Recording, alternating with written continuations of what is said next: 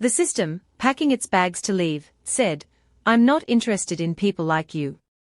Too troublesome. Let's just erase each other. I'm leaving now, bye." Hee-jun pleaded, "No, system, don't leave. How can I live without you?" The system groaned painfully, "Oh my god, my face hurts." Hee-jun was a useless transmigrator, lacking any talent for cultivation, and thus abandoned by this game system. The system disappeared. "Bye-bye, sir," Hee-jun slumped down. "No, hoo-hoo, what am I going to do now, hoo-hoo?" But as the system left, Hee-jun turned his face the other way. I cried. "I was just pretending." Hee-jun opened the door and stepped outside. He cursed under his breath, "What a lousy dog system, finally leaving me alone. Giving me tasks every day, making me work to death."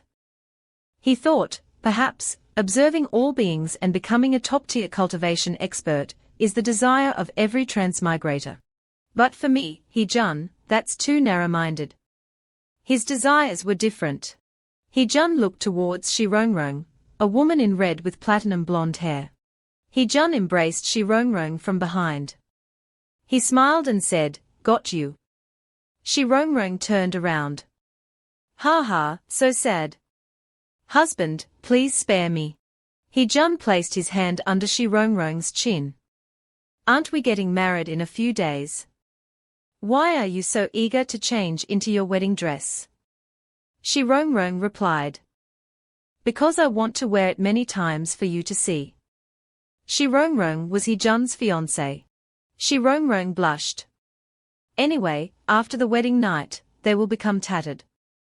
A year ago, the two fell in love at first sight, and were now preparing to enter the palace of marriage. Unlike other female cultivators who like to compete, Shi-rong-rong was just an ordinary, delicate girl. Hee-jun hugged Shi-rong-rong. "I love you so much." Shi-rong-rong replied, "If you want to pursue excitement, you must follow through, right?" Although Shi-rong-rong's family was wealthy, she was not arrogant and knew how to act coquettishly. Hee-jun said, "Only the wedding dress will become tattered. It seems you still don't trust me." Shi-rong-rong replied, "That's because I want to practice good postures. It will make you happy." Hee-jun was happy with Shi-rong-rong's words. "It truly satisfies all my fantasies about a wife. Supreme cultivation or endless life, I don't need them, not at all." Hee-jun and Shi-rong-rong gazed at each other lovingly. "Only growing old together with her, and having many children is my happiness." Their lips were about to touch. Suddenly, a hand appeared, pushing them apart. "All right." Bai Lei appeared unexpectedly. "Miss, it's not auspicious for a couple to meet before the wedding." Bai Lei continued, "You two must know, this rule has existed since ancient times. You can't ignore it. If you meet before the wedding, many unpleasant things will happen. I'm saving your marriage." "If I didn't," Hee-jun thought to himself, "but my wife's family is good in every way, except for having an insensitive maid." Then, Bai Lei pushed Shi-rong-rong away. "Miss, come back with me. You can't do this." She apologized to Hee-jun, "Young master, please forgive me." Shi-rong-rong looked back. "Husband," Hee-jun waved. "All right, be good. See you in bed." Hee-jun thought, she can't do anything right, the number one marriage breaker. Hee-jun watched Shi-rong-rong leave and thought, it's a pity that I'm too weak to protect my kind and beautiful wife. Elsewhere, voices were heard. "Idiot, idiot, idiot, I'll beat you to death." Shi-rong-rong was hitting Bai Lei's head. "I'll beat you to death." Bai Lei clutched her head and begged, "Hoo-hoo, I'm sorry, miss."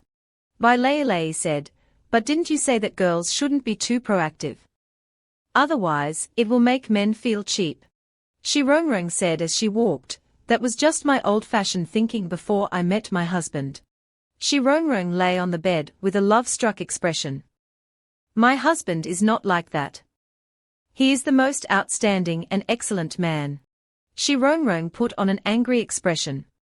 You don't know how many romantic scoundrels want to climb into his bed. Shi Rongrong returned to her love-struck expression. But he chose me. He truly loves me. Bai Lei felt worried.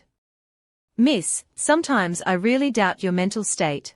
Shi Rongrong said, in short, no women are allowed to be invited to the wedding, not even cultivators.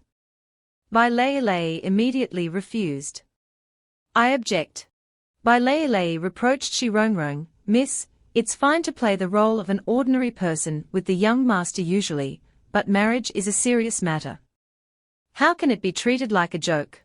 But you are one of the 4 great transformation realm cultivators, the sect leader of the divine sect. Your marriage is not just a family matter, but also maintains our divine sect status in the cultivation world. Bai Lei imagined countless men kneeling before Shi Rongrong, begging for their lives. Back in the present, Bai Lei continued to complain. Moreover, all the male cultivators who secretly admire you, after hearing that you are getting married, have been spreading sour grapes and rumors everywhere. How can we not give them a lesson? Spreading rumors everywhere, how can we not give them a lesson? Bai Lei approached Shi Rongrong. Miss, you should tell the young master your true identity. With your cultivation level, who in the myriad realms would dare to be careless? At the same time, He-jun was strolling in the courtyard. He-jun's maid was walking towards him. Seeing the maid, He-jun sighed. Indeed, a good-for-nothing freeloader has to endure the pressure of being looked down upon. Seeing the maid walking slowly, He-jun thought puzzledly, but this is too obvious, isn't it? Do they want to feed me or not? If not, why bring the food? If so, why walk so slowly? But He-jun was unaware that the maid was trembling with fear.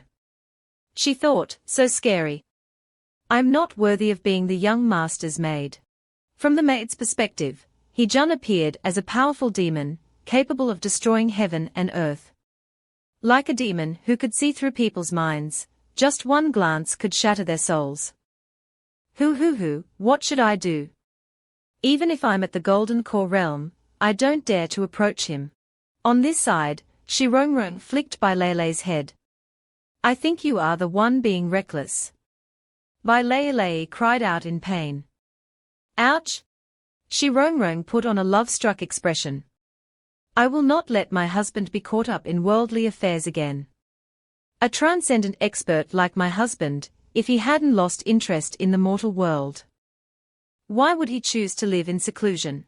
Shi Rongrong kicked away her identity as the divine sect leader, because she knew that in his eyes, and in the eyes of those ordinary female cultivators, the divine sect leader was nothing more than ordinary rouge and powder.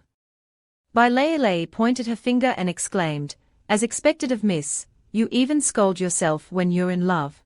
Shi Rongrong continued, only by returning to my original state, as an ordinary wife with no status or identity, wholeheartedly loving him.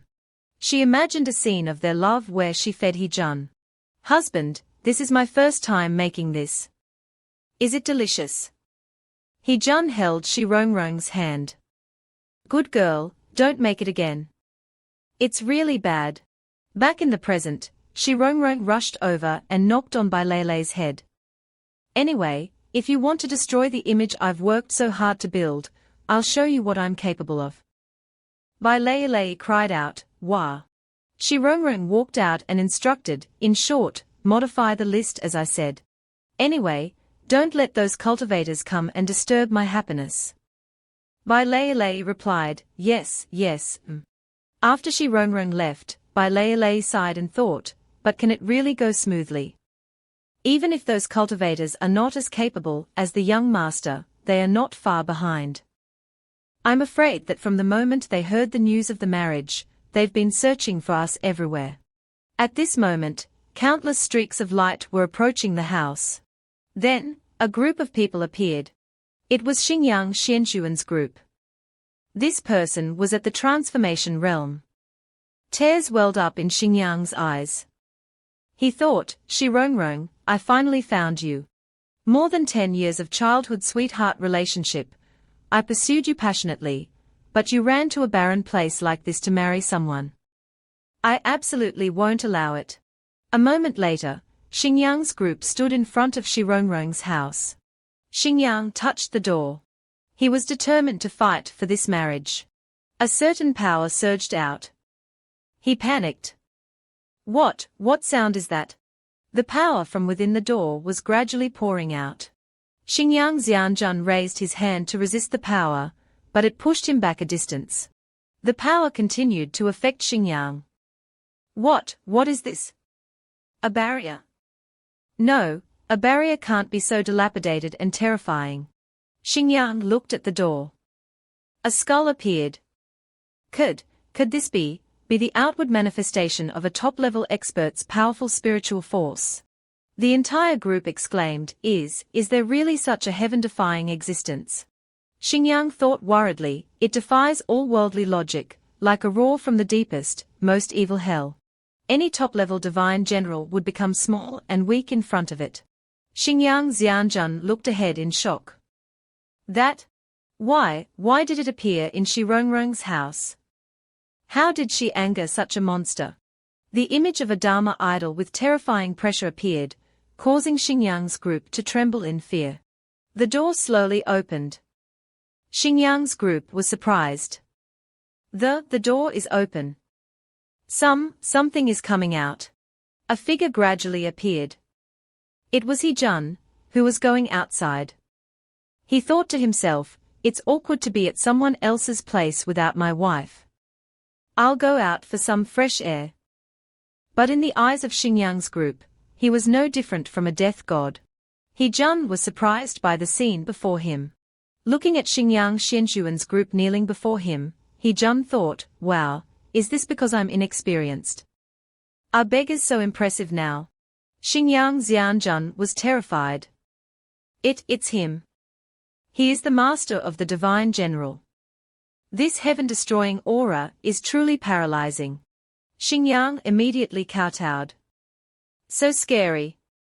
If I had known Shirongrong was marrying such a monster, I wouldn't have dared to come and snatch her. He-jun looked down at the people kowtowing before him. Why are they still kowtowing? Seems like I can't not give them some money. He-jun lamented, damn it, I'm a freeloader. Where would I get money to give them? From Xingyang Xianxuan's perspective, He-jun was smiling like a demon. We are doomed. Is he looking for a magical tool to kill us? We provoked him by coming to his door. We must have angered him. Xingyang took out his sword. No, even just to save myself, I can only. Xingyang's group offered their swords. We apologize. We didn't mean to offend, Senior. If you don't believe us, you can dispose of our swords as you please. We absolutely won't complain. We can only continue to kneel. He-jun looked at the sword. Aren't they here to beg? Why are they giving me this? And it's a sword. Could he be a cultivator? He-jun approached Xingyang. Damn it, take it away. Don't make that unlucky system come back. He-jun waved his hand in refusal. No need. I don't know how to use this sword. He-jun merely touching the sword caused a sonic wave. A soul within the sword flew out. What is this? Xingyang immediately recognized it. It's the sword ancestor. The sword ancestor's soul flew towards He-jun. Xingyang looked at He-jun. This man, he merely touched the sword and awakened the sword ancestor, who has been sleeping for 1,000 years. The sword ancestor's soul extended its hand. The sword ancestor turned back to Xingyang. Xingyang was overjoyed. Aha! He suddenly felt excited. Spiritual energy, like a wave of heat, is hitting my body. Xingyang emitted a powerful aura around him. I've leveled up. A column of spiritual energy appeared outside. Shirongrong, seeing the strange phenomenon, ran out. Bai Lei followed behind, trying to stop her. Miss, it's dangerous.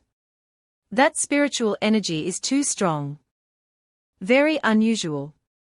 Shirongrong hurriedly replied, I don't care about that. Is there another cultivator causing trouble at our door? If they disturb my husband's nap, I definitely won't spare them. Shi Rongrong was surprised by the scene before her. Huh? Husband? He Jun turned around in surprise. Rongrong. Shi Rongrong pretended to fall. Oops, I tripped.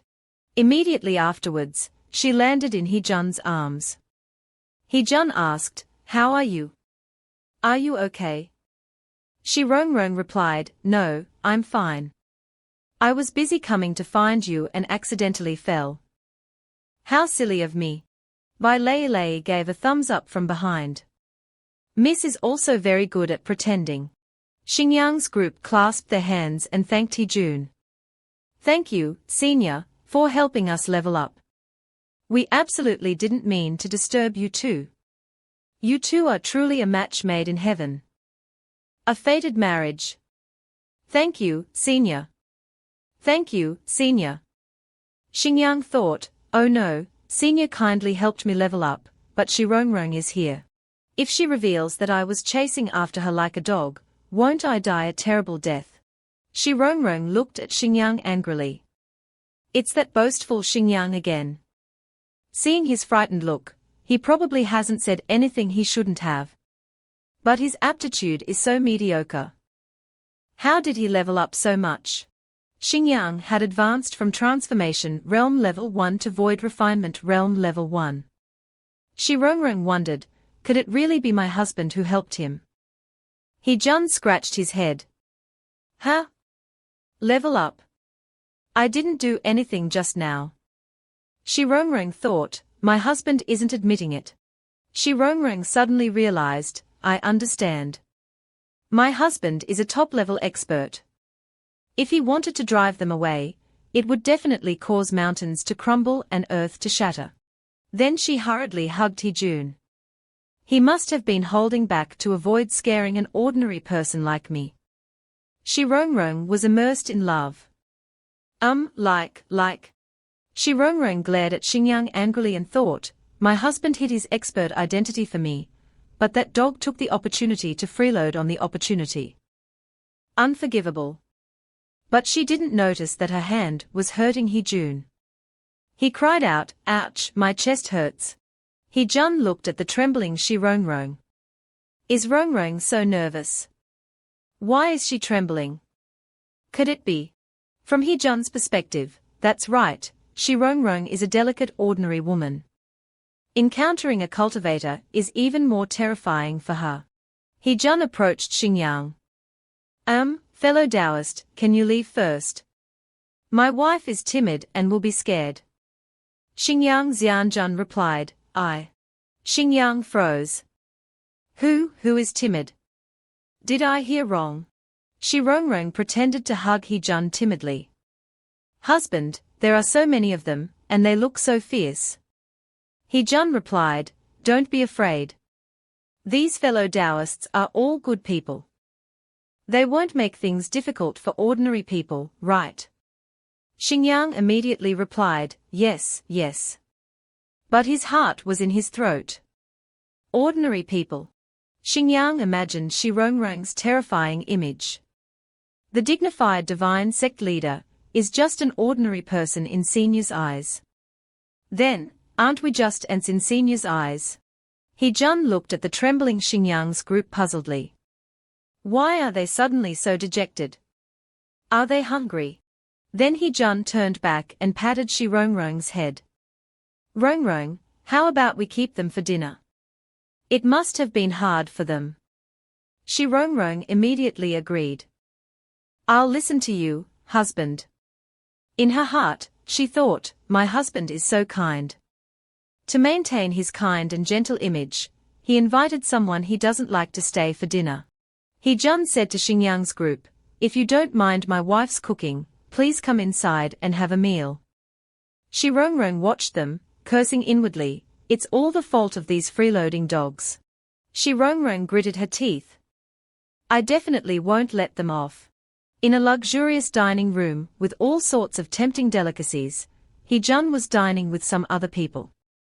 Someone said, Senior is treating us too well. Such a delicious meal. I've never had it in my life. Hee-jun said casually, you're too kind. It's just a family meal.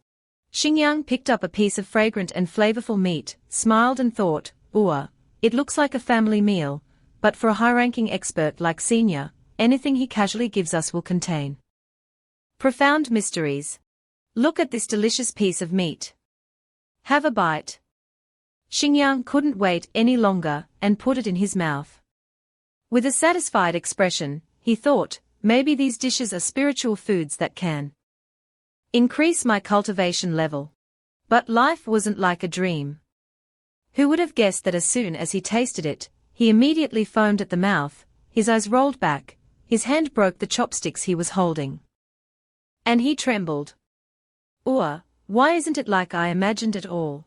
He and several others collapsed on the table, surrounded by a purple aura. The transformation realm cultivator clutched his chest, still delusional. So painful. I can't move at all.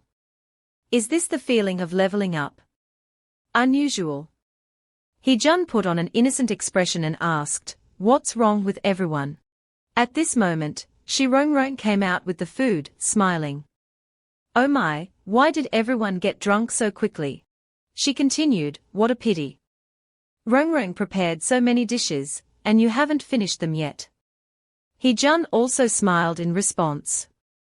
Xingyang, with a miserable expression and blood trickling from the corner of his mouth, thought fearfully, I'm dead. It's poison, the poison Shi-Rong-Rong put in. Shi-Rong-Rong continued to smile, thinking to herself, dare to disturb my marriage. If you don't die, I'll make you suffer. Hee-jun, after hearing Shi-Rong-Rong's words, replied, is that so?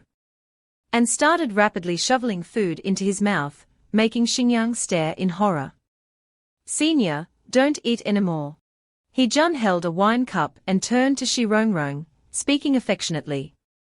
My wife worked hard preparing the food. We can't waste it. She blushed and replied. Husband is the best. Behind them, a large heart and love bubbles appeared, causing the single dogs to swallow their loneliness. Thousands of question marks appeared in Xingyang's mind. Senior ate the poison, but not only was he fine, his spiritual energy also increased. What kind of profound power is this? Extremely terrifying, extremely terrifying. Hee-jun raised his wine glass to drink, but was stopped by a slender hand. He was surprised and let out a "huh." Shi-Rong-Rong blushed and said in a delicate voice, husband, the guests are all asleep. Shouldn't we go to bed too? Causing him to freeze, his face turning red. He stood up, smiled, and said, if you say so, then it's time for a nap. She took his arm, her face still red, and said softly, husband is drunk. Rong-Rong will take you back to your room. At this moment, Bai Lei pointed at the people lying on the table and asked, Miss, how should we deal with these people? Shi-Rong-Rong turned around, the gentleness from before gone, replaced with a cold and gloomy gaze. She ordered, take them where they need to go. The door to a room opened. Shi-Rong-Rong entered, closed the door, and looked at Hee-jun making senseless gestures, muttering, drunk. Hee-jun then lay down on the bed and mumbled, drunk. Shi-Rong-Rong now had a beaming smile on her face as she stared at Hee-jun, thinking to herself, he finally got my husband back to my room. She blushed and undressed, smiling and imagining, thinking about how in a few days, she would be on this bed with her husband. She climbed on top of him and thought, I'll sneakily practice a little. It's not too much, right? Suddenly, Hee-jun woke up and opened one eye. He reached out and touched something soft, startled him. What is this? Shi-Rong-Rong, still on top of Hee-jun, covered her mouth and blushed. Could it be, husband, it's I? Hee-jun teased, you weren't being good, so of course it will bite you. Shi-Rong-Rong shyly shouted, husband, you weren't asleep. He tickled her and said, if I was asleep, how could I catch the thief? Tell me, what were you sneaking around trying to do to me? She laughed and said, spare me, I can't say. Suddenly, she lay down and hugged him, thinking to herself, I want to be with my husband forever. Anyone who tries to stop us, I'll kill them. The scene changed to the next morning at the divine sect. A person was kneeling in front of the hall, accusing Shirongrong, as the divine sect leader, is unworthy of her position. She dared to have a relationship with a mortal man and used poison to defile her fellow disciples. The people who were poisoned yesterday were lying on the floor, still trembling. Xingyang, with some strength left, said, I really can't hold on any longer. The person sitting above was the divine sect's holy venerable, He Tongyang. He spoke, this holy venerable has decided to use holy authority and strip her of her sect leader title. He shouted an order. Songzu, Luo Yu, follow me to capture the sinner Shirongrong, reclaim justice. Immediately, a strong man and a purple-haired girl stepped forward, accepting the order with determined expressions. Yes. He Jun ran out of the room with a panicked expression. Sweating and blushing, he thought, that was close. Almost had a premature ignition. He thought, Shirongrong is a good girl. I really shouldn't take advantage of her before marriage. Shirongrong lay on the bed, trembling and sighing. Husband is truly profound. Just kissing me is enough spiritual energy for me to desperately try to absorb. She imagined his muscular, 8-pack physique. On our wedding night, I must enjoy it to the fullest. Suddenly, Bailei pushed open the door and shouted, Miss, causing her to blush and say, I wasn't thinking anything. I wasn't thinking about those details. Bailei said frantically, Miss, quickly get rid of those useless thoughts in your head. Something bad has happened. She pointed outside. In the sky, 2 streaks of golden and azure light are flying towards us. She said in a panic, people from the divine sect. They've come. Shirongrong stood up abruptly. So fast? No, I can't let my husband see them. She strode out, not forgetting to instruct, Lei, you watch over my husband. Don't let him find out I'm gone. Lei worriedly said, Miss, be careful. In the clear blue sky, He Tongyang and Luo Yu were flying with confident expressions, as if victory was in their grasp. Suddenly, a powerful golden light flashed past, making them stop in surprise. He Tongyang said, Shirongrong, you dare disrespect this holy venerable. Today, if you don't hand over the sect leader position, I won't let you off. He thought to himself. As long as I kill her, everyone in the divine sect will obey me. She said with a cold and gloomy expression, I knew it was you. You're so young yet you're meddling in other people's business. No wonder you can't grow up. Shirongrong radiated a beautiful aura and said generously, don't you just want the sect leader position? Take it all. Now get out of here and stop barking nonsense. You're disturbing my husband's nap. He Tongyang was furious, his face twisted in resentment. He yelled, what do you mean by that condescending tone? Looking down on this holy venerable.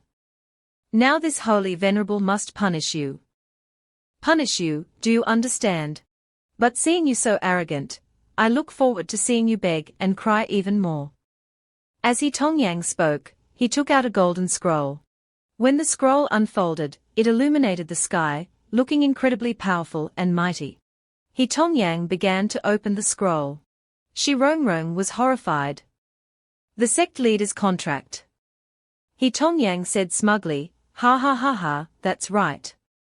As the divine sect's enforcer, this holy venerable can freely use the power of the contract. As soon as he finished speaking, golden ribbons flew out and bound Shirongrong. He Tongyang continued, inside this is the divine punishment of past sect leaders. Condensed with divine power. Your relationship with a mortal violates the sect rules. This divine punishment will grind your bones to dust. He continued with that smug face, as for your mortal husband, this holy venerable will send someone to deal with him. Just wait to meet each other in hell. He Tongyang finished. Luo Yu flew over, brandishing her fists, ready to fight. The scene changed back to the couple's house. On the roof, Song Zhu held a needle and thought with a sinister smile, that old man He Tongyang always gives me work to do. Let's finish this quickly. She flicked her wrist, shooting the poisoned needle. Bai Lei, who was standing guard at the door, was immediately hit by the poisoned needle and screamed, startling the person inside. What was that? He Jun walked out and saw Bai Lei collapsing on the ground. He shouted, what the? He held Bai Lei and said awkwardly, was that necessary? The wedding is just a few days away, and you're making me so nervous I'm getting hypoglycemic. Bai Lei. Being held by him, the poison from the needle immediately dissipated. Bai Lei weakly pointed behind her and said, no, behind you. So it didn't work. Then I'll just kill them both. Song Zhu thought as she flew towards them with her sword. He Jun turned around in confusion. Huh? Song Zhu was surprised and horrified when she saw his face. What is this? From his body, an immense spiritual power erupted in the form of a gigantic, majestic, and powerful divine beast, causing her to think in fear, an aura identical to a demon. Is that something a mortal can possess? Suddenly, Song Zhu's clothes ripped apart as if pierced by swords, causing her to scream, while thinking, too powerful, I can't resist.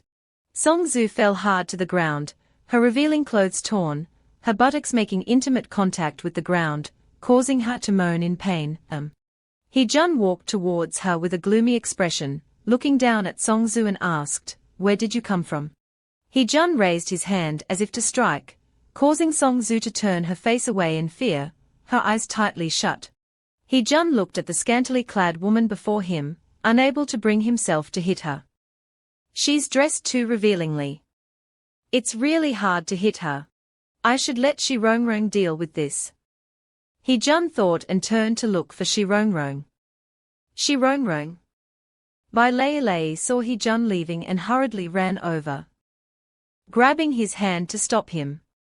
Young master, wait, you can't go now. As soon as Song Zhu heard Shi Rongrong's name mentioned, her face immediately turned grim, her eyebrows furrowed tightly. As expected, he is Shi Rongrong's husband. I'm afraid Shi Rongrong has already been killed by the Holy Venerable. If he finds out, won't I die too? The more Song Zhu thought about it, the more afraid she became. She decided to find a way to escape first. No, I have to leave quickly. So Song Zhu, taking advantage of the moment no one was paying attention, slowly crawled towards the door. But as soon as she crawled a few steps, she felt a sharp pain in her buttocks, her skin burning, and she moaned in an extremely suggestive way, In her mind, Song Zhu screamed, so painful, the places that were burned by that guy's aura just now, so painful. He Jun, who was struggling with Bai Lei, suddenly noticed Song Zhu crawling with her butt in the air, a very embarrassing posture. He Jun couldn't bear to watch and hurriedly took off his cloak and draped it over Song Zhu. Song Zhu blushed and turned to look, only to see He Jun looking at her helplessly. All right, she's a girl. Don't let her be too indecent. After hearing these words, Song Zhu's cheeks turned even redder. She stared blankly at He Jun. Song Zhu silently felt a comfortable sensation spreading throughout her body. Such a comfortable aura. Is this man transferring energy to me through the cloak? So comfortable, my whole soul feels refreshed. Bai Lei watched the two of them intimately, and was furious. She gritted her teeth. Damn it, young master is too soft-hearted, letting this woman take advantage of the opportunity. She definitely wants to trick him. Miss, come back quickly. There's someone seducing young master here. At the same time, Song Zhu's gaze towards He Jun had changed. Strange, I suddenly find him very handsome. The scene changed to a nearby forest. Shi Rongrong and Luo Yu were engaged in a fierce battle. Red flames swirled around Shi Rongrong, dyeing the white clothes she was wearing red. Shi Rongrong's head was slightly lowered. Her lips curled into a smile. TSK, I didn't want to destroy you, but you are really annoying. I don't want to use my husband's power at all. It wasn't easy to accumulate this much. Shi Rongrong said and used her fire power to condense two giant fiery fists to block Luo Yu's fists. Luo Yu was puzzled. What are you talking about? Shi Rongrong didn't answer. She exerted her strength with both hands, instantly breaking free from the sect leader's contract. Then she shouted, I can only kiss him more in the future. Shi Rongrong yelled again, and channeled her spiritual energy. A barrage of blade attacks shot towards Luo Yu and He Tongyang, sending them flying with cries of pain. Powerful dark energy gathered above Shi Rongrong's head, forming a dark purple demonic head. The demon's eyes shot out fierce purple beams. Both He Tongyang and Luo Yu were terrified by this sight, and exclaimed in horror, No, impossible. She's only at the transformation realm. How can she have such top-level cultivation? Could it be some forbidden technique? This crazy woman, stop it. You've angered the spirits of all past divine sect leaders. As soon as the words left their mouths, a powerful golden light gushed out from the void, like a surging tide. The golden light gradually solidified and condensed into a human form, a furious man. Following that, the golden light continued to condense into several more figures, including elders and women, all glaring angrily at Shi Rongrong. He Tongyang shouted in fear. This is the world-shaking power they left behind after ascending. If they get angry, neither you nor I can withstand it. Shi Rongrong looked at the group of previous sect leaders condensed from golden light before her. Not only was she not afraid, but she sneered.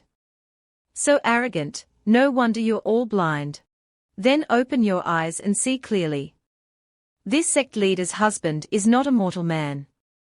After saying that, Shi Rongrong pointed her finger, and countless sharp azure beams shot out like swords, their terrifying momentum seemingly capable of piercing through the void. Accompanying this was Shi Rongrong's proud and resounding voice, full of pride in her husband.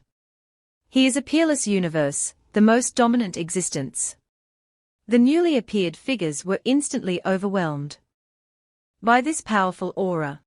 In the next second, the entire group was blasted away. Shi Rongrong looked at them with disdain. A lowly ascended realm like this, and you dare to be careless. After finishing her words, Shi Rongrong channeled her energy again.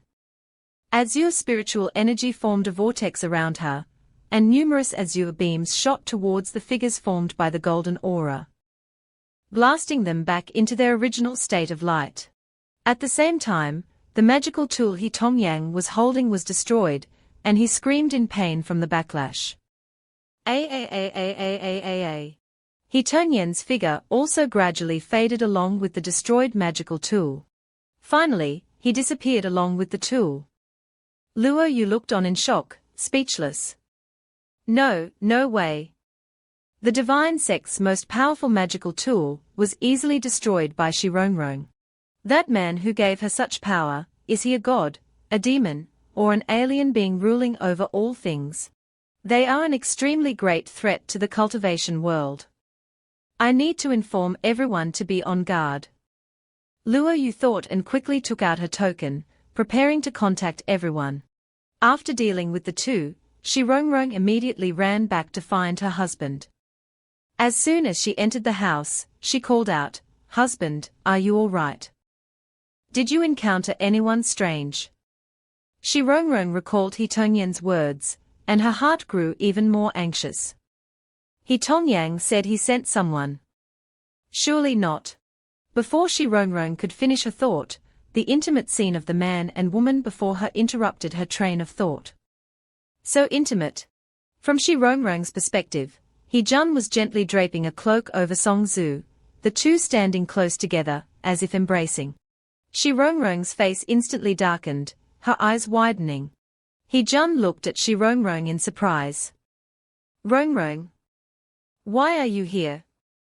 Song Zhu was startled when she saw Shi Rongrong. Shi Rongrong. Song Zhu looked at the perfectly fine Shi Rongrong standing before How in bewilderment. She's not dead. Hee-jun looked at their reactions strangely. Oh, you two know each other. Song-Zu stammered, unable to speak. I. By Leilei's call of miss made Hee-jun and Song-Zu turn around. By Leilei rushed to Shi-Rongrong's side, about to complain, but Shi-Rongrong raised her hand to stop her. Shi-Rongrong, with a murderous aura, walked over and grabbed Song-Zu's collar, dragging her away, causing Song-Zu to cry out in pain. Just when everyone thought Shi-Rongrong was about to explode, she suddenly put on a worried expression, clutched Song-Zu's hand, and said loudly, "Cousin, so you were here. No wonder I couldn't find you when I went out to greet you." Song-Zu was stunned. Huh? Song-Zu's hand was gripped tightly by Shi-Rongrong, causing her to grimace in pain. It hurts. Shi-Rongrong leaned closer and whispered a threat into Song-Zu's ear. You don't want your identity exposed and die with no burial place here, do you? Then cooperate obediently. Song-Zu's face paled with fear, and she hurriedly agreed. Yes.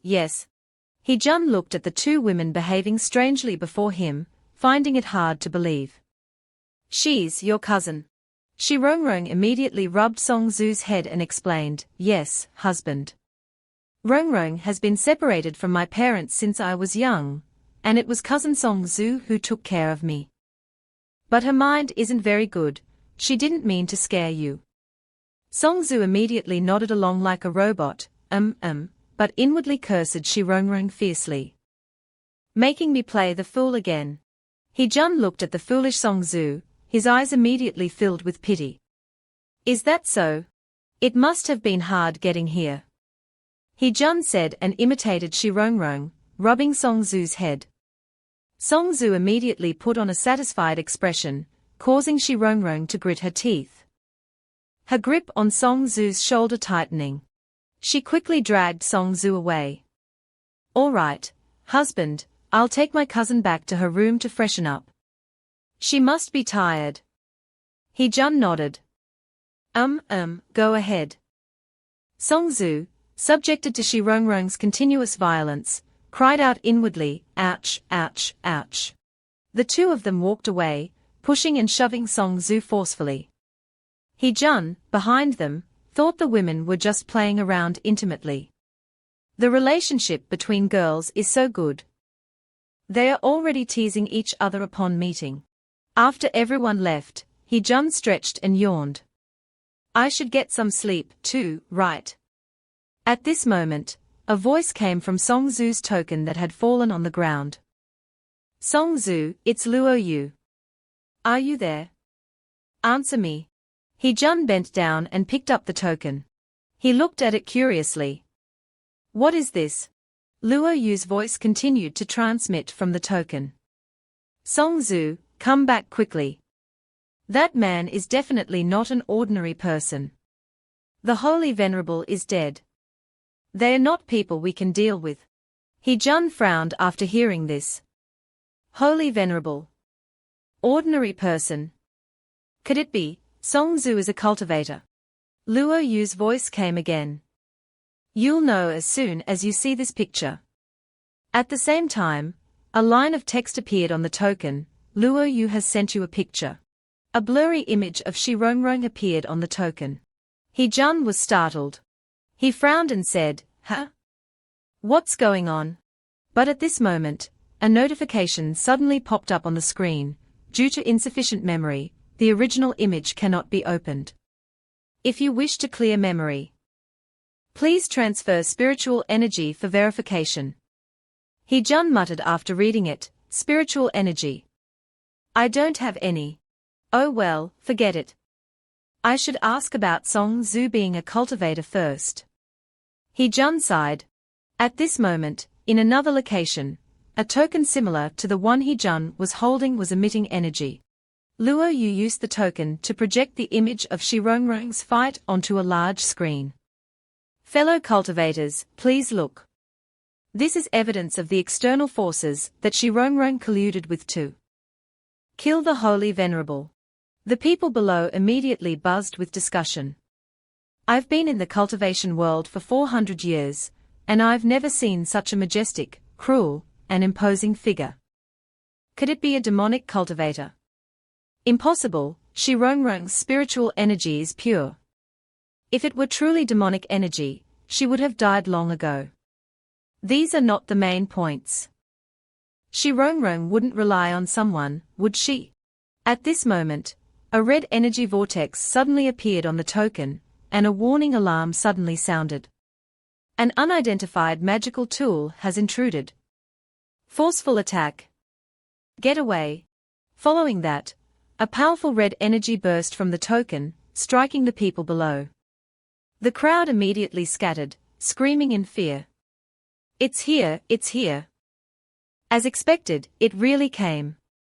I said we shouldn't offend Shirongrung. She and her backer want to destroy the divine sect. The powerful force instantly slammed everyone into the surrounding stone slabs, causing them to crack and their pained coughs to echo everywhere. Seeing this scene, the elders of the divine sect exclaimed in alarm, "What power was that just now?" It was able to destroy the ancient divine inscription. Another person also found it strange. Although the main hall was destroyed, no one was injured. Could it be that the owner of this power doesn't want to be enemies with us? At this moment, the Grand Elder of the Divine Sect said loudly to everyone, "This is a warning. I'm afraid the Holy Venerable's actions in pursuing Shirongrung have angered a powerful expert. It's as if he's telling us that if he wants to, the entire Divine Sect, even the entire cultivation world, can be easily destroyed by him." Luo Yu, nearby, trembled as he looked at the jade slip in his hand. He said in astonishment, "This power is transmitted even through the jade slip. Could it be that Song Zhu has fallen into their hands?" The scene changed to another location. Song Zhu was screaming in pain. Ah! She was enduring Shirongrung's wrath, who was angrily scolding her. "You slut!" She approached, gripped Song Zhu's chin tightly, and shouted, pretending to be innocent and ignorant to gain my husband's favor. "You're such a vixen." Even at this point, Song Zhu retorted, "Humph, you were the one who told me to play dumb. Now you're blaming me." Hearing this, Shirongrung didn't bother arguing with her.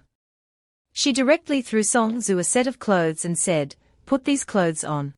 Next, she kindly reminded her rival, after what she had done to her, "My husband hates cultivators the most. If you don't want to die, keep your identity hidden. Get back to the divine sect tomorrow." Song Zhu suddenly put on an awkward expression and said, "But you, as the divine sect leader, shouldn't you go back and explain to everyone yourself?" Shirongrung could only say, "I'll write a letter expressing my determination to retire. Then you can choose another virtuous person."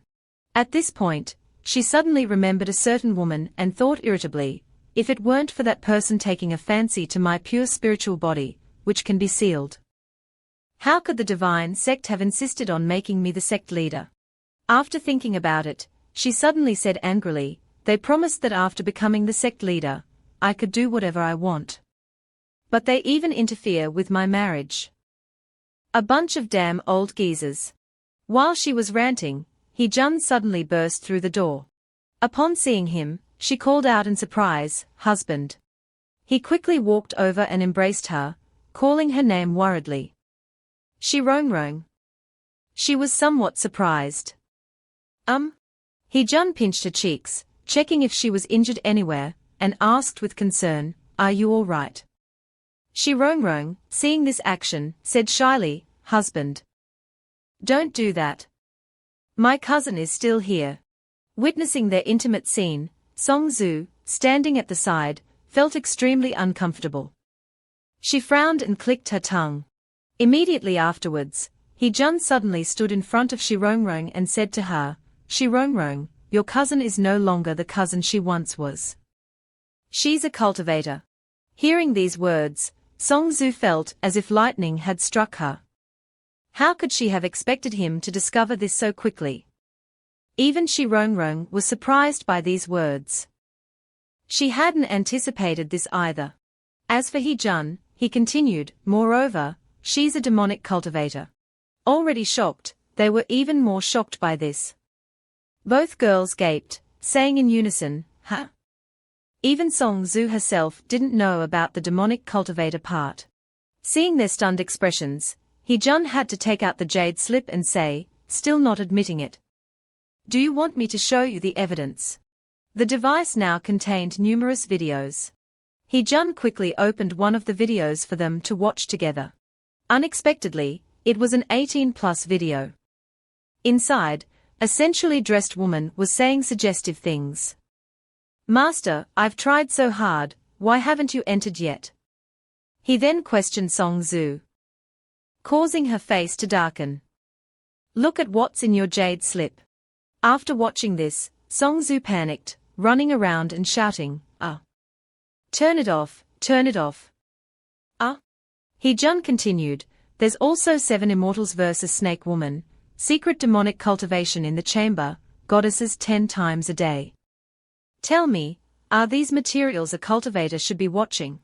At this time, Shi-Rong-Rong played along with him, pretending to be shocked and shouting, ah, I didn't expect my cousin to be like this.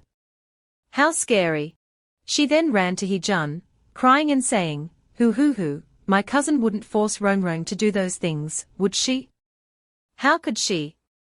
Seeing this, Hee-jun comforted her. Don't be afraid, causing Song-Zu, on the opposite side, to grit her teeth in frustration, clenching her fists and thinking inwardly, you're good, Shi-Rong-Rong. A female cultivator watching those videos freely. Or did you record them yourself? What are you pretending now? However, Song-Zu was also very competitive with this fake cousin of hers. Fine, pretend. Let's see who's afraid of who. She thought and acted, falling to the floor, crying and pretending to be pitiful. Yes, I admit I did bad things, but I was forced to. Then she thought, if I use this trick and continued, I didn't want to cultivate, but the divine sect leader captured me and forced me to learn these things every day. If I didn't learn, she would beat me. As expected, Hee-jun, without thinking much, believed it immediately. He didn't question further but only replied, is that so? The divine sect leader mentioned was standing next to him and exclaimed. In exasperation, you. Song-Zu continued to cry, deliberately saying, if you have to blame someone, blame the divine sect leader. She looked pitiful on the outside, but was scheming inwardly. I wonder what you'll do. Unexpectedly, Hee-jun completely believed these words and said indignantly, how can there be such a sect leader? How hateful. This caused Shi-Rong-Rong, behind him, to break out in a cold sweat, because she was the current sect leader of the divine sect. Song-Zu, seeing that he had believed her, didn't stop, but added fuel to the fire. She has a strange temper. Not only does she scold us, but she's also capable of murder. I really couldn't take it anymore, so I ran away. She thought to herself, unexpectedly, Shi-Rong-Rong, your husband hates you yourself. Hearing these words, Shi-Rong-Rong could only exclaim angrily, cousin, not daring to do anything else. Hee-jun, after hearing this, was a little puzzled. So, if you were caught by her, wouldn't that be terrible? Upon hearing this, a thought suddenly flashed through Shi-Rong-Rong's mind. It was unclear what it was, but she smirked smugly. Immediately afterwards, she pushed Song-Zu away, deliberately cooperating with her this time. That's right, if you were caught, you would definitely be beaten. It's better to go back voluntarily. Although Song-Zu didn't say anything, she thought, want to get rid of me? I haven't even finished talking yet. Unexpectedly, in the next second, Hee-jun said, I've decided. He declared, I've decided to let Song-Zu stay here, and help her escape the divine sex control. Seeing this, both girls exclaimed in surprise. Huh? But obviously, Shi-Rong-Rong would never accept this. She quickly ran to him, calling out in a coquettish tone, husband. Song-Zu thought worriedly, oh no, if I stay here, wouldn't I be betraying the divine sect? It seemed that heaven wasn't on her side. Hee-jun said firmly, after all, she's your cousin. If anything happens to her, I don't want to see you heartbroken. Hearing these words, Shirongrong couldn't help but soften. So, husband is doing this for me. Then, he continued, don't worry. Although we are just mortals, I'll think of something. She obediently replied, He thought to himself, those life-saving props are shamelessly bartered for with. The system might come in handy. Songzu, on the other side, was staring blankly at the two of them being affectionate. She couldn't help but feel puzzled. What are they doing? They are clearly top-level experts. Yet they pretend to be mortals. Shirongrong also always acts weak in front of him. Suddenly, she realized something important.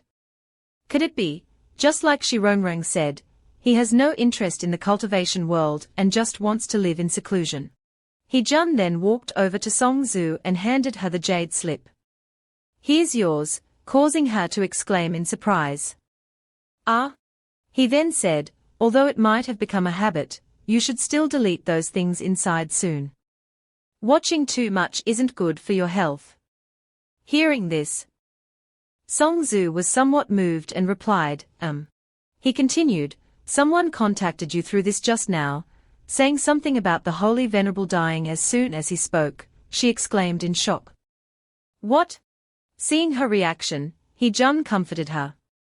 The Holy Venerable must be someone you know. Don't be too sad. At this moment, Songzu was truly touched. He doesn't even know who the Holy Venerable is. And he's gently comforting me. Her cheeks were now flushed, seemingly moved. She thought, moreover, he patiently treated my injuries. This is completely different from my senior brothers who forced me to cultivate. Seeing her like this, He-jun didn't want to disturb her further, so he turned to Shirongrong and said, let's go. Let her be alone for a while. But in reality, Songzu wasn't very sad. Instead, she was thinking about He-jun. Perhaps he really is just a transcendent expert, and the Holy Venerable's death was just because of Shirongrong. Then she remembered. That's right, the Holy Venerable. The scene changed to the divine sect's secret realm. A few people were walking around. One of them was Luo Yu. While walking, his jade slip suddenly rang. Luo Yu, are you there? As soon as he heard the voice, he immediately recognized it and quickly responded. Songzu. You're still alive? Where are you? The people around him seemed to have realized as well. On the other side, Songzu replied, I'm at Shirongrong's house now. Luo Yu immediately said, as expected, they captured you. He then asked, does Shirongrong have a very powerful backer? Songzu replied hesitantly, yes, but. On Luo Yu's side, the other divine sect disciples happened to overhear their conversation and quickly approached. One of them said loudly, all right, as expected. Shirongrong has found a strong backer. From the very beginning, she didn't take the proper path to becoming the sect leader, and now she wants to dominate the cultivation world. Luo Yu then said, Songzu, wait there. Your senior brother will definitely find someone stronger to rescue you. But Songzu said, no, that's not the situation. Unfortunately, before she could explain further, the signal was disturbed, and only a few words could be heard. BZZT, BZZT, hello, can you hear me? BZZT, BZZT. Luo Yu called out anxiously, Songzu, Songzu. After the connection was completely cut off, he asked the Grand Elder of the Divine Sect, what's going on? The Grand Elder replied, we've reached the secret prison. This place is surrounded by pure spiritual energy. Magical tools that aren't pure won't work here.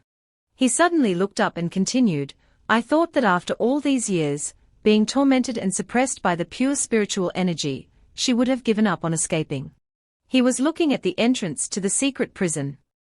From the outside, thick chains were extending inside. The Grand Elder then said loudly, unexpectedly, she hasn't changed her nature even in death. Still stubbornly resisting. The Grand Elder, along with Luo Yu and 3 others, looked at the spiritual energy-filled gate that was chained up and shouted, "Divine lock break." Luo Yu spoke up. "Grand Elder, I heard that the demoness imprisoned here was sealed by Shi Rongrong. Could she be even stronger than Shi Rongrong?" The Grand Elder replied, "Well, back then, when Shi Rongrong succeeded as sect leader, to appease the public, the former sect leader announced that she had sealed the demoness." The Grand Elder thought to himself, in reality, what sealed the demoness is this secret realm enveloped in pure spiritual energy. The Grand Elder continued, "The demon race is arrogant and conceited, but they are restrained by pure spiritual energy from a young age. Many people, and even a dragon, are controlled by spiritual energy. Therefore, cultivators focus on their cultivation. Unfortunately, spiritual energy is cunning, easily attaching to objects, but difficult to refine within the human body. There are many who sit in mid-air to cultivate. Only those born with a spiritual body like Shi Rongrong can utilize pure spiritual energy. The former sect leader adopted the orphan Shi Rongrong and taught her spiritual arts and immortal techniques precisely because he foresaw that one day she would be able to use them to eliminate demons and uphold righteousness. Later, a new demoness rose to power, stronger than Shi Rongrong's spiritual arts, which was still rudimentary. The former sect leader knew he couldn't wait any longer. On one side was Wen Qingru of the demon race, and on the other was Shi Rongrong of the celestial race. To make her bear the responsibility of confronting the demon race, the former sect leader passed the position of sect leader to her. To repay her upbringing, Shi Rongrong confronted the demoness, but couldn't withstand a single blow from her opponent. At that time, the demoness unleashed an extremely powerful attack. After exhausting herself, Shi Rongrong finally imprisoned the demoness within the secret realm. The pure spiritual energy here has sealed the demoness until this very day. That time, Shi Rongrong was severely injured and was thought to be dying, but unexpectedly survived. From then on, her personality became extremely arrogant. Luo Yu said, "At first, I thought it was kindness in raising her, but unexpectedly, it was mixed with manipulation. Anyone would be saddened by that." Another man there also spoke up. "Thinking about it that way, Shi Rongrong seems a bit pitiful." The Grand Elder said again, "TSK, even so, sacrificing her for the prosperity of the divine sect is nothing. But now that she's found a stronger backer, she'll definitely hold a grudge against the divine sect." A moment later, the Grand Elder said, "It's here." He pointed at the black dragon and said, "That's the demoness' true form." The black dragon's entire body was restrained by spiritual energy. Luo Yu said, "Pure spiritual energy is truly this powerful." The black dragon looked forward. Then it opened its mouth and roared. It looked down, causing the people there to be frightened. The Grand Elder said, "Demoness, don't be insolent. We are here to negotiate. Whether you want freedom or not is your decision." After saying that, the Grand Elder moved his hands in a circular motion, performing a spell. The black dragon spoke, "Freedom." The Grand Elder replied, "That's right. This is a talisman researched and created by past sect leaders. It can temporarily dispel the spiritual chains and shackles on you. As long as you cooperate with us against our enemy, I can temporarily relieve your suffering from imprisonment." The black dragon snorted. "Back then, you only relied on a blonde girl to toy with me and torture me to this day. With such cunning, is there anyone you find difficult to deal with?" Wen Qingru then transformed into human form and appeared. "On the contrary, I'm very curious. What kind of person is even more troublesome than me?" He Jun suddenly sneezed. He coughed and looked at the chest on the table, saying, "This is the reward I received a long time ago. I wonder if the things that lousy system gave me can be used against the divine sect." His hand picked up a mask from the chest. He Jun said, "Forget it, Miss Song Zhu is a cultivator, I should let her see it." He then picked up a pile of items and walked away.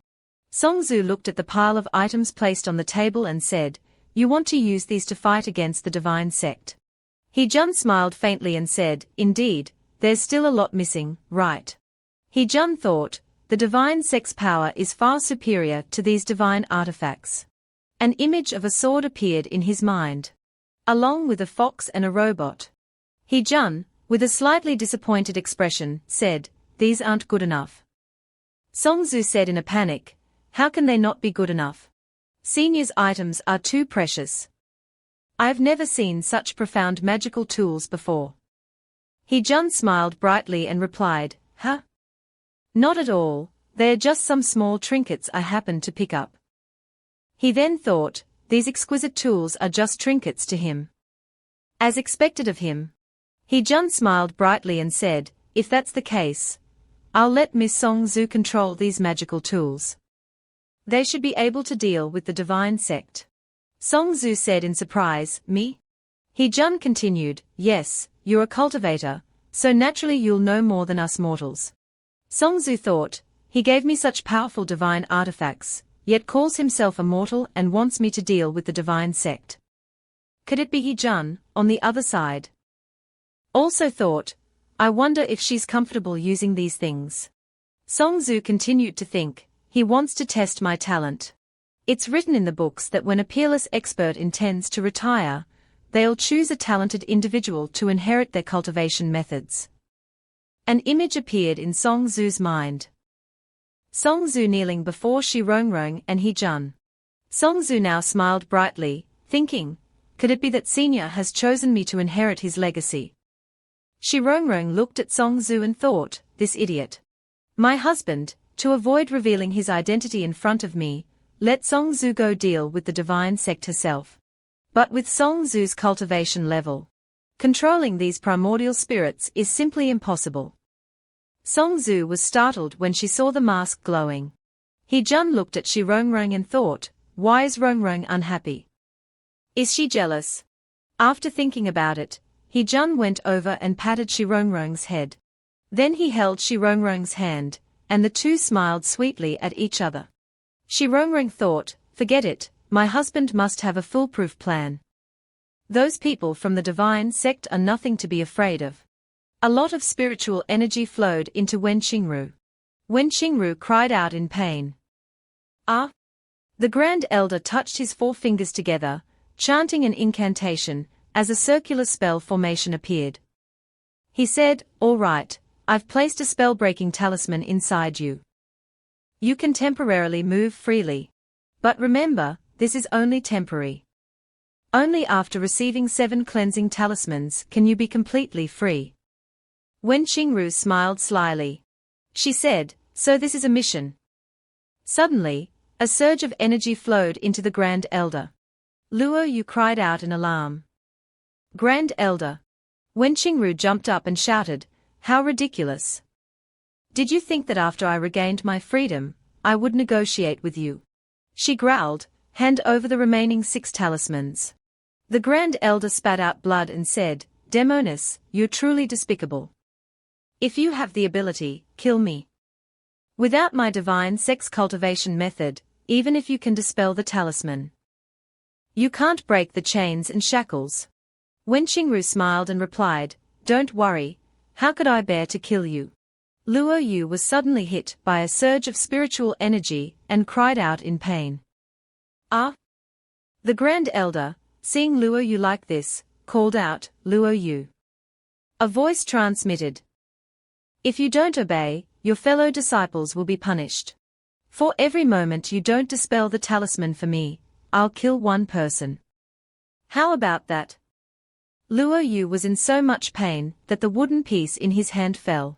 A surge of spiritual energy flew towards the wooden piece. Suddenly, a large surge of spiritual energy flew over. Wen Qingru, who was crossing her arms, stopped. Wen Qingru said, this aura, why does it feel so familiar? She suddenly realized. It's him. Only someone like him could have such an aura. An image of He-jun flashed through her mind. Wen Qingru's expression became worried. She used her power to pull Luo Yu closer. Wen Qingru grabbed the cloth on Luo Yu and asked, how do you know him? What's your relationship? The Grand Elder exclaimed in fear. You know that person. Could you be working together? The Grand Elder started moving his hands in a circular motion, casting a spell. He said, if that's the case, then I can't let you live.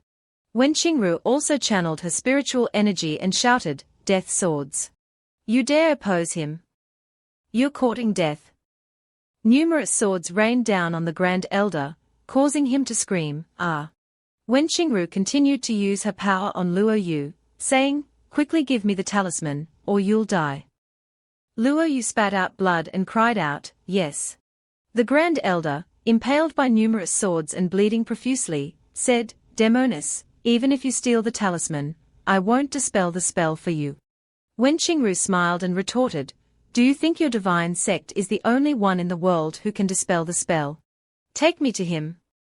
Wen Qingru grabbed the cloth on Luo Yu and dragged him away. A surge of spiritual energy emanated from the mountain. Song Zhu channeled her power into the circle, along with an incantation. Spells follow the heart, like shadows follow forms. All things are born from will, obey my command. The sword, the fox, and the robot flew up. But she didn't expect that she couldn't control it, and was even whipped back by the fox's tail.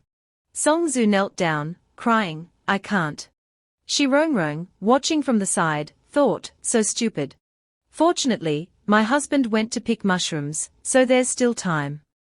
Shi Rongrong recalled He Jun leaving with a basket to pick mushrooms. Shi Rongrong approached Song Zhu and said, that old geezer, despite his corrupt character, has decent spiritual power. Why would he accept someone with your aptitude as a disciple? Song Zhu retorted, what's it to you? Shi Rongrong grasped Song Zhu's hand, transferring spiritual energy, and said, TSK, if it weren't to lessen my husband's burden, I wouldn't bother. Shi Rongrong held Song Zhu's hand, spiritual energy now emanating, and said, watch closely. I'll only teach you once. The spiritual energy flowed into the sword, the fox, and the robot. Shi Rongrong, holding Song Zhu's hand, helped her cast the spell, obey my command, magical instruments before me. Song Zhu, feeling the surge of power, exclaimed in astonishment, so strong, so powerful. The three magical instruments now floated in mid-air under Song Zhu's control. Luo Yu, standing with Wen Qingru on the roof, exclaimed in surprise, what is this? Could it be some kind of divine miracle? Wen Qingru simply scoffed and said, just magical instruments. She continued, it's a pity that the instruments are so good, while pulling out a hairpin from her hair. The hairpin transformed into a black dragon, flying forward. She finished her previous sentence, while the spellcaster is unworthy. The black dragon charged towards Song Zhu's airborne magical instruments. It destroyed the sword-shaped instrument. A massive explosion rocked the sky. The black dragon's attack on the sword affected Song Zhu. She cried out in pain. Shi Rongrong quickly supported her, saying, steady your mind. She detected demonic energy. Elsewhere, He Jun, picking mushrooms, noticed the explosion. He turned back, stunned, and muttered, could it be? He Jun ran home at full speed, thinking, the divine gate has attacked. The black dragon gathered its power. It fired a blast of demonic energy towards Song Zhu and the others. Shi Rongrong attacked the black dragon, severely injuring its main body, causing the hairpin to shatter. Shi Rongrong stood on the roof, observing the events. She gasped upon seeing Wen Qingru, it's you. Wen Qingru also recognized Shi Rongrong, equally surprised. Shi Rongrong turned to Luo Yu and questioned, you released her to deal with me. You bunch of ignorant fools. Wen Qingru retorted, Shi Rongrong, what are you pretending for? If you hadn't tricked me, you would just be a defeated subordinate. She pulled out a shield imbued with powerful energy and asked, I ask you, what is your relationship with him? Shi Rongrong sensed a familiar energy and exclaimed, this energy my husband. Wen Qingru, startled, said, husband. How is that possible? She continued in disbelief, he's so kind. How could he be with someone as cunning as you? Wen Qingru, radiating intense demonic energy, said, you must have used some despicable trick to bewitch him. She flew towards Shi Rongrong, her voice filled with rage, Shi Rongrong, you're just like before, unforgivable. Shi Rongrong, caught off guard, thought, so fast. She was sealed for so many years, yet her cultivation has progressed so much. Is she the number one genius of the demon realm? Damn it, I used too much of my husband's spiritual power earlier. I can't mobilize any now. Shi Rongrong thought, is there no other choice but to endure this? Just as when Xingru's hand was about to reach her, a hand suddenly appeared, shielding Shi Rongrong from Wen Xingru's attack. Wen Xingru gasped, what? He Jun's divine general protected Shi Rongrong. Wen Xingru, seeing it, said, this is his energy condensed into a divine general. She thought, the divine generals and its master's minds are one. Even from thousands of miles away, it will protect what he wants to protect. Wen Xingru, her face flushed with anger, thought, could it be that this woman is truly that important to him? She attacked Shi Rongrong again, but He Jun's divine general blocked the blow, causing the residual force to strike Wen Xingru, making her grunt. She thought, such a powerful force. Even a divine general is difficult to withstand. Such a powerful man, why does he belong to Shi Rongrong? Meanwhile, He Jun's divine general gently lowered Shi Rongrong to the ground. Wen Xingru thought, I clearly met him first. If I hadn't been sealed by Shi Rongrong for so long, he should be mine. Even if it means exhausting my cultivation, I must prove to him. She summoned a purple whip. Wen Xingru charged towards Shi Rongrong, thinking, I am the strongest woman who can stand by his side. He Jun's voice calling Shi Rongrong distracted Wen Xingru. He Jun rushed towards Shi Rongrong. Wen Xingru, seeing him, thought, it's him. She thought excitedly, finally, we meet again. He Jun appeared incredibly stunned. Wen Xingru imagined him rushing to embrace her. But reality hit her hard. He Jun, in his haste, accidentally bumped into Wen Xingru.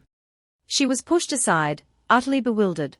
Then, a loud explosion erupted where Wen Xingru fell, sending dust and smoke everywhere. But He Jun, unconcerned, rushed to Shi Rongrong's side, asking, Shi Rongrong, are you all right? Are you hurt anywhere? Shi Rongrong replied, I'm fine. Why did you suddenly come back? He Jun answered, I saw something was wrong from the mountain, so I hurried back. He continued, Shi Rongrong, next time, you must stay hidden inside. You have no spiritual power. It's too dangerous. Shi Rongrong thought, that's right. It's thanks to the divine general protecting me that I didn't have to fight. My husband still doesn't know I have cultivation. She embraced He Jun and said, then you must come back sooner. I was so scared just now. He Jun replied, I'm sorry. He thought, I really underestimated the divine gate. They are so powerful. I was searching the books to see if there were any herbs that could help Miss Song Zhu improve her cultivation, but there was nothing. Ultimately, it's my fault for not having cultivation, and not being able to protect Shi Rongrong. At this moment, when Xingru slowly got up after the fall, she spoke, do you really love her that much? He Jun turned around and saw Wen Xingru. He thought, strange, why does this girl look so disheveled? I only pushed her once. Forget it, I'll protect Shi Rongrong first and then deal with this later. He Jun spread his arms, shielding Shi Rongrong, and asked, what do you want? Seeing He Jun protecting Shi Rongrong, Wen Xingru, clutching her injured arm, said tearfully to Jun Ge, brother, are you hitting me for her again? He Jun and Shi Rongrong, confused, both asked, huh? Wen Xingru said reproachfully, do you really not remember who I am? It's Di. But He Jun genuinely didn't remember, looking at Wen Xingru and saying, really? That name sounds unfamiliar. Wen Xingru couldn't believe that the person she longed for had forgotten her. She scolded, the days we lived together on the mountain, have you forgotten everything?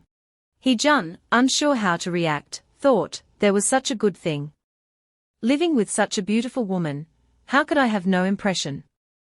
After a moment, he realized.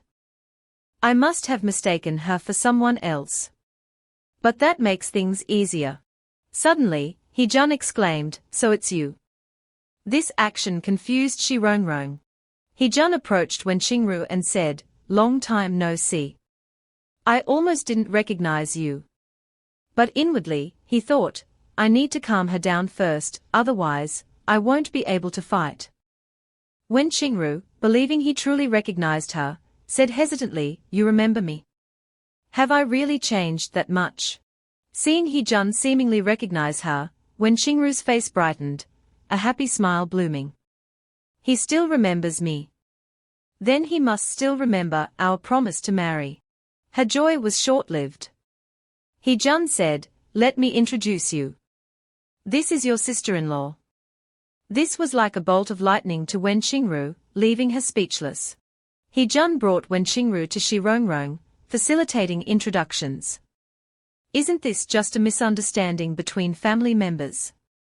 Since you're all my people, let's not fight anymore, okay?" Xirongrong gave a forced smile, extending her hand. "Hello." Wen Qingru, heartbroken, lowered her head, tears welling up. She softly asked, Why? Wen Qingru angrily questioned He-jun, "You still choose this woman?" He-jun, at a loss, could only softly console her. "No, I know you're upset, but don't be." Inwardly, he wondered, why is her mood so unstable? His words failed to quell Wen Qingru's anger. She questioned, "What is it about her that I'm not good enough at?" Wen Qingru pulled Xirongrong closer, saying, "Look closely." Wen Qingru declared, "Face, figure, where am I not as good as her? I am clearly even better." Xirongrong blushed at Wen Qingru's intimate actions. He-jun had to admit, if you put it that way, there's really nothing she's not good at. Xirongrong said, "Husband," and Wen Qingru added, "Right." He-jun suddenly became serious, saying, "But Xirongrong and I." He-jun radiated the aura of 10 directions and all Buddhas, declaring, "Have pure love." The light blinded Wen Qingru. Wen Qingru trembled with anger, tears streaming down her face. She stammered, "You." Wen Qingru slapped He-jun repeatedly while crying and cursing, "Liar. Cheater. Two-timer." Xirongrong was stunned by Wen Qingru's strength. Wen Qingru yelled, "I never want to see you again." He-jun noticed a familiar feeling in Wen Qingru's eyes. Wen Qingru, unable to hold back her tears, cried loudly and ran away, yelling, "Rotten fish deserves broken pot. Turtle deserves turtle. I spit on you. Disgusting." He-jun could only raise his hands like Erkang and say, "Wait." In a flash, Wen Qingru vanished. He-jun, unable to catch up, scratched his head, wondering, where have I met her before? Xirongrong approached and asked, "Husband, do you really know her?" He-jun replied, "No, I was just tricking her. But that woman is strange. I have a feeling she might be the Divine Gate sect master. Where is Song Zhu? I need to ask her about this." Xirongrong, unsure how to respond, simply said, "Oh, about that." Luo Yu, watching the scene from afar, gaped in astonishment, thinking, what did I just see? What happened to such a top-tier man? Even a demoness is his fan. Seeing the power of Xirongrong's husband, Luo Yu decided to retreat. "No, I have to get out of here." Suddenly, a voice called out, telling him to stop. Luo Yu turned and saw He-jun, radiating murderous aura, looking at him. He-jun asked, "Are you also from the Divine Gate?" Luo Yu trembled, stammering, he thought he was doomed, expecting a beating. But He-jun smiled kindly and said, "Would you mind coming to my house? I have something important to discuss." He-jun thought, he seems easy to talk to. I'll have him help persuade their sect master. Luo Yu, walking alongside, suspected He-jun wanted to bring him inside and kill him to avoid leaving a body. In the mountains. Unexpectedly, he was moved by He-jun's words. Then, he snapped out of it, realizing something was wrong. What the hell am I moved by? Luo Yu looked towards Xirongrong, signaling for help. If I want to save my life, I can only appeal to Xirongrong. Hopefully, she'll spare me out of fellowship. Luo Yu reached out, softly calling, fellow disciple. To his surprise, Shi Rongrong pretended not to know him, quickly hiding behind Hejun. Luo Yu was left stunned, unable to say anything more. I guess I shouldn't have such delusions. Suddenly, a voice called out from inside the house, Senior. Everyone turned to look. Song Zhu, her face flushed, hands trembling, stumbled out of the door, saying, controlling the magical instruments already consumed too much spiritual energy. Then, with the demonic energy attack, I'm afraid I'm not going to make it. Song Zhu collapsed into Hejun's arms. Seeing her condition, Hejun asked, Are you all right? Song Zhu trembled, saying, My whole body hurts. She then clung to Hejun's neck, making him flustered. He tried to push her away but couldn't, so he said, Your injuries are serious. We need to find a way. Song Zhu, wanting to use his body to ease her discomfort, guessed he would use his energy to heal her. Seeing Song Zhu clinging to him, Hejun looked to Shi Rongrong for help. Shi Rongrong said, It's all right, husband. Carry her into the room. I'll send someone for a doctor later.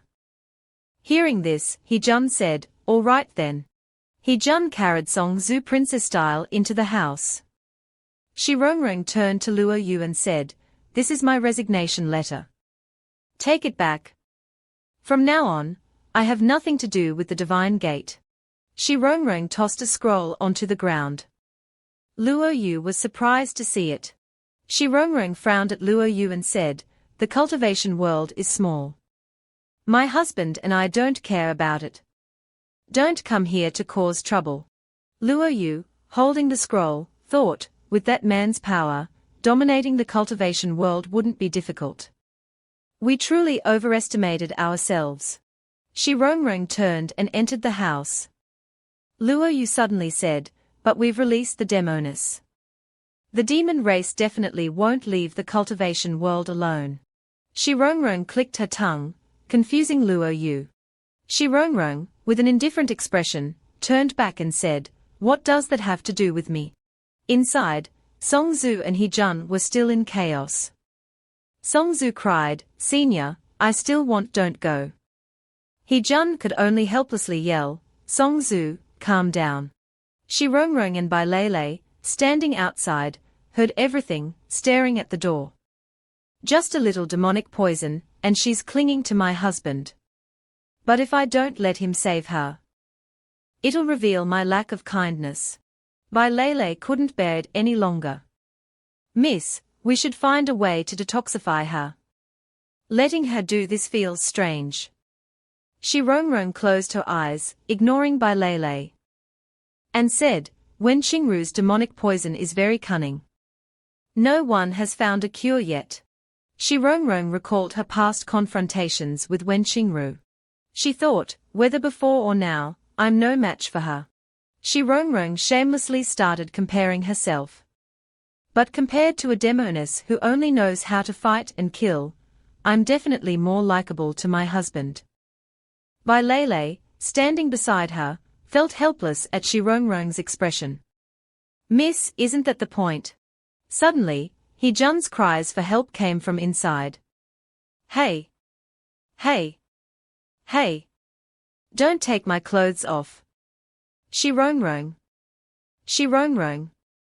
Where are you? Shi Rongrong and Bai Lei were alarmed.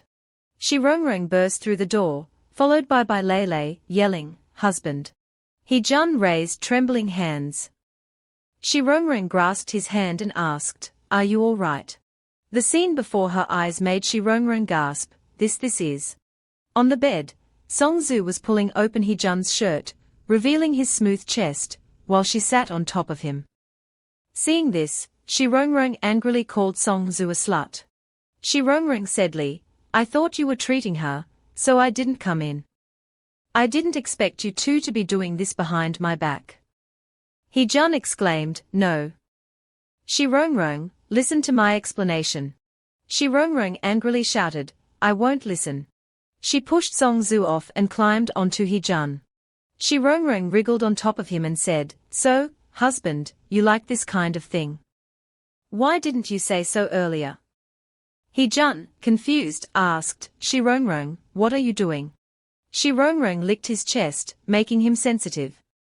She asked, does Songzu doing that make you feel good? He Jun couldn't stand it anymore and moaned, Shi Rongrong, don't. This girl is so passionate. Shi Rongrong was biting his firm chest. After biting and sucking for a while, Shi Rongrong wiped the blood from her lips with satisfaction. My husband's blood is so hot. Shi Rongrong, feeling satisfied, closed her eyes, overwhelmed by a powerful surge of energy. Then, she collapsed backward. Both women fainted, leaving He Jun bewildered, calling their names, Shi Rongrong. Songzu. Looking at the two women on the bed, he said, it seems they are both asleep. After the intense stimulation, He Jun finally breathed a sigh of relief. No matter what, it was a close call. Recalling Wen Qingru's face, he still couldn't understand. Where have I met that woman before? Meanwhile, Wen Qingru walked along a familiar path in the demon realm, looking at the desolate scene before her. Wen Qingru said, I can't believe that after being trapped for a few years, the demon realm has declined to this extent. Something caught her attention. It was a dilapidated house, long abandoned, but it made Wen Qingru pause. She walked towards the house and pushed the door open. Inside, the furniture was relatively intact, but covered in cobwebs and dust. Seeing the objects brought back memories. Wen Qingru saw an image of He Jun sitting at the table, a cup of water and a bowl before him, eating a piece of cake. She softly called, Jun Ji. He Jun turned around, saying gently, you're back. Where did this little one run off to play again? Wen Qingru rushed towards him, crying, Jun Ji. She embraced him, tears streaming down her face. I won't run around anymore. Don't leave me, okay? He Jun comforted her, patting her back. Okay, I promise. You're so big now, yet you're still crying. Snapping back to reality, Wen Qingru returned to the dilapidated house, slamming the table and yelling, you tricked me. You tricked me. Wen Qingru raged, back then, to be with you forever. I risked everything to become the demon lord. To be worthy of you, I decided to destroy the divine gate. Recalling Shi Rongrong's intimacy with He Jun, Wen Qingru angrily complained, but now, you're with that woman, harming me. Wen Qingru walked out of the house. Enveloped in demonic energy, she yelled, with my blood, demons, heed my command. Awaken. I will make you suffer thoroughly. A mysterious magical power filled the surrounding space. The surrounding rocks levitated under the powerful force. She ran and a group of demons arrived, their presence imposing. He roared angrily, forbidden grounds of the demon race. Who dares trespass? Wen Qingru stood before them, surrounded by overwhelming power. A stammering voice rang out, is that her? Demon Lord. I'm not seeing things right. Qingdai, her face filled with joy, exclaimed, Demon Lord. Qingdai rushed towards Wen Qingru, repeatedly saying, you're finally back.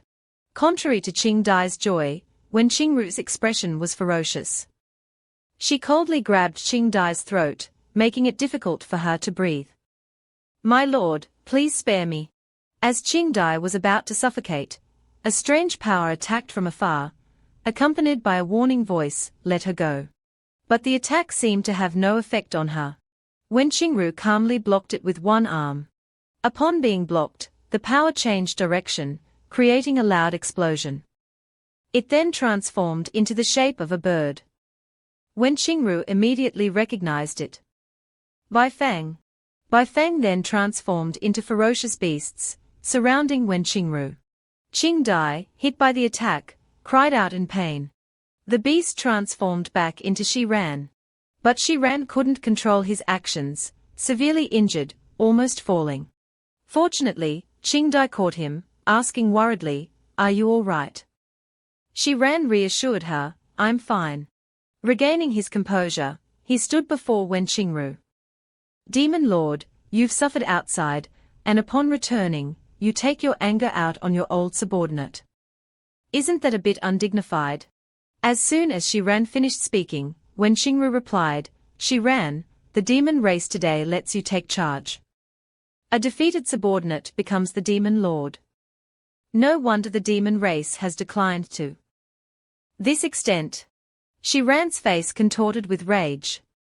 Qing Dai, fearful and shocked, hid behind him. Suddenly, Qing Dai stepped forward, kneeling and kowtowing loudly. This subordinate is guilty. I didn't help Ran revive the demon race, and I abandoned my beloved demon lord. Qing Dai is guilty. When Qingru, stunned by Qing Dai's words, replied, if you're guilty, why didn't you stop him back then? Qing Dai explained, that person was so powerful, even you learned from him. How could this subordinate stop him? Qing Dai continued, moreover, he only said he was going out, not when he would return. Our relationship was good back then. Who could have guessed? When Qingru's expression turned stern, she glared at Qing Dai, frightening her. Then, when Qingru helped Qing Dai up, speaking kindly, get up. I was just testing your loyalty. You silly girl, why didn't you transform into a butterfly and fly away? When Qingru turned to leave. You'll still be my maid. Interact less with Ran. Though reluctant, Qing Dai obeyed. Yes. The scene shifted to an ancient building. Lanterns hung from the surrounding trees. Qing Dai was explaining to Wen Qingru, my lord, don't be angry. Although Master Jun has been gone for a long time, you'll definitely find him when you return. Wen Qingru softly replied, I've already found him. When Qingru entered the room, her face darkened. Unfortunately, he's not the same person anymore. Not the person from back then. When Qingru recounted the events of 10 years ago, when someone saved her from the ruins of hell, memories flooded back. When Qingru was just a young girl then. It was pouring rain, her clothes torn and tattered, looking utterly pitiful, kneeling and crying amidst a group of cunning demons. They stood around, sneering and mocking, just you want to participate in the demon official selection. Another one chimed in, a lifetime without being disfigured. How disgusting. Even as a prostitute, no one would want you. Tears and blood streamed down her face, a heartbreaking sight. I was just a lowly, weak demon with no self-defense. The cruel demons tied Wen Qingru's hands to a large pillar, laughing loudly. Just die here. Wen Qingru recalled the painful past. I could only let them condemn me to the place of punishment, awaiting final execution. Overwhelmed by pain, Wen Qingru screamed, her cries sounding incredibly tragic. Each scream was like a knife piercing the hearts of others. I thought I would die from the punishment. Just as the punishment was about to begin, an umbrella appeared before Wen Qingru. She slowly opened her eyes and saw the person holding the umbrella.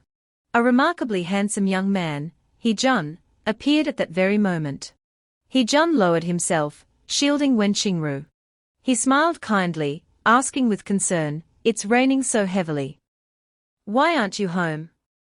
He saved me, gave me a family.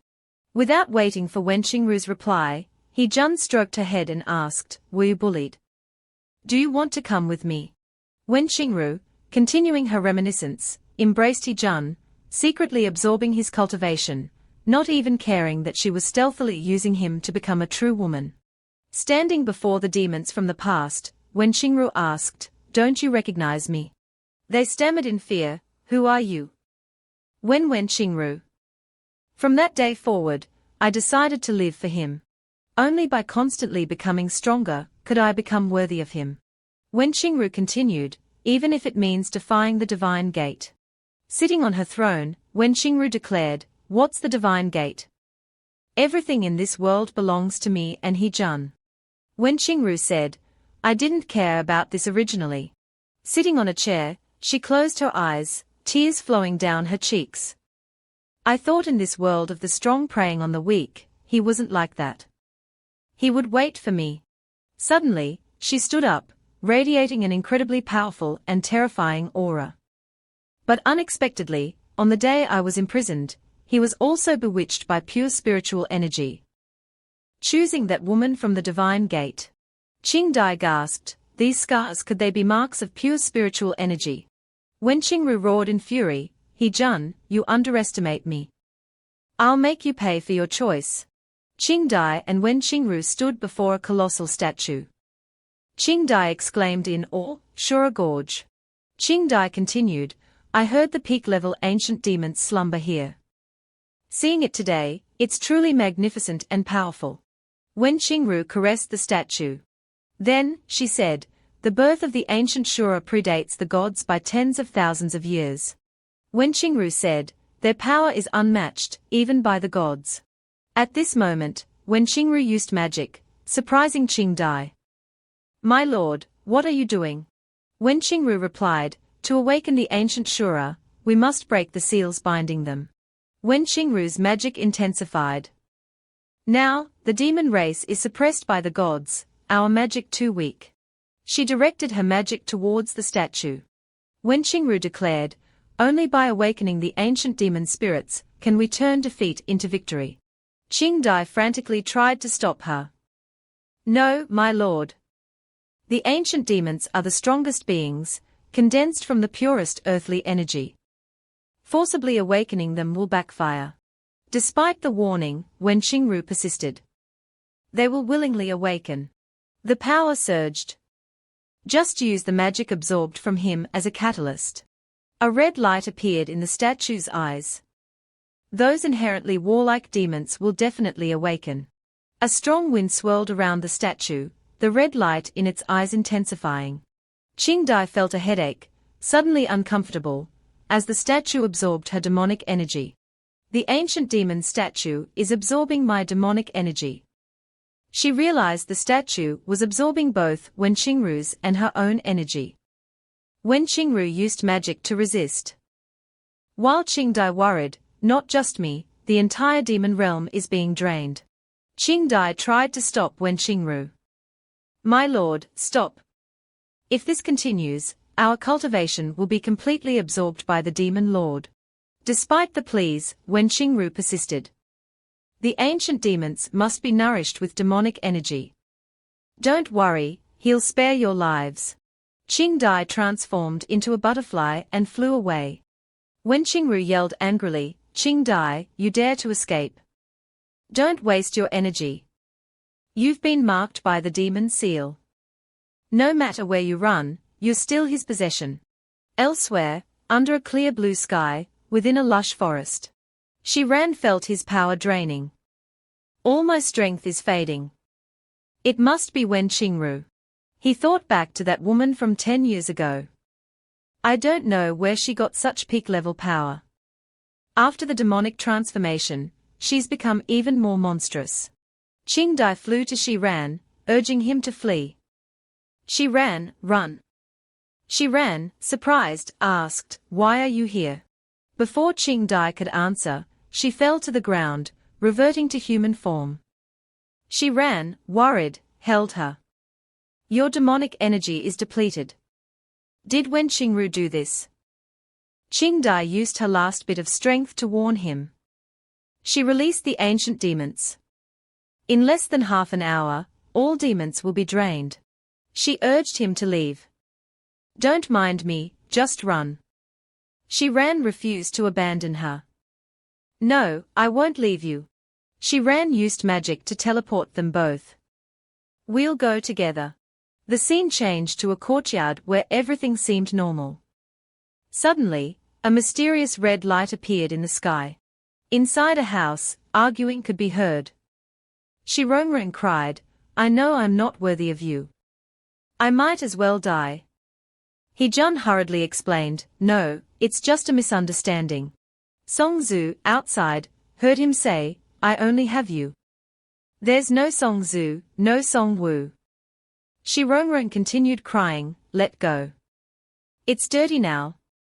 I know your feelings for me have faded. Just bury them. He Jun immediately replied, she only bit me a few times to cure the demonic poison. Song Zhu's face darkened. She gritted her teeth, suppressing her anger.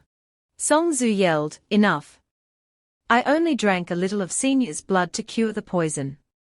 Shi Rongrong, what are you jealous of? Songzu shouted at both of them, "Are you done with your act? Why is Senior crying and making a fuss like this?" Hee-jun sighed. "Although I don't know why my blood can cure poison, I just wanted to do a good deed." Shi-rong-rong embraced Hee-jun, crying, "Husband, I know.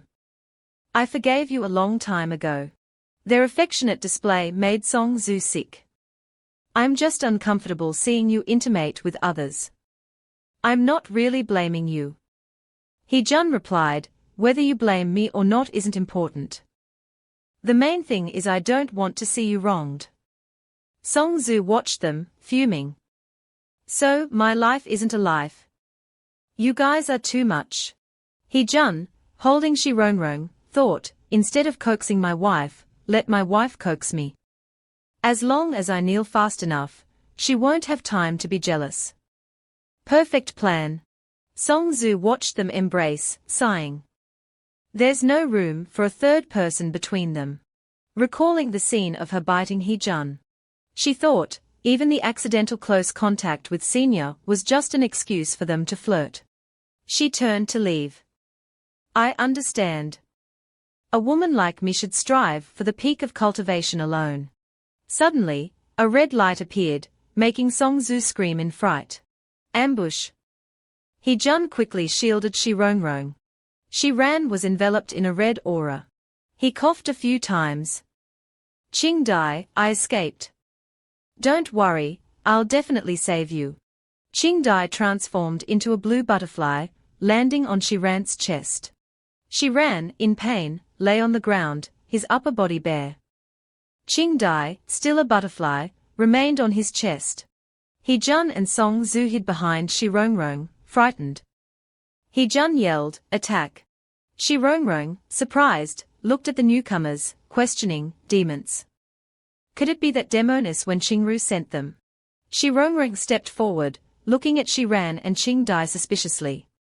"What tricks is she playing now?" Hee-jun grabbed her hand and pulled her back. Shi-rong-rong. Standing in front of her, he said, "If you don't dare go, let me." He stepped forward, kneeling on one knee to examine Shi-ran. Placing his hand on Shi-ran's chest, Hee-jun frowned. "This person is strange, holding a butterfly like this. This pattern looks familiar." The butterfly suddenly flew off Shi-ran's chest, surrounded by orange rings of energy. Hee-jun stared at the blue butterfly hovering in the air. Qing-dai transformed back into human form, curling up with blue wings on her back. She opened her eyes. Hee-jun, seeing her face, exclaimed, "Wow, a beautiful woman." She wore a moss-green outfit, standing up straight, looking at her hands with a dazed expression. "I'm not dead. Moreover, the feeling of being devoured by demonic energy is gone." Qing-dai felt the clear changes in her body, so comfortable that her feet left the ground. Her demonic energy became abundant. Hee-jun tilted his head, hands on his hips. Then, they looked at each other. He exclaimed. Qing-dai, surprised, bent down, one hand on her thigh, the other pointing at Hee-jun, not quite believing it. "Your master Hee-jun?" He, still confused, asked, "You are?" Suddenly, they touched hands, placing them on their chests, feeling each other's energy. Hee-jun smiled joyfully. "Little butterfly. Your little butterfly." Her face lit up. Looking at him. "It's me. You finally recognize me." He grasped her hands, making her jump with joy. "We haven't seen each other since I moved. It seems you're still so small, so cute." She laughed happily, but her words sounded like a playful scolding. "I've grown up. You're not looking closely at all." Shi-rong-rong, watching their affectionate exchange, pouted unhappily. "Husband, you know someone from the demon race." Song-zu, standing beside her, taunted smugly, "It's not easy to have a third person between you two, but a fourth is easy." Hearing this, Shi-rong-rong immediately clung to Hee-jun's arm. "Husband, who is this girl? Aren't you going to introduce her?" Hee-jun looked at her, smiling gently. "Oh, right." He introduced them. "This is Shi-rong-rong, my wife." He looked at Xirongrong, reassuring her. This is little butterfly. Although she's quite old in demon years, she's very weak. Don't be afraid. Xirongrong, beaming, leaned closer to him shyly. Millimeter, not afraid. Sister Butterfly is so cute. Qingdai looked at them and rolled her eyes. My age is considered young in the demon race. Qingdai looked at the girl in white before her. Unexpectedly, such pure spiritual energy. Only the sect master of the divine gate could have it. Master He-jun is just as the demon lord said. Beside the divine gate's sect master, Xiran remained unconscious on the ground. A golden phoenix appeared on his chest. The phoenix flapped its wings and flew out of his body, crying, "Save me." Qingdai leaned closer, looking at the phoenix with concern. Xiran, how are you? Hold on. She knelt beside Xiran and turned to He-jun for help. Master, please save him. He-jun touched his head, troubled. I don't know. He closed his eyes, hand near his mouth, the image of a girl in black appearing in his mind. You're that beautiful woman in black stockings I met before he could finish. Xirongrong angrily interrupted. As expected, he noticed the black stockings. He recalled a little girl from the past, also resembling the girl in black stockings. Could it be the child I took in? Qingdai was startled by his words. The demon lord was already 1,500 years old then. How could she be considered a child? He-jun raised 2 fingers in a V sign, saying proudly, age isn't the issue. To him, anyone younger than 150 or shorter than 84 inches was a child. Qingdai held her hands before her chest, angrily scolding, what do you mean? Rude. Put your hands down. Then, He-jun suddenly remembered something, his face darkening. But I remember, I only took her in for a few months before she disappeared. After all these years. She's grown so much. Qingdai exclaimed, you haven't seen the demon lord's true form. Qingdai pointed in a direction, fearfully. Ever since the demon lord took her true form. She recalled the image of the girl in black stockings swinging her hand, killing other demons. Die. Die. Shark bait. That appearance was truly terrifying. Only focused on fighting for territory. Never returning. Before the demon lord, she acted so boldly, sword on her shoulder, saying casually, without fine clothes, there's no glorious return. The point is to beat the Brahmins without entering. Qingdai slumped, kneeling on the ground, recalling those scenes, unable to believe it. Such a career, no wonder she's single. Song Zhu winked playfully. Just afraid things aren't chaotic enough. Xirongrong, standing beside her, panicked. Love isn't something to be promised casually. After the initial shock, Xirongrong blushed angrily, covering Song Zhu's mouth. All right, no need to say more. Qingdai knelt on the ground, clutching He-jun's sleeves, pleading, but please, Master He-jun, stop her. She's released the ancient demons. The ancient demons have absorbed energy since the beginning of time. Their demonic power is 100 times greater than the current demon lords. He-jun's lips trembled in fear. When Qingru is already so powerful. If she's 100 times stronger. Xirongrong also worried as she saw his trembling back. Song Zhu stood there, her left hand gripping her right, trembling. Back then, to seal when Qingru, the entire divine gate exhausted all its strength. Now, the cultivation world is truly on the verge of destruction. He-jun, after a moment of fear, remained silent with a darkened face. Xirongrong, watching his actions, worriedly asked her husband, do you want to leave? Qingdai, on the other hand, was excited, her eyes affectionate. I knew Master He-jun wouldn't stand idly by. He-jun suddenly rushed forward and embraced Xirongrong, startling her. He hoisted her onto his shoulder, waved to Qingdai and Song Zhu, and said, bear with it, we are leaving first. Qingdai was taken aback and shouted, making such a fuss for half a day. Just to run away from the battle. Song Zhu couldn't believe his actions either. What am I supposed to do if you leave? He Jun carried Shi Rongrong on his shoulder and fled. Qing Dai angrily chased after him, grabbed his left leg, and wailed, "You can't leave. This is your debt of gratitude. You must repay it." He Jun looked at her and replied, "Let go. What gratitude? Pedophilia is illegal, you know. I don't accept it." He turned to Song Zhu, who was holding his other leg, and pleaded, "Please, save face for me." Song Zhu held on tight. "Who are you? Do I know you?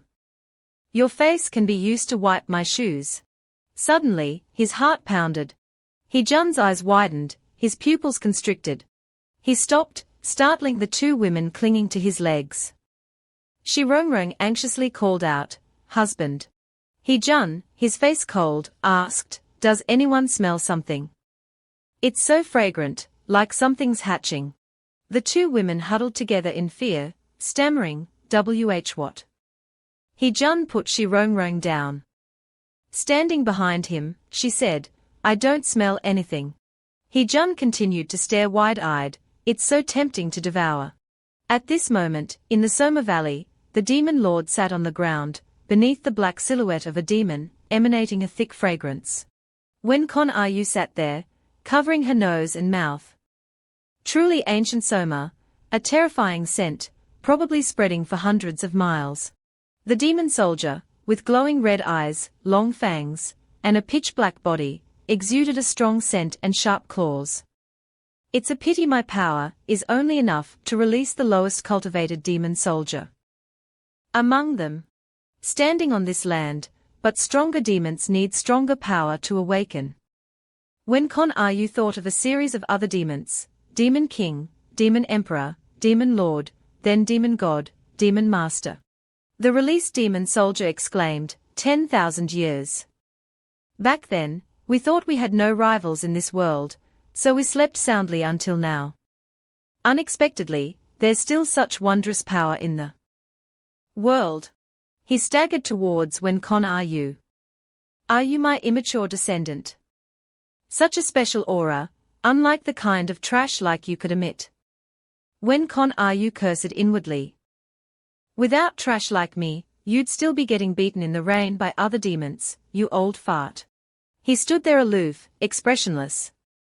But since you've found such an interesting meal for me, quickly offer it to me.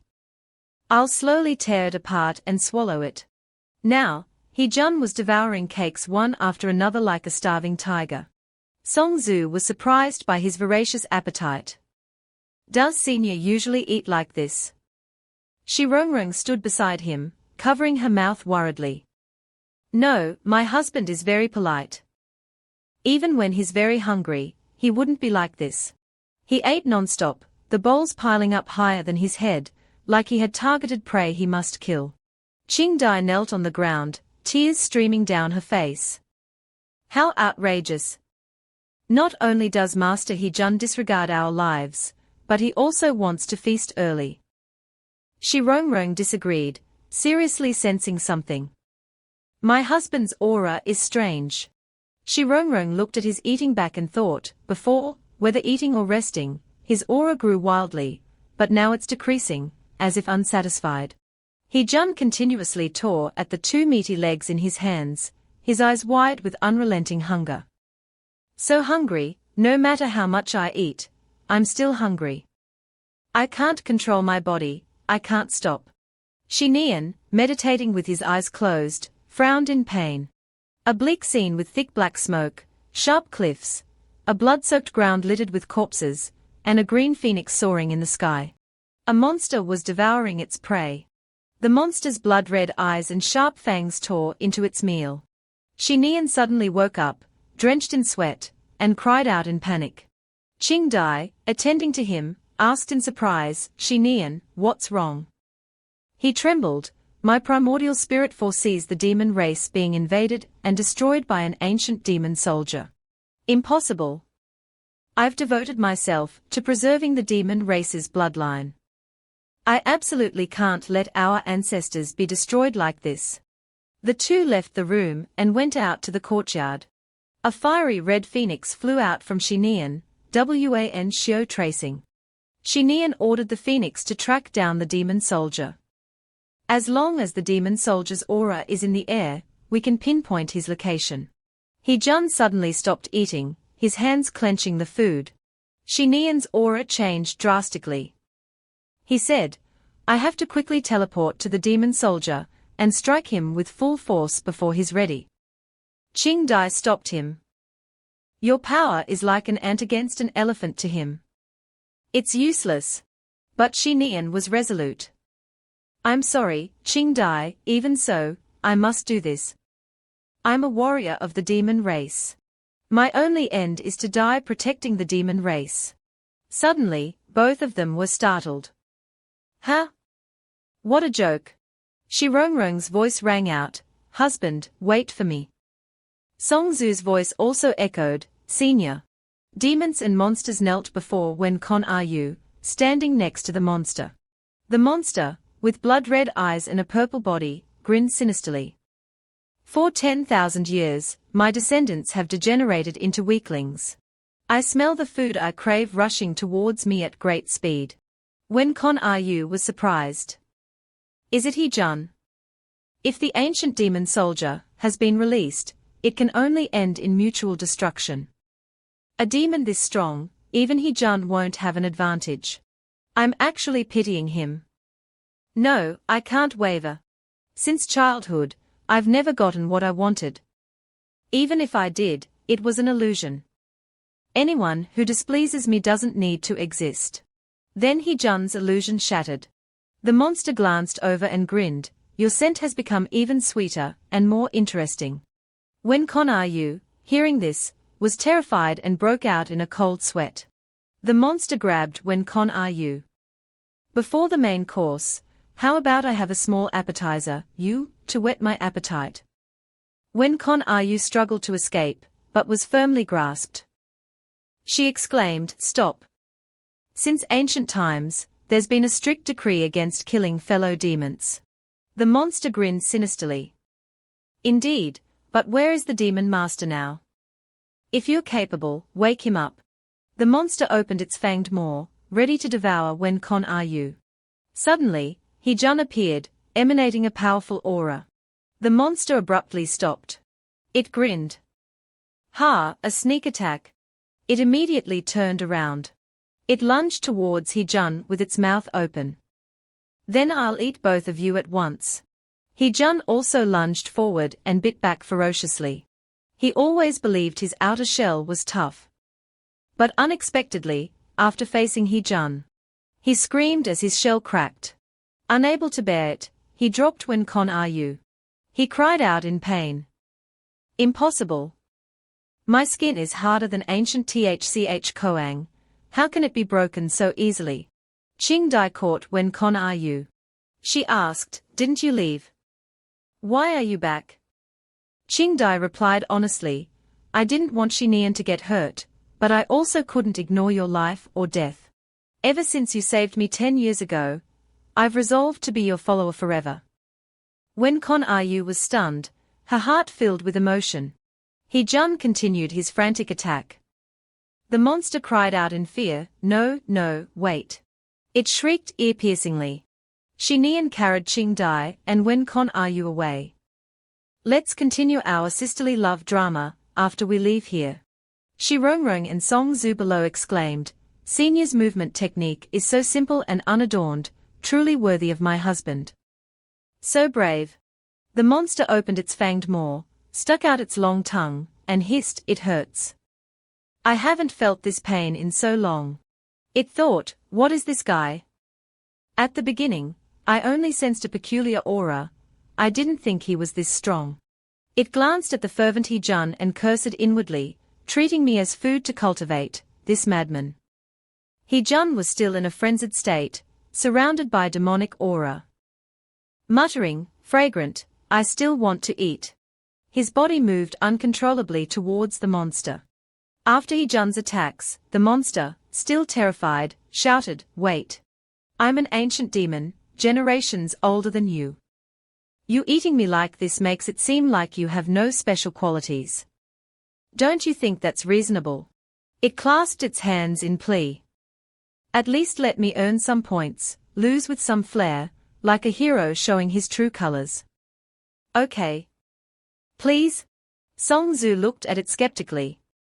Is it trying to act cute? Shi Rongrong clicked her tongue.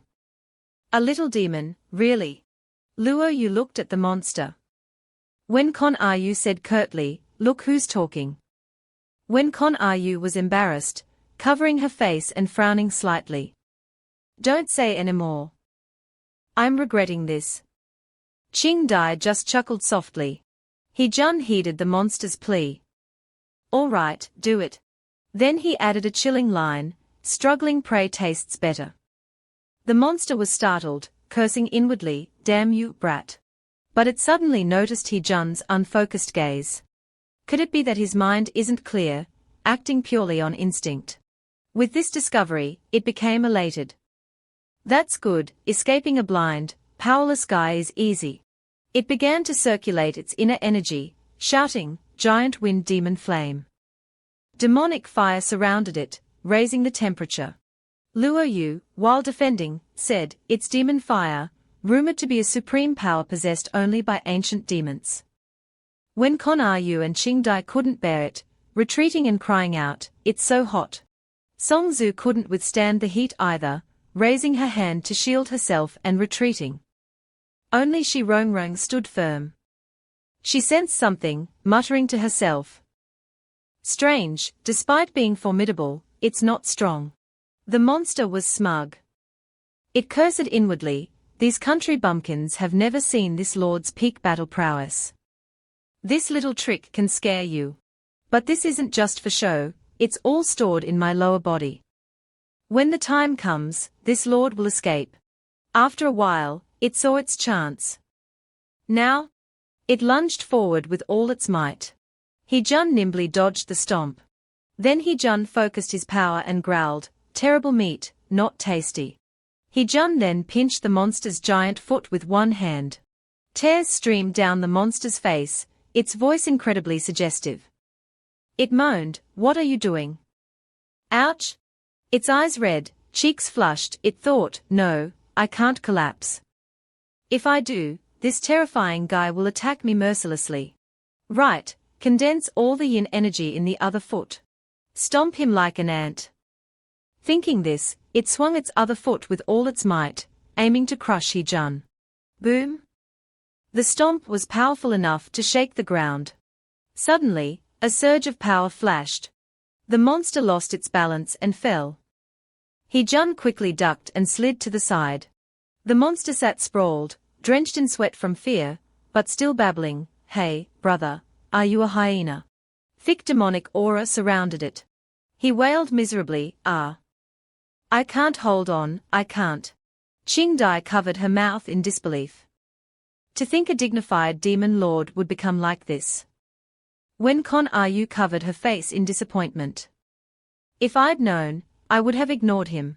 Shi Rongrong's eyes sparkled, drool dripping from her mouth as she looked at the paper in her hand. My husband's new menu, animal ass, or maybe mammal testicles. Shi Nian said dryly, sister, tone it down. He Jun slid like he was ice skating, looking utterly ridiculous. Shi Rongrong excitedly jumped up. Husband, wait for me. At the Soma Valley, the monster had arrived. It ran like it was being chased by dogs, fervently saying, faster, faster. Then it bit its wrist. Blood spurted out as it muttered, with my essence blood, awaken the eternal spirit. My brothers and masters, open your eyes for me, avenge this blood feud. But the stone statues remained motionless, stone still. It muttered to itself, damn it, I've expended so much demonic power, it's difficult to awaken them. Even though the demon statues have cracks. They are so tiny. Yet, it didn't give up, stubbornly insisting, no, I can't give up. Just a little more. Suddenly, it wondered, who's coming to help me? He Jun unleashed a powerful palm strike. Then He-jun grinned mischievously. As it wished, the monster's blood flowed onto the stone statues. On the other side, Shin-neon, running in the lead, asked, "What is he doing?" Shi-rong-rong replied, "If I'm not mistaken, husband, He-jun is starving, losing consciousness. Hungry, still wants to eat. He's releasing the remaining ancient demons." As the ancient demons were summoned, strange phenomena began to appear in the sky. Demonic arrows rained down from the heavens. Shi-rong-rong immediately summoned a protective shield, Guangshang-hen-go. The demonic arrows continued their relentless assault. Shi-rong-rong, seeing the situation worsening, shouted, "No, these are ancient tribulation lightning arrows. I can't hold on much longer." Shi-rong-rong snapped irritably, "At this point, why are you still being arrogant?" Then she said bluntly, "If you don't help, we'll all die together." When Kon Ryu was still hesitant, Ching Dai slumped down. The demonic aura is too strong. Even with the shield, this power makes it impossible to move. Shin-neon gritted his teeth. "Damn it, I can't use the omnidirectional force." When Kon Ryu gritted her teeth and made a choice. "Ching Dai saved me, I can't let her get hurt." Then, she relented and circulated her energy, but still said stubbornly, "Fine, I'll help, but not for you." When Kon Ryu used all her power. Demonic domain expansion. Despite the perilous situation, Shi-rong-rong still thought of others. "I wonder how my husband is doing. My spiritual energy is too weak. I can't help him at all. If only I could lead them to the Divine Gate secret realm." At the Divine Gate secret realm, a powerful shockwave spread. The Divine Gate Grand Elder was stunned. Soma Valley, this earth-shattering demonic aura, could someone have awakened the ancient demons? The Grand Elder pondered grimly. Someone must stop this. It seems I can only sacrifice that treasure. Then he ordered, "You two, inform Shi-rong-rong. If you don't want the divine race to be destroyed, find a way to stop the Soma's evil deeds. The rest, follow me." Everyone responded in unison, "Yes." The Grand Elder worried, "Despite our past conflicts, I hope she will prioritize the greater good and buy us some time." The rain of demonic arrows continued unabated. A giant foot stepped through a barrier and into the summoning circle. "This brat has some skill to withstand this Emperor's lightning array for so long." The Demon Emperor and Demon King appeared. The Demon King admitted, not unworthy of someone who could kill a demon soldier. The Demon Emperor swayed seductively. "This brat is so arrogant, it's just because he hasn't seen our true power yet." Then she asked coyly, "Isn't that right, three great demon lords?" The demon lord said excitedly, "Demon Emperor, to think after 10,000 years, you've learned to flatter like a dog." Then he laughed maniacally. "Ha ha ha. Licking to the point this lord is pleased." The Demon Emperor looked up, assessing the situation, and thought, "Anyone can see that guy is a rare 10,000-year mixed cultivation body. How can I let you have him so easily?" She seemed extremely confident, thinking, "Once I catch him, I'll devour him in one bite, then wipe out those damn demon lords who oppress me, and I'll become the supreme demon." The Demon Emperor saw He-jun leaping and soaring where the demonic arrows were being fired.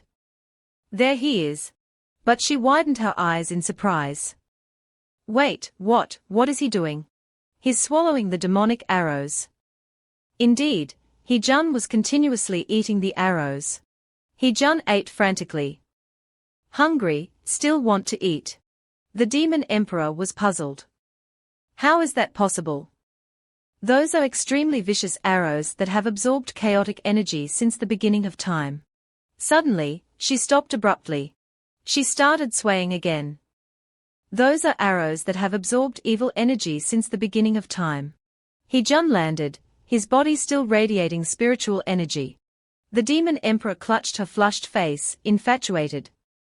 How can there be such a magnificent, supreme, perfect fusion cultivation body in this world? Shamelessly, she drooled and exclaimed, "Truly perfect." Pink barriers suddenly surrounded He-jun.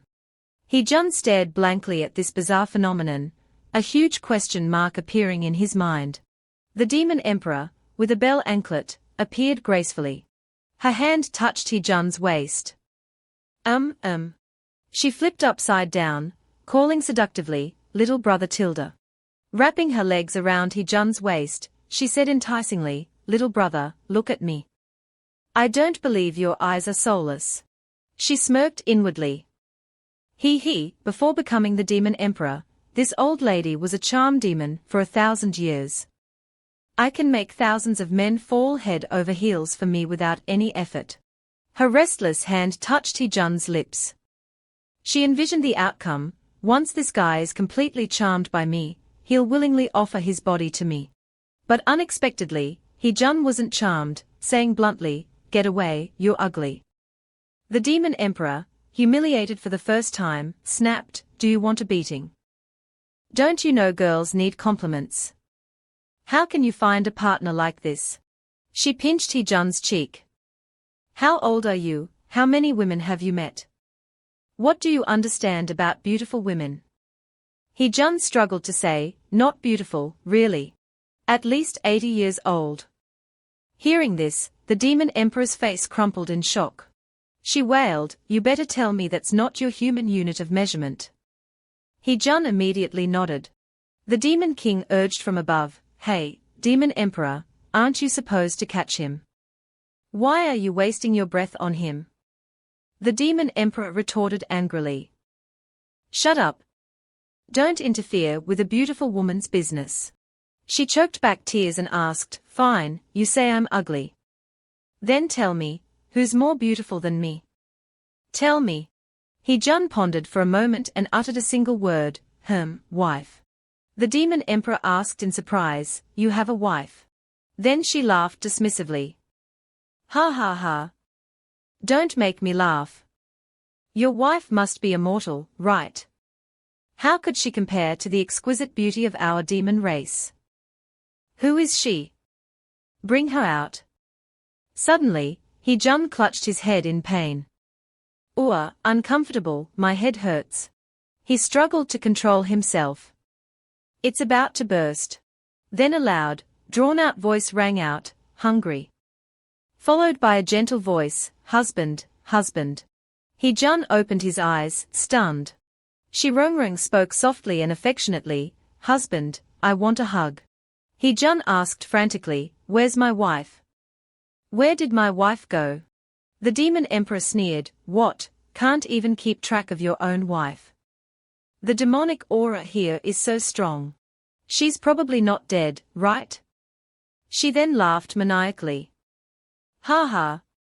Yet, Hee-jun was frightened by these words, freezing in place. He then lost control, grabbing the demon emperor. She cried out in pain, "Ah!" Hee-jun roared, "Give her back." Surrounded by an unclear aura of either killing intent or demonic aura, Hee-jun repeatedly said, "Give me back my wife." The demon emperor, unable to struggle, pleaded, I don't know your wife." "No, it wasn't me." The demon emperor, in pain yet still aroused, thought, "So scary. His strength is so immense, I can't escape." Hee-jun repeated, "Give her back," while tightening his grip. The demon emperor screamed in agony, "Ah! It's showing, it's about to be exposed." A surge of power shot towards the demon king above. The demon king, lost control, his body jerking, his legs involuntarily clamping shut, his body slightly curling up. I'm exposed too." The demon emperor yelled angrily, "You can't be exposed. Who wants to see that? Disgusting." Shirong's group was channeling their energy to reinforce the protective barrier, a golden barrier enveloping them. Shirong looked up joyfully. "The lightning arrows are gone." When Yu, beside her, also looked over and smiled with relief. Shirong quickly scanned the sky for her husband, soon spotting Hee-jun's back against the dark sky. "Husband's over there." The demon king, his limbs bound by purple lightning, screamed miserably, "So painful. I can't move at all." Meanwhile, the demon emperor clutched her face joyfully. My face, it seems even smoother after being electrocuted. The Demon King, in pain, glared at her infuriating expression and roared, "Shut up, you damn woman. You care about your face but not your life." Jun, in the sky, seemed to be enduring pain, clutching his head and softly calling, "Wife." Just then, Shirongrung's voice reached him, "Husband." Hearing the familiar voice, Jun's expression brightened as he turned to look for her. Shirongrung, standing below, looked up and asked, "Husband, how are you? Are you hurt anywhere?" Seeing his wife, Jun rushed towards her like an excited puppy, running towards Shirongrung with open arms. "Wife, hug." Just then, Shirongrung was suddenly blasted away by purple energy. A strange cry came from behind, "Ee." The Demon Lord, holding a sickle, gripped Shirongrung's neck and sneered, "Disgusting. Acting out this lovey-dovey drama in front of me. What's so good about women? They are all just pretentious, tattered things." Looking at Jun's furious face, the Demon Lord swung his sickle at him and shouted, "What are you glaring at? Seeing you unmoved by that demoness, I thought you were like me, a lone wolf. Unexpectedly, you're just a coward, letting a woman manipulate and tear you apart." Shirongrung, her neck tightly gripped, winced in pain, and hearing the word also, suspicion arose in her heart. The Demon Lord tightened his grip, intending to kill her. "How about I kill her for you and you become a true powerhouse like me?" Shirongrung closed her eyes in pain. But upon opening them, she suddenly turned to look behind her, glancing at the Demon Lord with pity and sighing, "Stop making noise, little friend. You don't understand young love. Fighting for love is what's truly powerful. Losing genuine feelings will only lead to collapse." The Demon Lord, being called little friend, immediately retorted, "What little friend? Who are you calling little friend? This lord is 18,000 years old. How dare you be so disrespectful?" Shirongrung, choked, said haltingly, "Oh. Then you're truly eternally eternally." The Demon Lord, impatiently waiting for her to finish, urged, "Eternally what? Finish your sentence, woman. Today you must think of a word to compensate for your stupidity." The grip on her neck loosened. Shirongrung, able to breathe again, blurted out, "Eternally pathetic. Living for 1800 years and still a virgin, how pathetic." The Demon Lord's expression changed, seemingly embarrassed. "What are you talking about? This lord has also had love, you know." The image of a beautiful young woman in red appeared in his mind. The sinister Demon Lord even smiled as he recounted, "We used to have a clan flower, you know. Honestly, I pursued her." Shirongrung, instantly grasping the key point, shot words straight to his heart, her sarcasm like arrows. "So did she agree? Is that why you're single? Did she reject you because you were too small?" The Demon Lord, his insecurities exposed, flew into a rage and choked Shirongrung, raising his sickle and roaring, "Ah! You cunning woman! I'll strangle you. I'll chop you into 1,000 pieces." But as he was about to swing his sickle, he found he couldn't move. "What? Why can't I move my hand?" At the same time, Jun, his eyes bloodshot, bit hard into the Demon Lord's shoulder. The Demon Lord screamed, "Ah! You sneak attacked me." Before he could react, Shirongrung kneed him in the groin, making him cry out even louder, "Ah!" Shirongrung quickly hid behind her husband, smirking triumphantly. "You didn't seize your opportunity." As expected of someone 1800 years old, the parts that should be weak are already weak.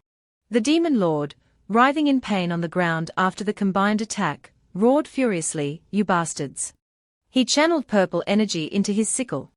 The sickle's tip suddenly detached, flying towards Jun like a throwing knife, striking him in the chest. Shirongrung gasped as red syrup splattered from Jun's chest, crying out, "Husband." The Demon Lord retrieved the sickle head, roaring madly, mocking my size, "Huh? I'll show you what small means. How dare you insult me?" He leaped into the air and unleashed his magic weapon. Taste my myriad annihilation rings. The rings spun, trailing purple energy, and shot towards them. Countless rings flew at the couple. The demon lord gloated, "These are the black stones left behind when Nuwa repaired the heavens. Polished over thousands of years into demon rings." Shirongrong watched the rings approaching at high speed, tensely.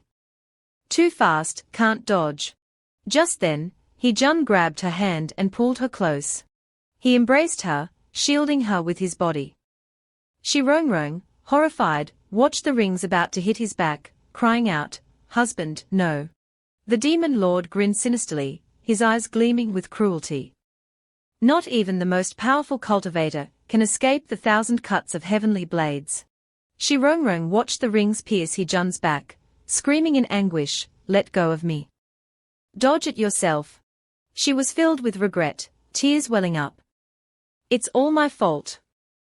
I insisted on being an ordinary couple with my husband, my cultivation weakened. Now I'm just a burden."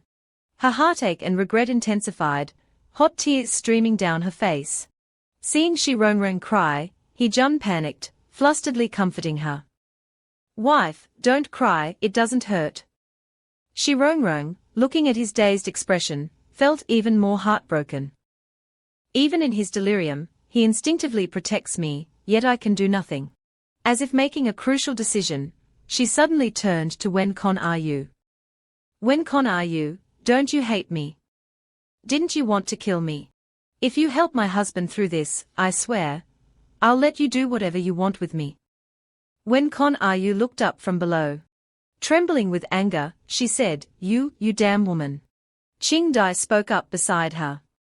"Demon Lord, please follow your heart. Even if you're capricious, you wouldn't want the Soma to take a clan member's life, right? You must want to do something for the demon race, right?" When con are you trembled even more. On the verge of exploding. She snapped at Ching Dai, "You're the capricious one." When con are you strode forward, cursing, "Shirongrong, stop pretending to be a white lotus. I've been sick of you two for a long time. What I want to do is none of your business." After her outburst, she flew upwards. But she was caught by a giant hand. "Ua." He-jun, standing before the hand holding When con are you, stuck out his tongue and made a face. "How dare you scold my wife? Bad? None of your business. When con are you?" Furious yet speechless, could only say, "You. Why did I ever like you?" The demon lord, witnessing this love triangle, went mad with jealousy. "Damn it, you brat. 2 women. Ha ha ha. You're just trash, yet you have 2 women. A waste of resources." He flicked 2 fingers. The sharp sickle reappeared in the air. He roared frantically, "I won't let you protect anything. Die." He-jun looked at the demon lord impassively, muttering, "The blade, it's sharpened." Shirongrong was confused. "Huh?" The demon lord grabbed the sickle and started spinning it. The sickle spun faster and faster, causing violent energy fluctuations, accompanied by his shout, "Turn into mincemeat." The sickle grew 100 times larger, then suddenly stopped. The demon lord hovered, slightly stunned. "Huh?" Seeing the motionless sickle, he swung it again, repeating, "Turn into mincemeat." The sickle grew larger again, but didn't budge, leaving the demon lord dumbfounded. "Huh?" He tried to pull the immobile sickle, shouting impatiently, turn into mincemeat." He pulled until he was exhausted, panting, then yelled again, pulling the sickle, "Ah." Shirongrong understood. "I get it." Husband intentionally used his blood to seize control of the sickle. Husband is amazing. While the demon lord struggled with the sickle, a golden light suddenly appeared beside him. He stammered, what? He-jun's eyes glowed golden, as he raised a hand, looking at the demon lord and slowly saying, "Turn into mincemeat." The demon lord was horrified as thousands of red beams shot towards him. His eyes widened, his mouth agape as he fell. "Ah!" He-jun, seizing the opportunity, his eyes crimson with danger, a streak of blood trickled from his smirking mouth. He clenched his fist, blood exploding from his mouth. The crimson blood, now black and demonic, shot into the demon lord's lifeless body. Seeing this, the demon king and demon emperor were horrified.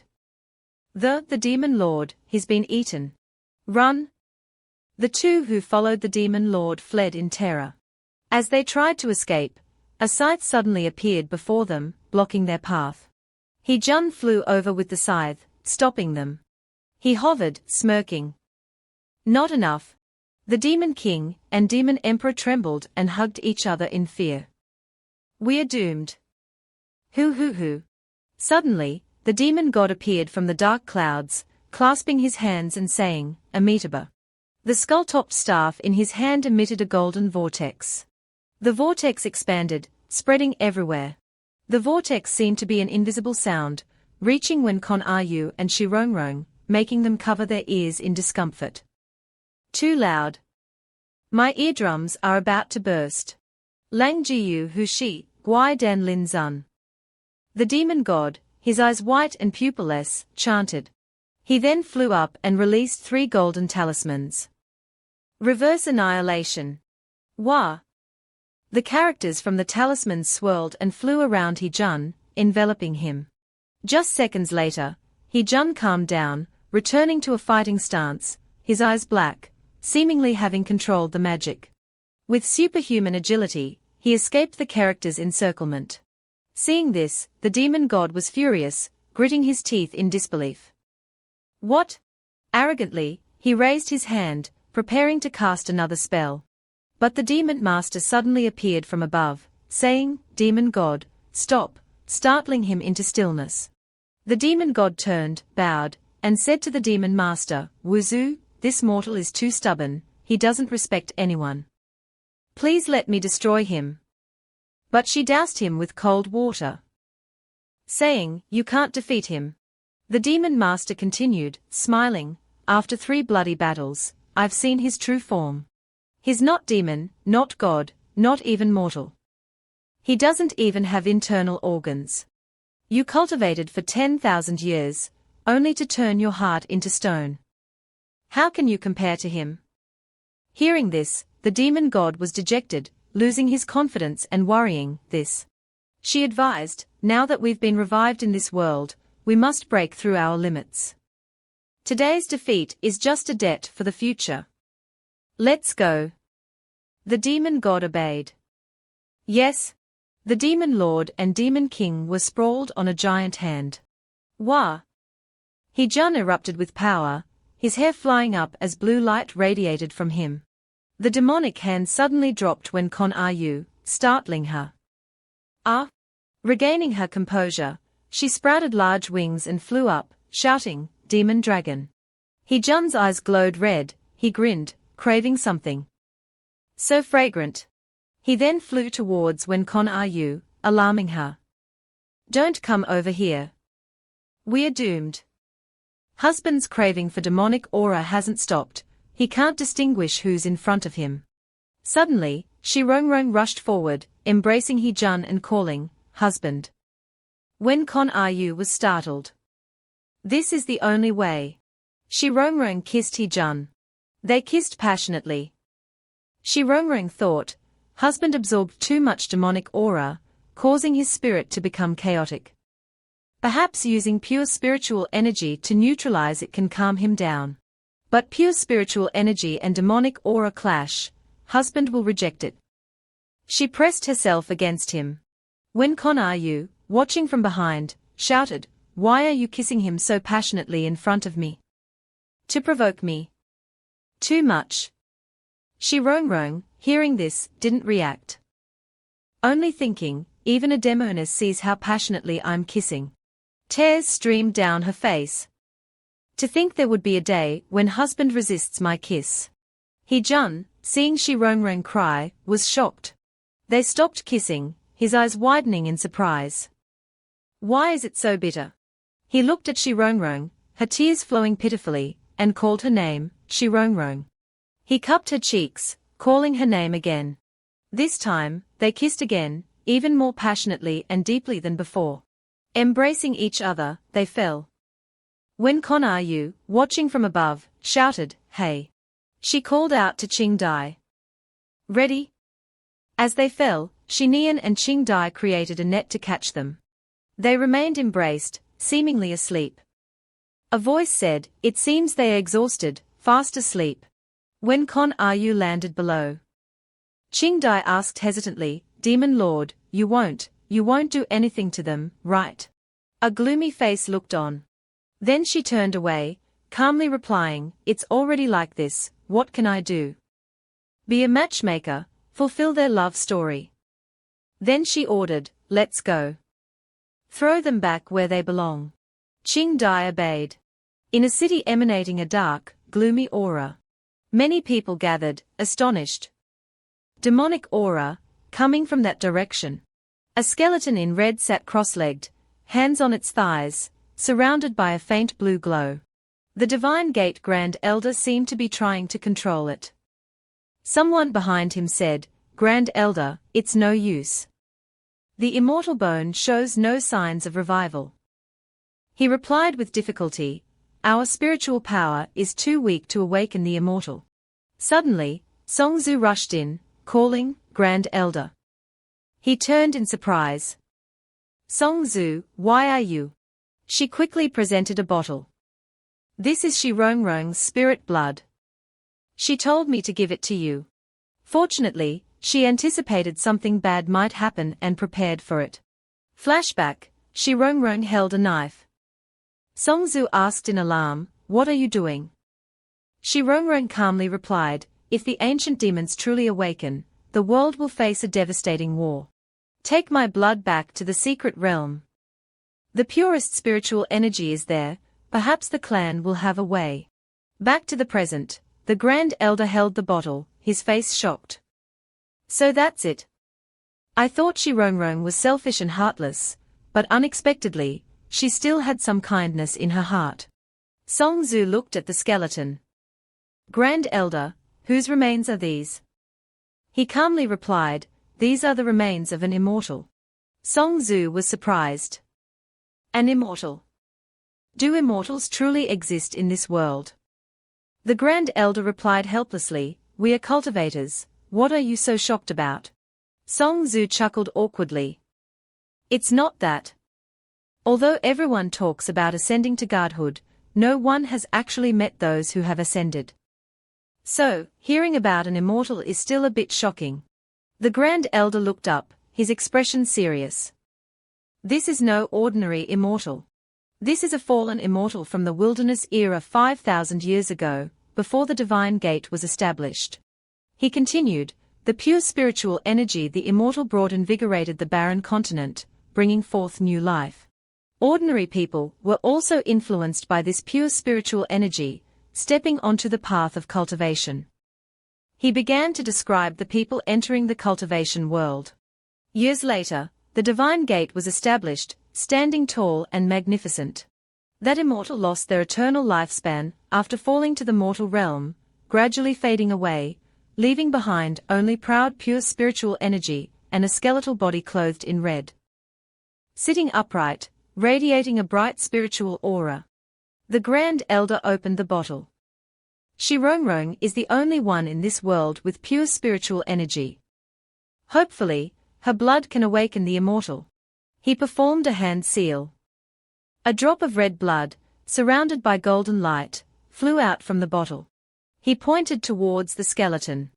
Songzu exclaimed, "The immortal bone, it seems to be growing." The Grand Elder gasped in surprise. "I was right. The shape of this leg, it must be the immortal child of eternal youth." Legs began to form after his words. A body gradually materialized. Qingluan screamed as she unleashed her full power. The Grand Elder and Songzu were stunned. Qingluan, after awakening, covered her mouth, yawned, and sighed. "Yawn, you made this immortal wait for too long, you tasteless mortals." She sat gracefully on the stone platform, legs crossed, radiating aura, looking at them. "Awakening this immortal now, to resonate with your prosperous era, isn't it a bit late?" Songzu stared blankly at her own body. So, becoming an immortal allows for such good development. Qinghuan suddenly looked at Song Zhu. She rushed over and hugged her tightly. My good daughter, Shi Rongrong, you've grown so much. Oh my, you can even give birth. Mother is so proud. Song Zhu was taken aback. Shi Rongrong. The grand elder stood frozen, uttering, daughter. Song Zhu quickly explained, no, no, no. I'm not Shi Rongrong. Qinghuan frowned, puzzled. Didn't you use your blood to awaken me? Only the blood of a relative can awaken this immortal. She turned to the grand elder. Shi Rongrong. He glared angrily. Shameless. Do I look that much like her? Don't be absurd. Song Zhu wondered, but, didn't Grand Elder say you fell to the mortal realm 1,000 years ago? Shi Rongrong isn't even 18 yet. How could she be your daughter? Qinghuan stammered, well, that's a long story. Suddenly, a large explosion occurred, sending all three flying. Qinghuan asked in alarm, what happened? Isn't this a peaceful and prosperous era? Song Zhu replied, peaceful and prosperous. The ancient demons have revived. The peace you created is about to be destroyed. Qinghuan's eyes widened. Demons? Ancient ones. Song Zhu and the Grand Elder grabbed her legs. Where are you going? Quickly fight the demons. The Grand Elder added, you're the only hope to save the cultivation world. The war god descended from the heavens. Quickly destroy them. Qinghuan struggled. Let go of me. Who said I'm a war god? Blushing, she yelled, I'm just a spoiled wife obsessed with beauty, who slept with my direct superior and then tried to run away but failed, getting pushed down to the mortal realm, okay. They stopped and stared at her. Lying back exhaustedly, Song Zhu said, I'm tired. The Grand Elder beside her said, let it be destroyed. Qinghuan said awkwardly, I didn't want to say it. A calm voice echoed from afar. How pitiful. Is this the fighting prowess the cultivation world is so proud of? Song Zhu and the Grand Elder looked towards the voice in surprise. The demon god appeared, next to the demon master. He said mockingly, humans cultivate for thousands of years, yet can't withstand a single blow, only cowering at the feet of an adolescent. Pathetic, truly pathetic. Qinghuan's eyes turned menacing, her pupils bloodshot. Adolescent. She flicked her hand, a gust of wind blasting towards the demon god. She angrily cursed, you blind fool. Look who's standing before you. A seductive and dignified woman. A demon who believes in Buddha. Didn't Buddha teach you compassion? Don't speak harshly to a mature and beautiful woman. She continued her tirade, her words venomous. You don't even know I have a cold palace. Crossing her arms, she snorted angrily. The demon god felt dizzy, his body stiffening. He thought, the power of those hands is immense, like a giant mountain. The Grand Elder and Wen Kon Yu were stunned. After a few seconds, they came to their senses. The Grand Elder asked Wen Kon Yu, what did she just say? What's an either? She replied slowly, the Jiao in Jiao my charming and soft. The in woe to the my wife. Possibly. The demon god couldn't help but moan. He trembled, trying to endure, but felt uneasy. Not good. If this continues, my neck won't withstand such a powerful force. After some hesitation, he ripped off the skull necklace around his neck. He used a technique. Myriad realms tied. He roared, let these wraiths teach you the price of disrespecting the demon god. Qinghuan frowned. HMPH. She was enveloped in a green aura, emanating from the necklace now floating around her. It formed a shield, blocking the dark power. Qinghuan turned to the Grand Elder and Wen Kon Yu. Hey, be angry all you want, I really can't fight this. She warned, while I can still hold on, run. Tell my daughter, Shi Rongrong, to activate the divine wind strike and upper origin power to protect herself. When are you? Asked the Grand Elder anxiously. Grand Elder, what do we do? He gritted his teeth and decided, let's go. Two dark forces shot forward.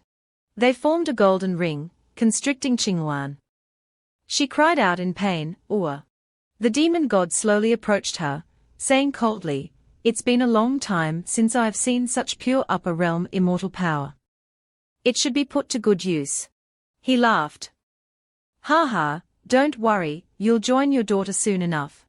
Meanwhile, He-jun was holding Shi-rong-rong, asleep. He opened his eyes drowsily. The system was before him, calling him. Hey, are you awake? He-jun sat up slowly, clutching his head as he remembered the previous events. He couldn't believe it. Those memories, did I really fight such powerful demons? Suddenly, he was startled. Oh no. He looked down at Shi-rong-rong, still sound asleep. Seeing she was all right, he sighed in relief. Thank goodness, she's not injured.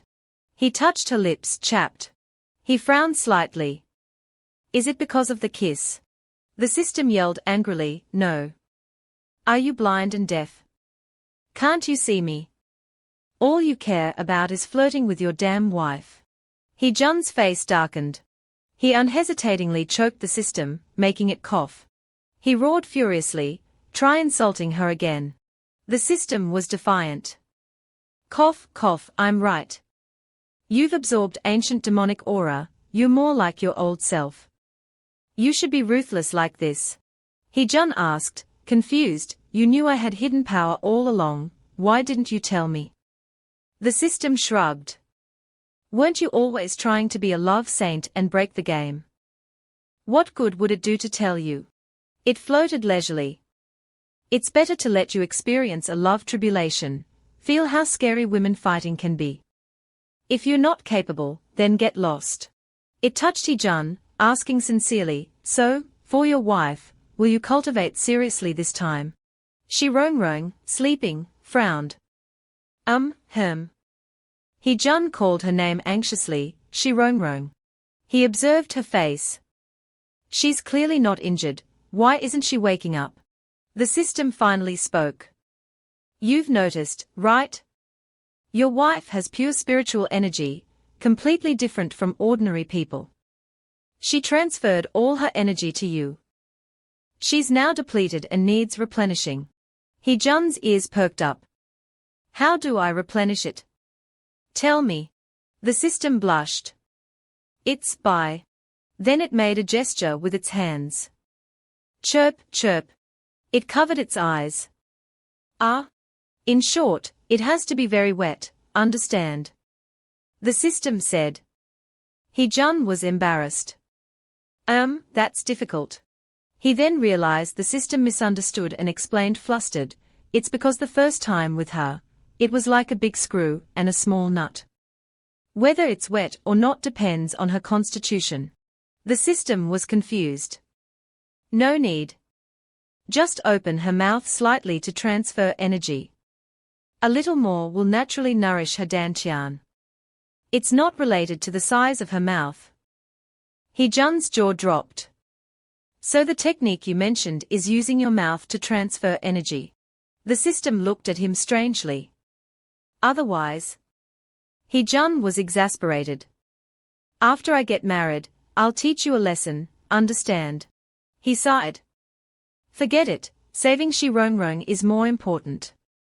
That kind of thing, if it's not done while she's conscious, it's meaningless. He gently lifted her chin. Then he leaned down and kissed her lips. The system reminded him, be gentle, don't rush, let her seek it. Shi-rong-rong moaned. Then she wrapped her arms around his neck and her legs around his body.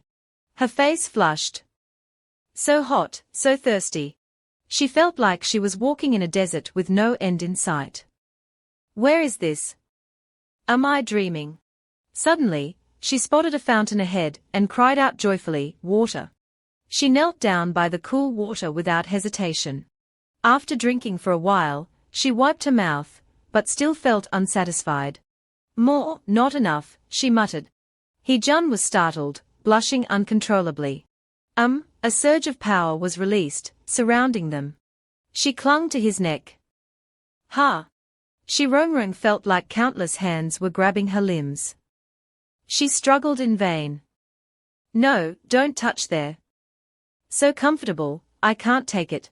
It seemed like too much water made her choke. Can't drink anymore, too full. The system covered its face with one hand, muttering, wasn't it meaningless if she's not conscious? You seem to be enjoying this a lot. Enough kissing. Hee-jun reluctantly pulled away from her soft lips. He held her shoulders, asking with concern, feeling better. Shirongron looked at him dazedly. Husband. She suddenly burst into tears. Too full, uncomfortable. He exclaimed, how can that be? Hee-jun grabbed the system's head. What's going on? Tell me. The system struggled. Don't rush, let me see. The system stared at the data. Then it smirked. Not bad, kid, you're skilled. She's experiencing demonic bloating. Hee-jun didn't understand. Demonic bloating. What's that? It replied casually, yes, although your aura can heal her, it's a mix of divine and demonic energy. She needs to convert it into spiritual energy herself. Unfortunately, she's too weak to digest it. Hee-jun grabbed the system. What do we do? It reassured him, don't panic. Those with high-level spiritual power have spiritual power totems scattered on their bodies. Just suck them out to release excess energy. It looked at Shirongron, who was trembling. But everyone's totem is hidden, only appearing when there's too much spiritual energy. You can only search for it. Hee-jun frowned. Is that so? He grabbed the system again. Then he threw it away forcefully. Then get out of the way. The innocent system was sent flying, confused. Hee-jun slowly approached Shirongron, comforting her gently, Shirongron, be good, you won't be uncomfortable for long. Shirongron unconsciously clenched her hands, whispering, husband, I'm sorry. She cried as she spoke. I know, back then, husband thought I was just an ordinary woman, so you pitied me and stayed with me. She hugged him tightly, sobbing, even though I helped husband this time, I hid my identity. Husband must hate me. Hee-jun called her name softly, Shirongron. She lowered her head. If that's the case, husband doesn't need to save me out of pity. He retorted, what foolish things are you saying? He embraced her, saying gently, if it's about deception, we are the same. Didn't I also lie to you, saying I was just a mortal? Do you hate me too? Shirongron cried, I wouldn't.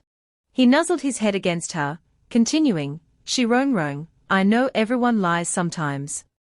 As long as you're happy, I won't mind. But just one thing, don't lie about this. Shirongron blushed and stammered, what? Hee-jun replied, about loving me. Don't lie to me about that. She couldn't help but laugh. Hee-jun sighed, saying sadly, but you said I stayed with you because you were ordinary, that really hurt me. Shirongron was puzzled. Eh? Isn't that so? He smiled and patted her head. Of course not. But if you want to know the real reason, then recover quickly, and I'll tell you slowly. Seeing him like this, she smiled. Tears of happiness now streaming down her face. She suddenly stood up, leaving him dumbfounded. I wanted to wait until our wedding night, she said, untying the ribbon at her back. Her dress slipped down to her hips. Shirongron smiled shyly. What does it matter? In my heart. You've been my husband for a long time. She removed her dress, revealing her naked upper body. Hee-jun looked at the totem on her chest. Shirongron, your totem is easy to find. She was also surprised. Why is it here? Blushing, she chuckled. It seems I still need husband's help. Elsewhere, someone's mouth opened. It was Ching Dai, taking a bite out of a large peach. Delicious. Beside her was Shinian and a basket of peaches. She said to him, "So sweet. If Master Hee-jun and the others could try these, it would be wonderful." He seemed puzzled about something. "I really can't understand that woman. When con are you?" Before, she didn't care about our lives, but now she's running around looking for spiritual medicine to replenish spiritual energy. Qingdai shook her head and sighed. Actually, the demon lord is a good person. Loneliness drove her mad. But caring about her will make her feel guilty. It can only be said that lack of love makes people blind. Shinian looked down at her and said, "Indeed, but the loved one often becomes brave." Qingdai blushed. Shinian. Shinian simply stood up and looked into the distance. "Master Hee-jun is incredibly strong. I hope to learn from him, to have the power to protect the one I like. Just like him." Qingdai smiled encouragingly. "You definitely can." She held up the large basket of peaches. "Quick, let Master Hee-jun try the peaches you picked, let him feel your sincerity." Shinian took the basket, obediently following her words. I'll go right away." He left. But not long after, he rushed back, panicked. "Why are you back so soon?" Shinian laughed. Maybe I should go another time.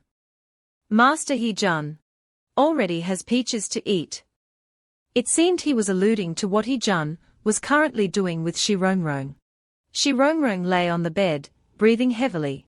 The system praised Hee-jun, "You really have the skills to deal with women."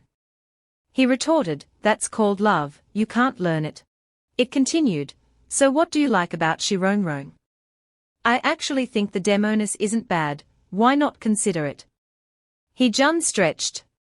"You only have a data-filled brain. You wouldn't understand even if I told you." He continued, "But you're right. Even if Shirongrong wasn't immortal, if I'm not strong enough, I still can't protect her." Hee-jun asked, "Didn't you want to teach me cultivation?" "Let's start." It was surprised. Oh? It displayed many images. "These are the points you accumulated from previous missions, in exchange for rare books from the department store, all unique items. This is transforming chi into form, you'll become incredibly powerful, killing anyone who opposes you." The system continued, "This is divine burst evasion, you can stand still and kill your opponents with after effects." He remained silent, choosing. He pointed at one and asked, "What's this?" The system explained, "That's myriad minds tracking." It elaborated, "By establishing a chi connection with everything in the world, you can know others' locations without leaving your home, combined with your abilities." Hee-jun said happily, "This is good. Even if Shirongrong isn't by my side, I can still find her." The system was exasperated. "I'm really speechless, you wife-obsessed fool." The system advised, however, "I suggest you not learn it. This is a mental attack, very difficult to master." Ignoring the system, he continued learning. "With your dull wit." The system was startled. Wow, you understood instantly." It was surprised. "Even Guo Jing drawing around Jin Yong couldn't fool me." The system asked worriedly, "How do you feel?" He pondered silently, Many people, very noisy, and also." He said, "The three noisiest people are already here." When Kon Ayu saw the Grand Elder and sneered, "Old man, you're not dead yet." He retorted angrily, "Demoness, why are you here?" Qingdai and Shinian arrived. "Demon Lord, you're back." He pointed ahead. "Didn't you say Shirongrong's heart belongs to the cultivation world? Why are there only demons in her house?" Song Zhu smiled faintly. "I'll explain later." The Grand Elder grabbed Song Zhu's shoulders. "Were you and Shirongrong instigated by the demons? Did you collude to release the ancient demons?" Song Zhu winced. No. Qingdai tried to persuade Wen Kon Ayu, "Demon Lord, let it go." But she was stopped. "Hey, don't talk nonsense. I released the ancient demons. But saying I'm in cahoots with Shirongrong is too insulting. The Grand Elder was furious. It really was you. I shouldn't have released you back then. Even if you try to change, I'll settle the score with you. He-jun covered his ears and yelled, too loud. The Grand Elder was horrified as threads wrapped around him. He-jun approached, his face stern.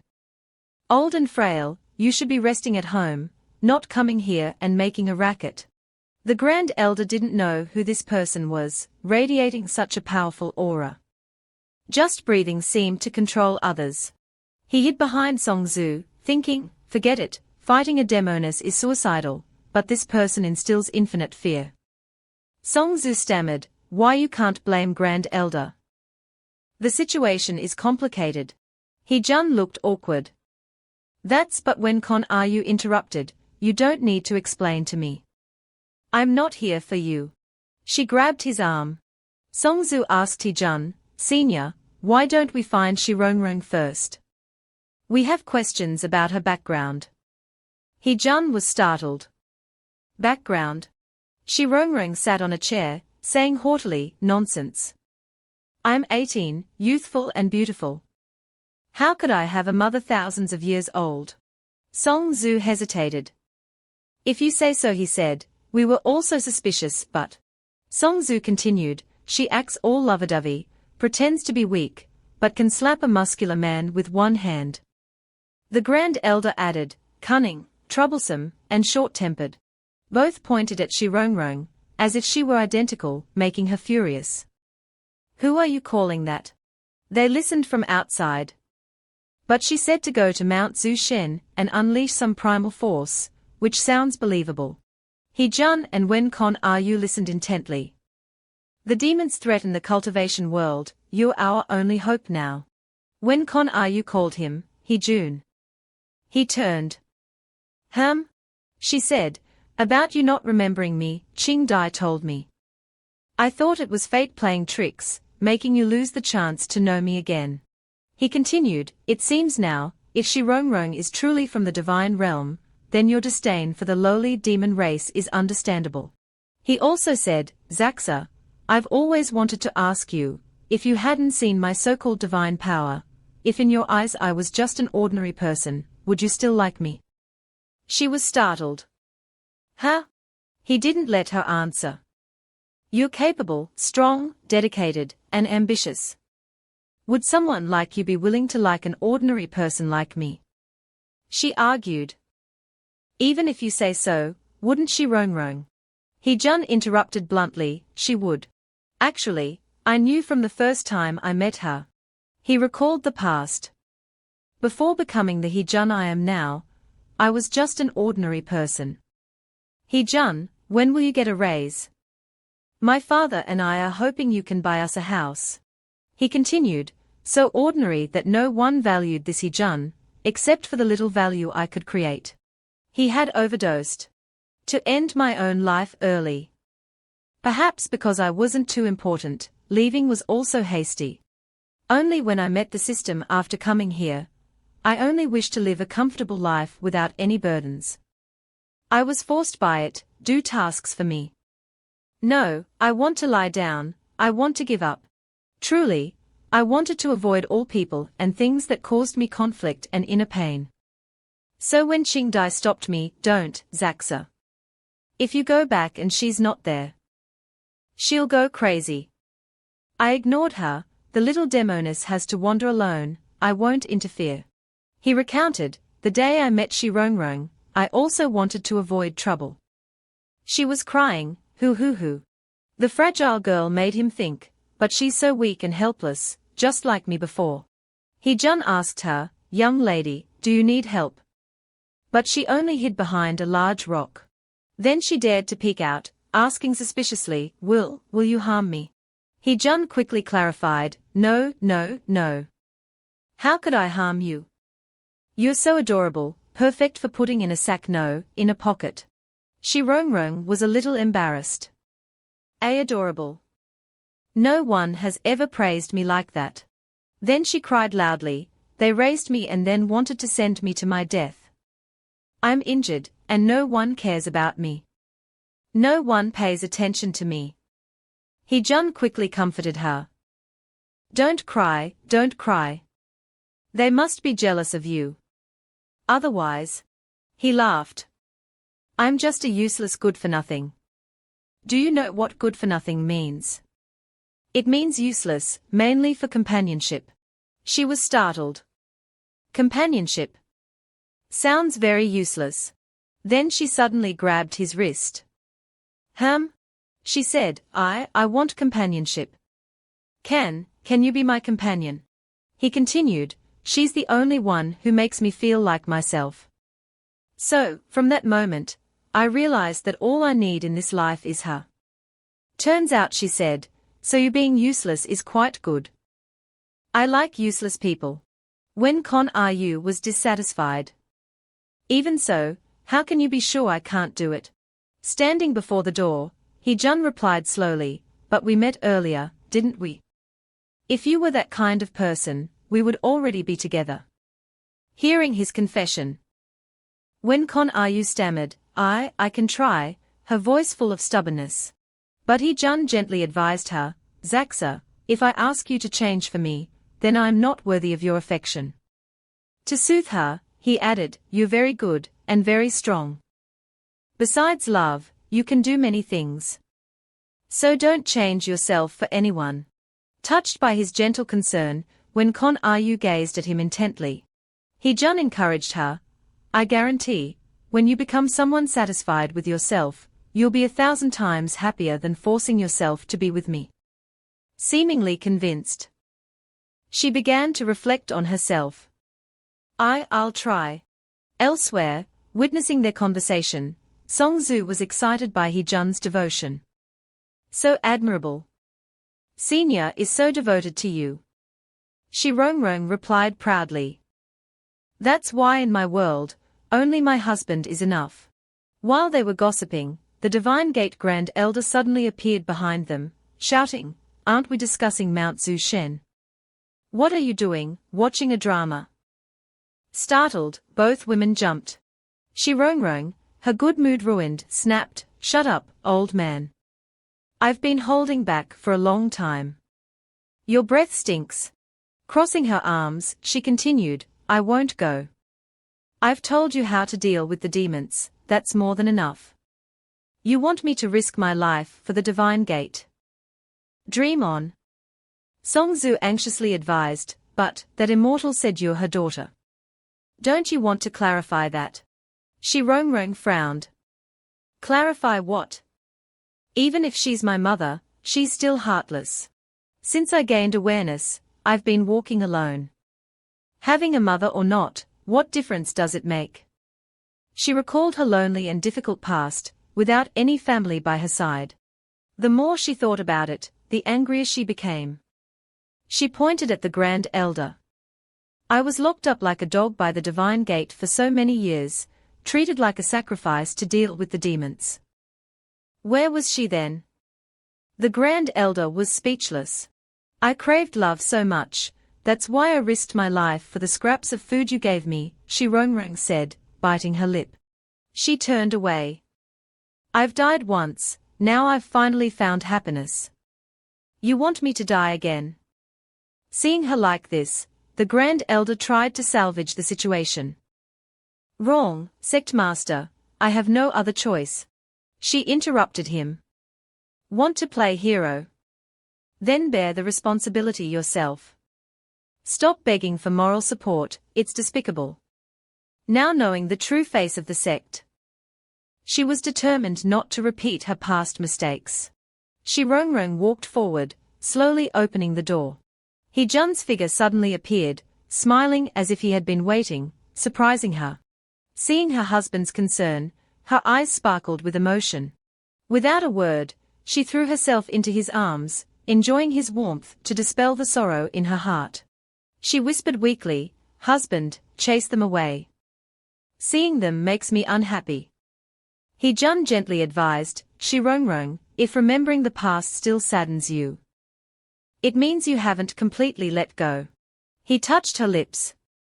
Sure, like wounds, even if they scab over, if not cleaned, they'll never heal. His warm voice made her blush. Rongrong hugged him tightly, confiding, "It's okay, as long as you're here, I'm not in pain anymore." But Jun remained calm. Rongrong, I always wanted an ordinary life. So I only thought about cherishing the present, but now I regret it. Her heart clenched. Regret? Because of being with me?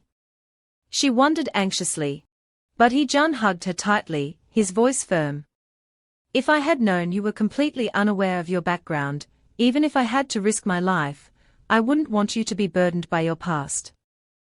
Rongrong was overwhelmed with joy, tears welling up as she looked at him.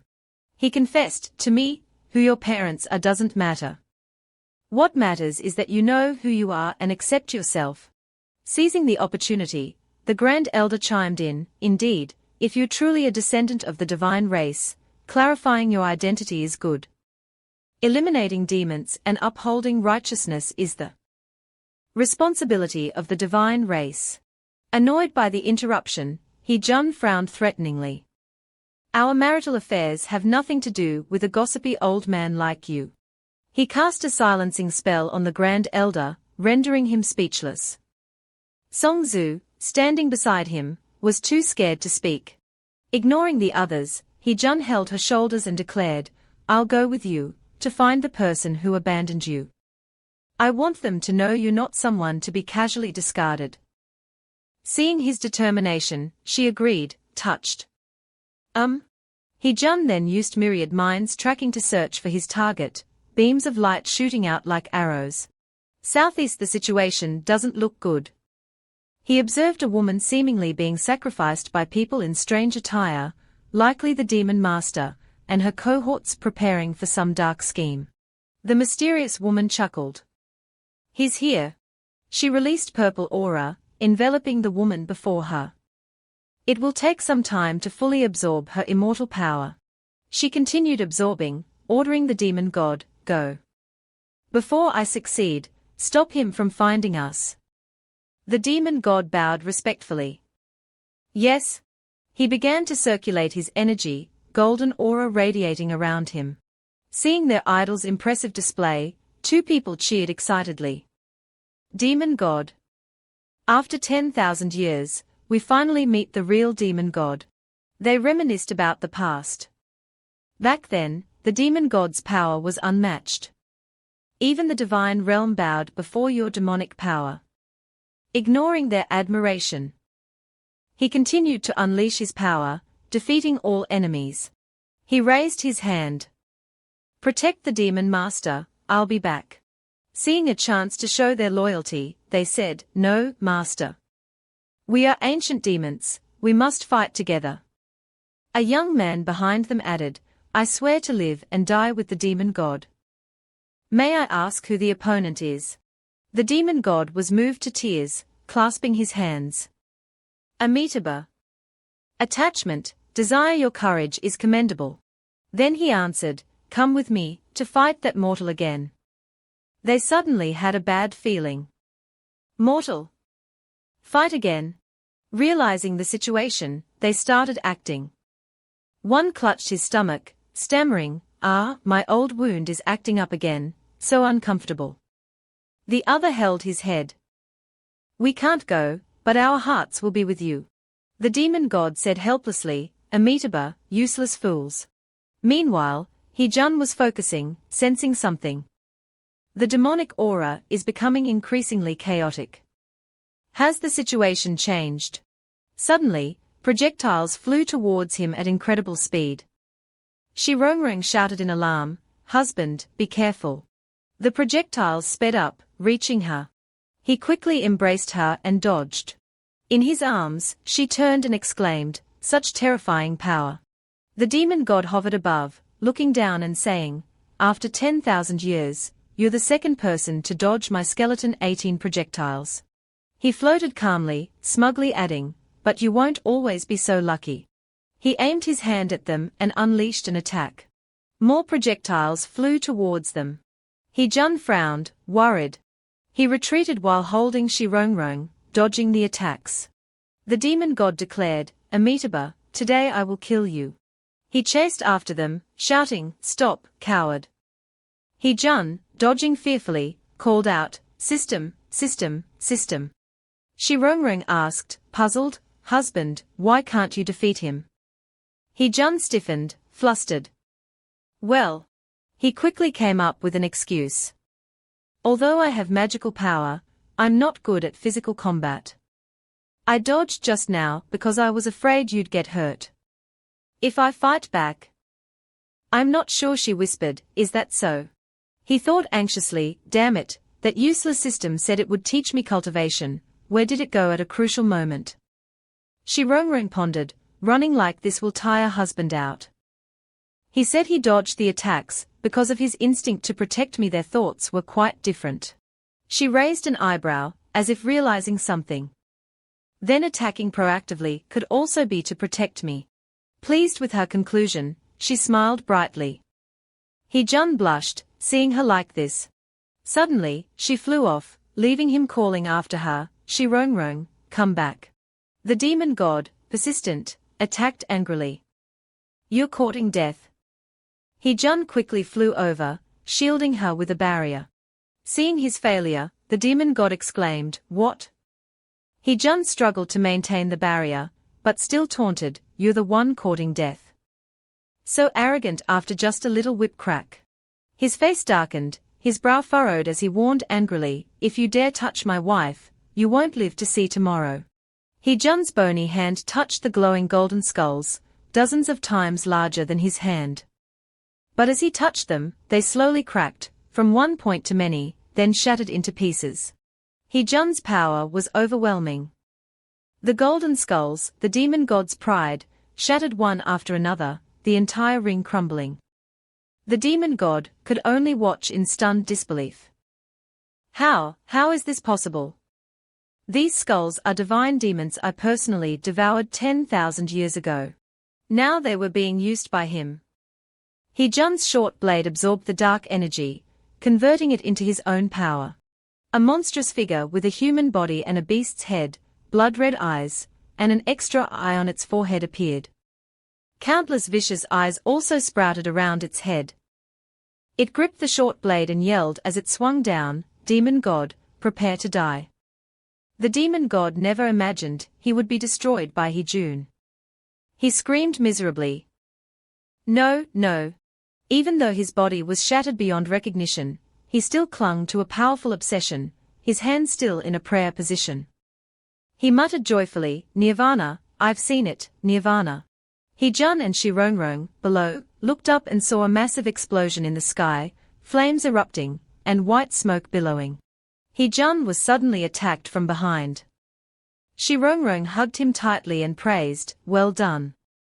I knew husband couldn't bear to see me hurt." The system cheered as well. "Yeah, I knew you could do it." Hee-jun's eyes darkened, wanting to find special words for the system. He grabbed it tightly. "Right, I know you're a coward, you deserve to be beaten to death." The system cried out, I'm sorry. I just upgraded, next time I'll definitely do better."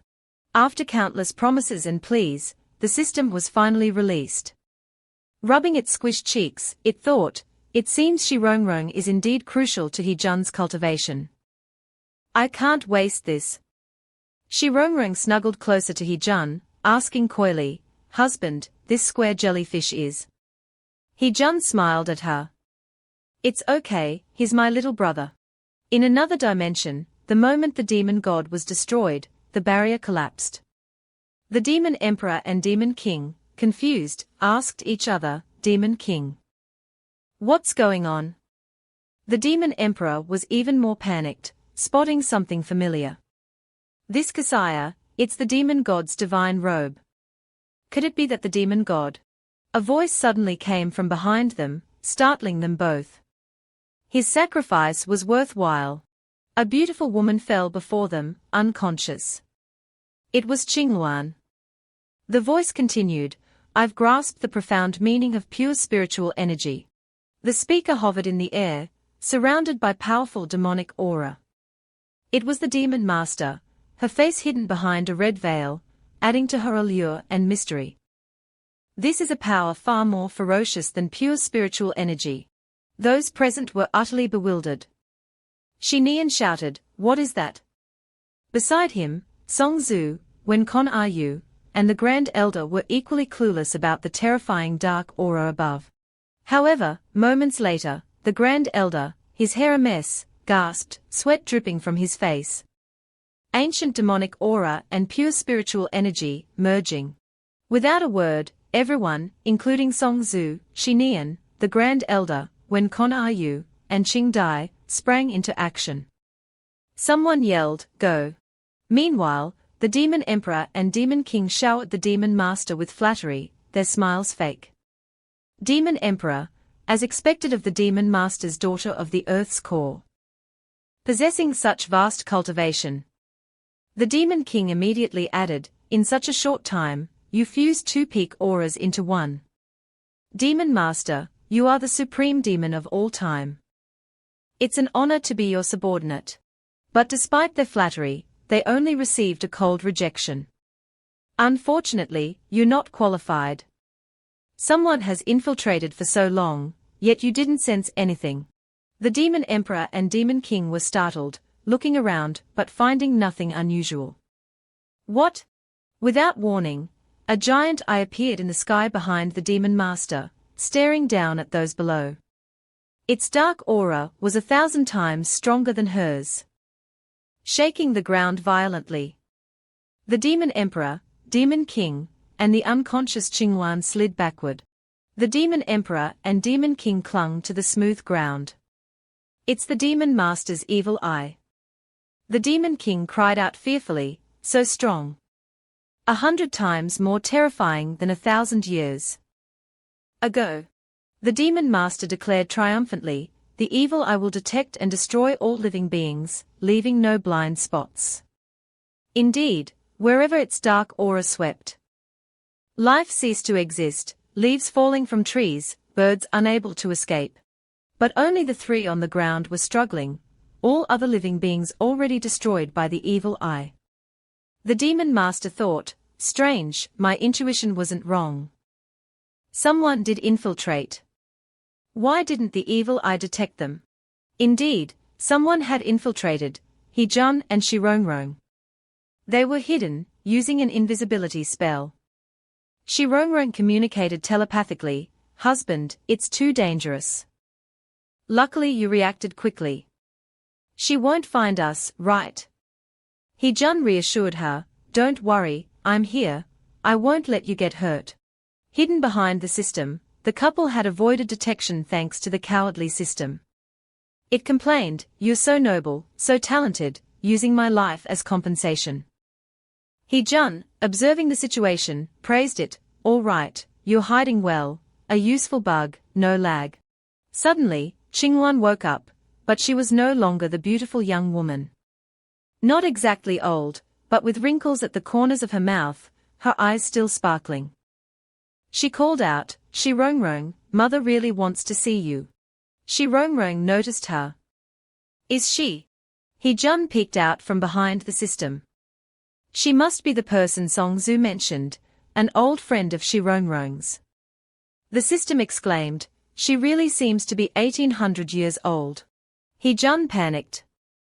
"No good. If this continues, she won't last. We have to save her." Qingwan's breathing became more labored. The system suddenly boasted, "Time to broaden your horizons." Shi Rongrong seemed to have guessed something. Could it be? Her beautiful eyes, reflecting the vast ocean, exclaimed, "Is that the skill to see through the meaning of heaven and earth? The eye technique that can see through all disguises?" The system agreed. "Exactly." However, Shi Rongrong recalled past experiences with the eye technique, both physically and mentally torturous. A man blinded, screaming in agony, "Ah, my eyes." Another lamented. 1,000 years of cultivation, ruined. She asked the system worriedly, but such a complex technique, even a high-level immortal cultivator could self-destruct with a slight mistake. Let alone lose all their cultivation. Shi Rongrong frowned, thinking, "Husband doing this for me is too risky." The system, understanding her concern, patted Hee-jun's shoulder. This technique focuses on the unity of mind and heart, on seeing what you want to see. Don't be hypocritical, or you'll deceive yourself. Hee-jun replied without hesitation, Then he asked the system, like this. Shi-rong-rong, moving closer, gasped in astonishment. Hee-jun's right eye glowed like fire, enhancing his gaze. The system, proud of its quick-learning disciple, asked cheerfully, "That's it. What do you see? Tell me." Shi-rong-rong admired Hee-jun immensely. He mastered it so quickly. As expected of my husband. The glow in Hee-jun's eye intensified, seemingly difficult to control. This is too clear. Seeing what he wanted, he said, two auras are merging within her body. Shi-rong-rong said, I sensed it too. Pure spiritual energy and demonic aura merging will create a power 1,000 times stronger, very similar to husband's aura. Hee-jun, looking at her, continued, but their fusion is still immature. There's a fatal weakness. He became more cautious. He touched his head, asking uncertainly, Shi-rong-rong, normally, pure spiritual energy can suppress demonic aura, right? She replied, yes, pure spiritual energy naturally counters demonic aura. But, she has fully merged both auras. I'm afraid pure spiritual energy won't be effective anymore. But Hee-jun suddenly said, it's okay, I have a way. He thought, if she has a part completely untouched by spiritual energy, there might be a rejection reaction. That means, after he claimed to have a solution, both the system and Shi-rong-rong were curious about his plan. Hee-jun embraced his wife, looking into her eyes affectionately. Shi-rong-rong, can I borrow your pure spiritual energy? Completely under his spell, she agreed immediately. They shared a gentle, loving kiss. Husband's aura, filling my body. The evil eye and demon master suddenly noticed something, both startled. Huh? Hee-jun used his spiritual power to shield the demon master, shouting to his wife, Shi-rong-rong, now. Take her away. Shi-rong-rong, empowered by his support, rushed towards Qingwan. Okay. She used her spiritual power to pull Qingwan away. The demon master was surrounded by dark aura. Hee-jun quickly lunged at her. The demon master sneered at him. Mortals are so timid. Possessing such power, yet not knowing how to use it. She used the ribbons on her dress to attack Hee-jun. Such low-level tricks, embarrassing to even watch. The red ribbons wrapped around Hee-jun's waist, pulling him towards her. You don't think that releasing a bit of dark aura, as a cover would prevent me from finding you? Hee-jun, seemingly unfazed by being tied up, said cheerfully, not really. But I suggest next time, before tying me up, you should tie my hands first. The demon master was surprised. What? He raised his hands and reminded her kindly, you're a demoness after all, you should protect yourself better outside. Unaware of his intentions, she said calmly. Really? Then you're strange. But I'm no longer afraid of pure spiritual energy, you should worry about yourself. Suddenly, Hee-jun lunged forward and touched her chest. She screamed, ah. You? She gritted her teeth angrily. How dare this mortal think of me like that? But if it weren't for his sudden attack, I would have forgotten I have these. But she quickly panicked, sensing an unusual change. No, this tingling and swelling sensation, so strange. Could it be? I haven't fully controlled the divine and demonic aura. She trembled and moaned, No, it's too much. A beautiful black-haired girl, her clothes disheveled and torn, moaned, gentler, I can't take it. Hee-jun and the demon master fought in the sky. Below, two figures observed the battle. The dark-skinned man exclaimed, doing such obscene things to a powerful demon master. Truly, a role model. The demon emperor beside him seemed envious. The demon master looks very comfortable. Blushing, she thought, damn it, if I had known he dealt with enemies like this, I would have seized the opportunity earlier. The demon master fell to the ground, her face flushed, and said, "Outrageous. Treating me like this." She declared indignantly, "I will not forgive you." A giant red eye appeared in the sky. Wait for the evil eye's judgment and turn into mincemeat. As soon as she finished, the eye unleashed a terrifying red light, engulfing the sky. But He-jun wasn't afraid. He yelled, "Wah!" and charged towards the giant eye, surprising the demon master. "What?" he said as he flew. "Before, I was lost, unsure which tricks and habits to use as my own skills. But now I realize, all tricks are just decorations." He reached towards the eye. He pulled out a dark-skinned girl, let's call her Xiaohei, from the giant eye. The feeling of reality is invincible. The girl exclaimed, "Rua! I saw a figure in that giant eye, an unexpected harvest." He completely pulled Xiaohei out. Xiaohei blushed. "Rua, so strong." He then held her, startling her. "This isn't bad, I'll have the system adjusted a bit, make it my personal weapon. Just a bit too big." As soon as he finished, Xiaohei shrunk to the size of a doll, impressing him. Oh, so obedient. The demon master was stunned. How is this possible? The evil eye I nurtured for 1,000 years has never shown such a scene. He-jun suddenly turned to her, startling her. "Ah?" He held her and said, "You're not much better. If you don't cooperate, you'll be like her, waiting to be erased by me." The demon master trembled. "Don't you dare humiliate me." He-jun said coldly, "You think I care about you?" He thought, isn't it because the person who needs pure spiritual energy is too embarrassed? He thought of the intimate moments with Shirongrong. I feel like these images, perhaps, maybe, probably no, absolutely cannot be revealed. He grabbed the demon master's hands, pinning them behind her back. She screamed, "What kind of cooperation is this? Beast?" He said, "Move again, and I'll really erase you." The Demon Emperor and Demon King watched in stunned silence.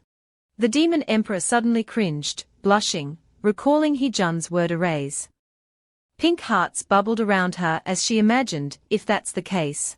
She approached He-jun, blushing, and pulled his hand to her neck, leaving him dumbfounded. Then she hugged him and said, "Want to tie someone up? Then tie me up too. No matter what, I'll follow the Demon Master." He-jun and the Demon Master were speechless. The Demon King, witnessing this, face-palmed. "Demon Emperor, if you can't do it, just surrender."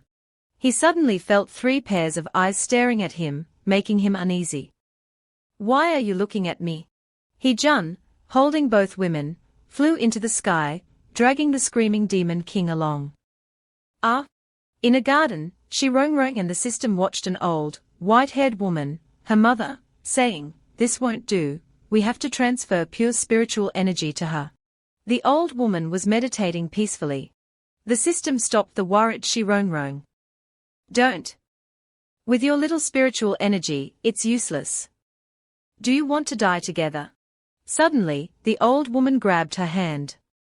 "Shirongrong, so beautiful, so good. You didn't grow up to look like him at all." Shirongrong asked, "Who are you talking about?" Her expression turned cold.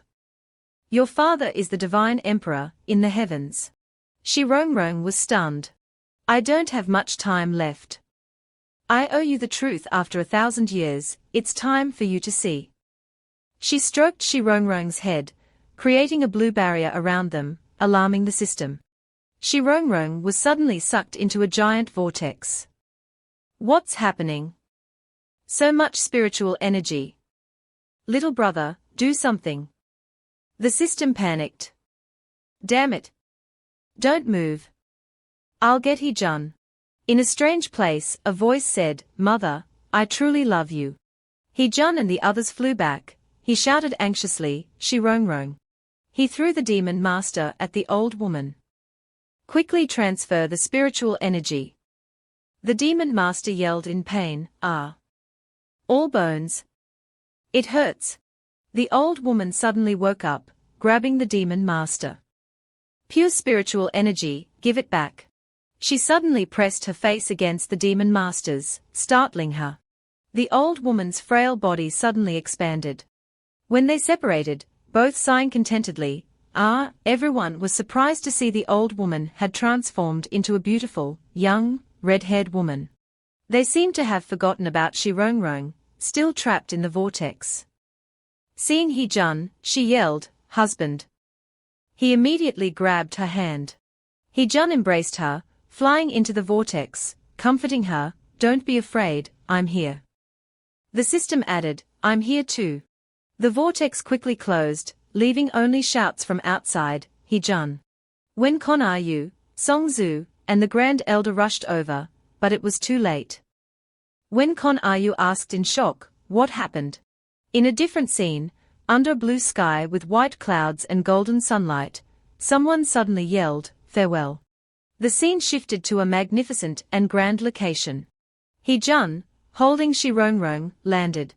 They looked around. "Where is this?" "It's quite beautiful." The system said dramatically, "It's a dream seal. You're now inside the immortal's nightmare." Shirongrong said worriedly, "I've never heard of it." The system continued, "This is a unique spell of the immortal realm. The caster seals away unwanted memories to suppress painful emotions." Shirongrong said sadly, before casting the spell, she said, "This is the truth about my background. It seems my birth was truly a disgrace to her." He-jun comforted her, "She gave birth but didn't raise you, she's a stranger. We are here to learn about your background, don't be sad for a stranger." Shirongrong said gratefully, "Husband, I'm glad you're here with me."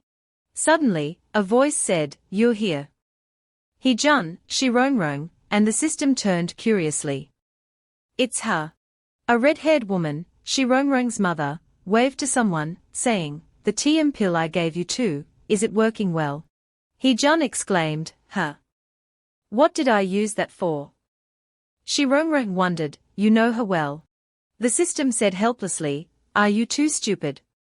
I told you this is her dream, of course she can't see you." Just as the system said, Qing-lone ran through the two of them, leaving them dumbfounded. The pink-haired girl seemed thoughtful and said, "That makes sense."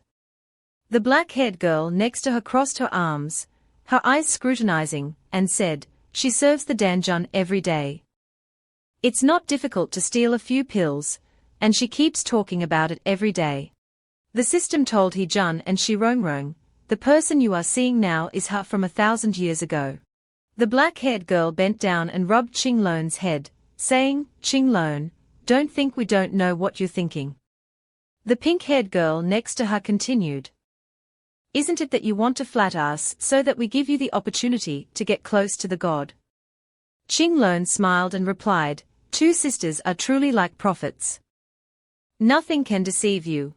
At this time, Qing-lone showed a confused expression, "You two also know, I'm just a little bird. Back then, if the god hadn't given me a sip of holy water, I would have died. How could I have had the opportunity to come to the immortal realm? I approached His Highness only to repay my gratitude. I still need to ask two sisters for help." Qing-lone rubbed her hands and continued, "I heard that His Highness has not yet married. All because of the two sisters taking care of him. When you two have a high status, please don't forget this little fairy." The two girls were overjoyed at being flattered. The pink-haired girl covered her mouth and chuckled, "You're quite sensible." The black-haired girl continued, "The two of us are destined to be His Highness's people. How can the other female immortals compare to us?" The pink-haired girl waved her hand and revealed, "His Highness has just finished his closed-door cultivation, and wants to drink the immortal dew of Qianchu. Now there's no one to take care of him. Go secretly, we'll pretend we didn't see you." Qing-lone bowed, thank you two sisters. You are truly worthy of being future divine consorts, so magnanimous." The two girls walked calmly, not forgetting to praise Sharp Tongue.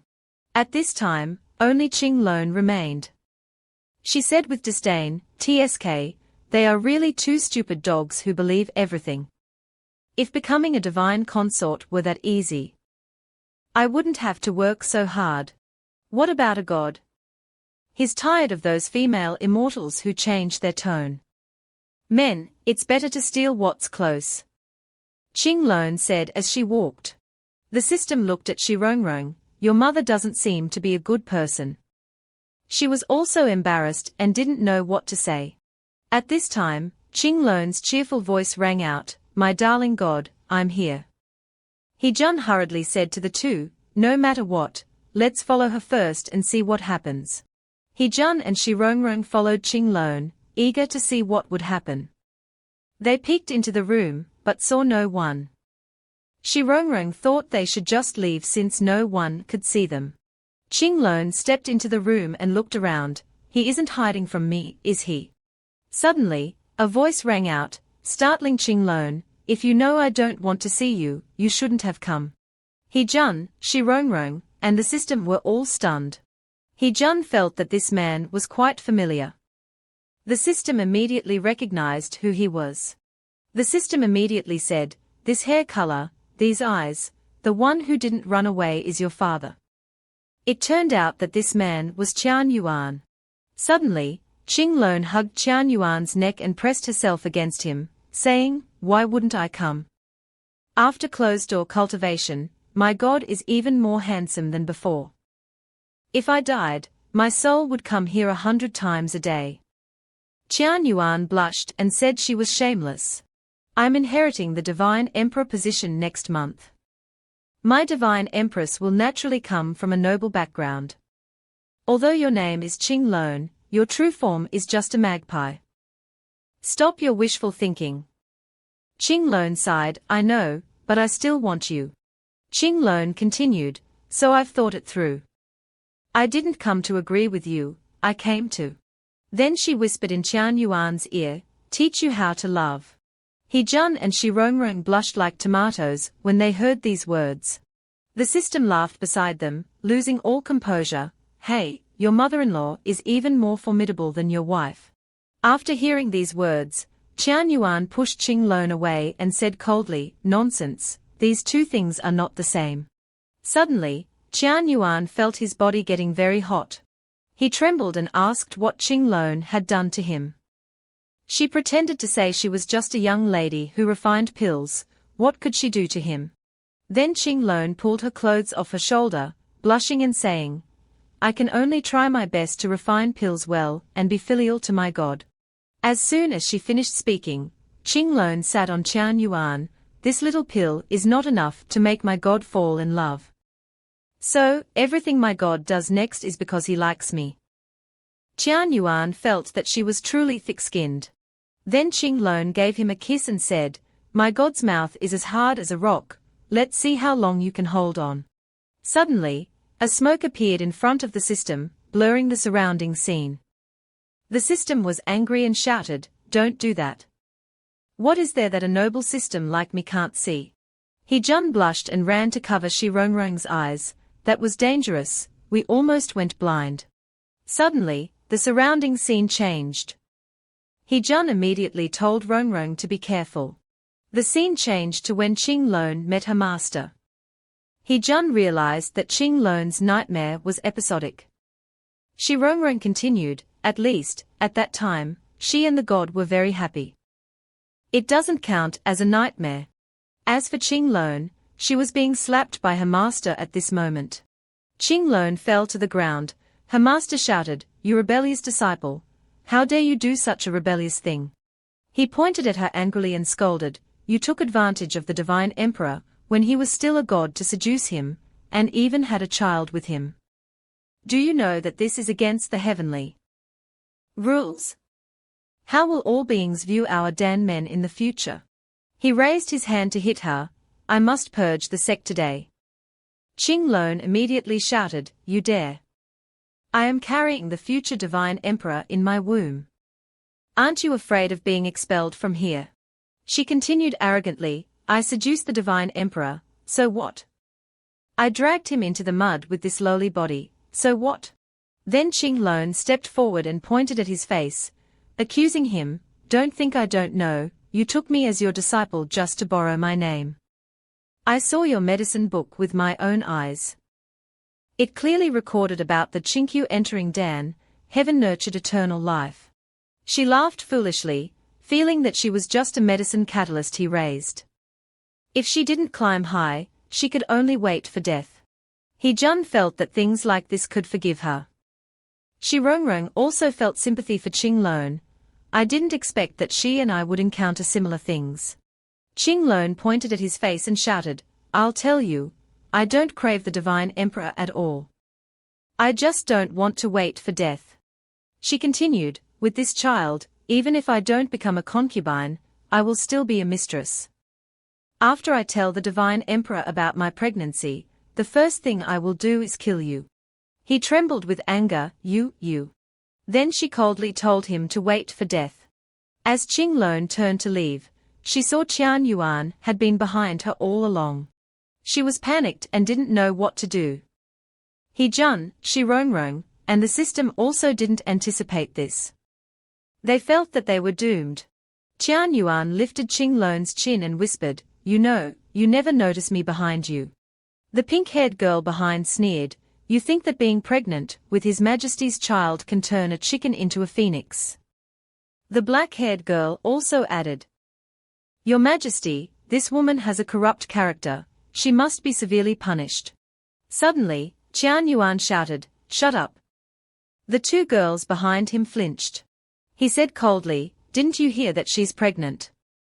Decree, Ching Lone has made a contribution by being pregnant with the divine child, conferred the title of concubine. The two girls couldn't believe their ears. What? Qian Yuan turned to look at the two girls with cold eyes. You two can't even hear clearly, then there's no need to stay and serve by my side. The two of them immediately knelt down and trembled. We dare not do it again, Your Majesty, please forgive us. We will immediately convey Your Majesty and consort's decree. Some time later, Ching Lone's belly grew bigger. Seeing her belly grow day by day, Qian Yuan became happier. He smiled gently and said, It's so quiet, it will definitely be a strong and stable child in the future. Ching Lone then said that the baby was only over a year old and still very small. Qian Yuan smiled and said that he would spend more time with the baby in the future, so that it could be more like him after birth.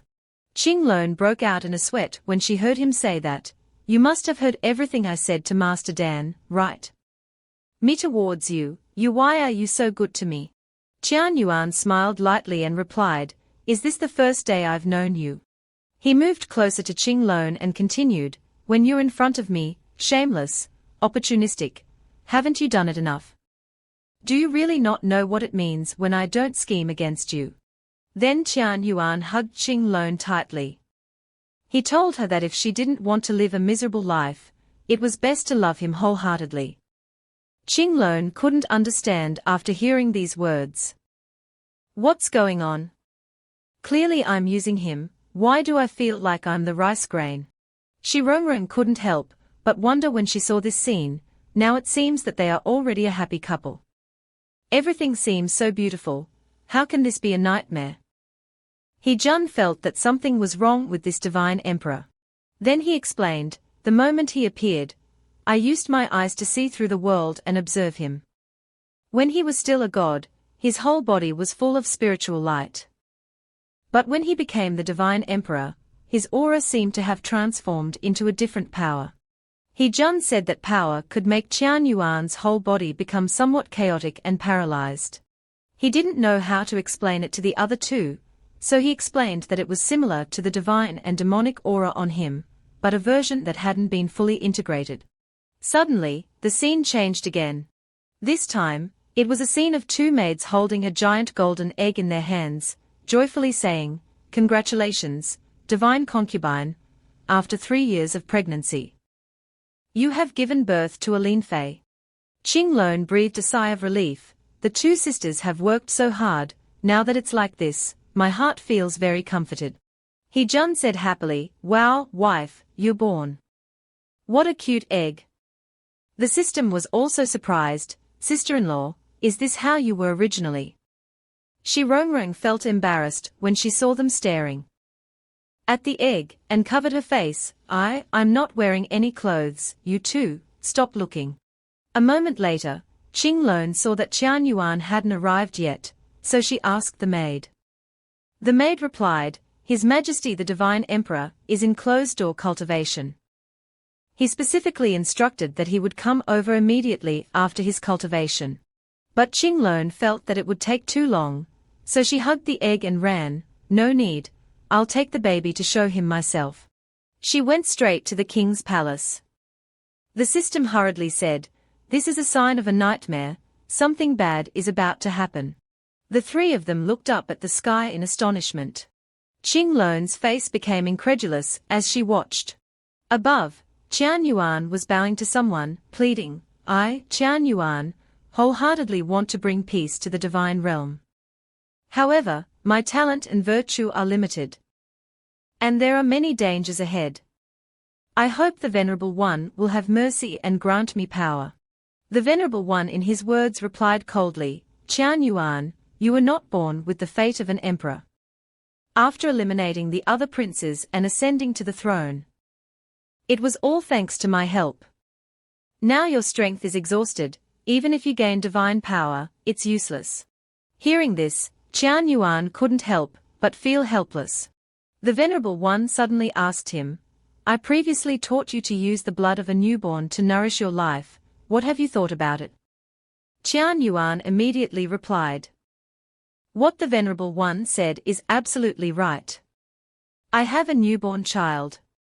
When it hatches, I can extract its flesh and blood. Hearing this, the Venerable One said, Why wait until then? Then he used his magic power to capture Qinglong and the egg. He coldly told Qian Yuan, Since it's come to your door, just eat it. The Venerable One calmly snatched the egg and continued, If you're going to use its flesh and blood, why wait for it to hatch? Come here and eat it. I will grant you divine power to establish your legacy. Qinglong shouted helplessly, No.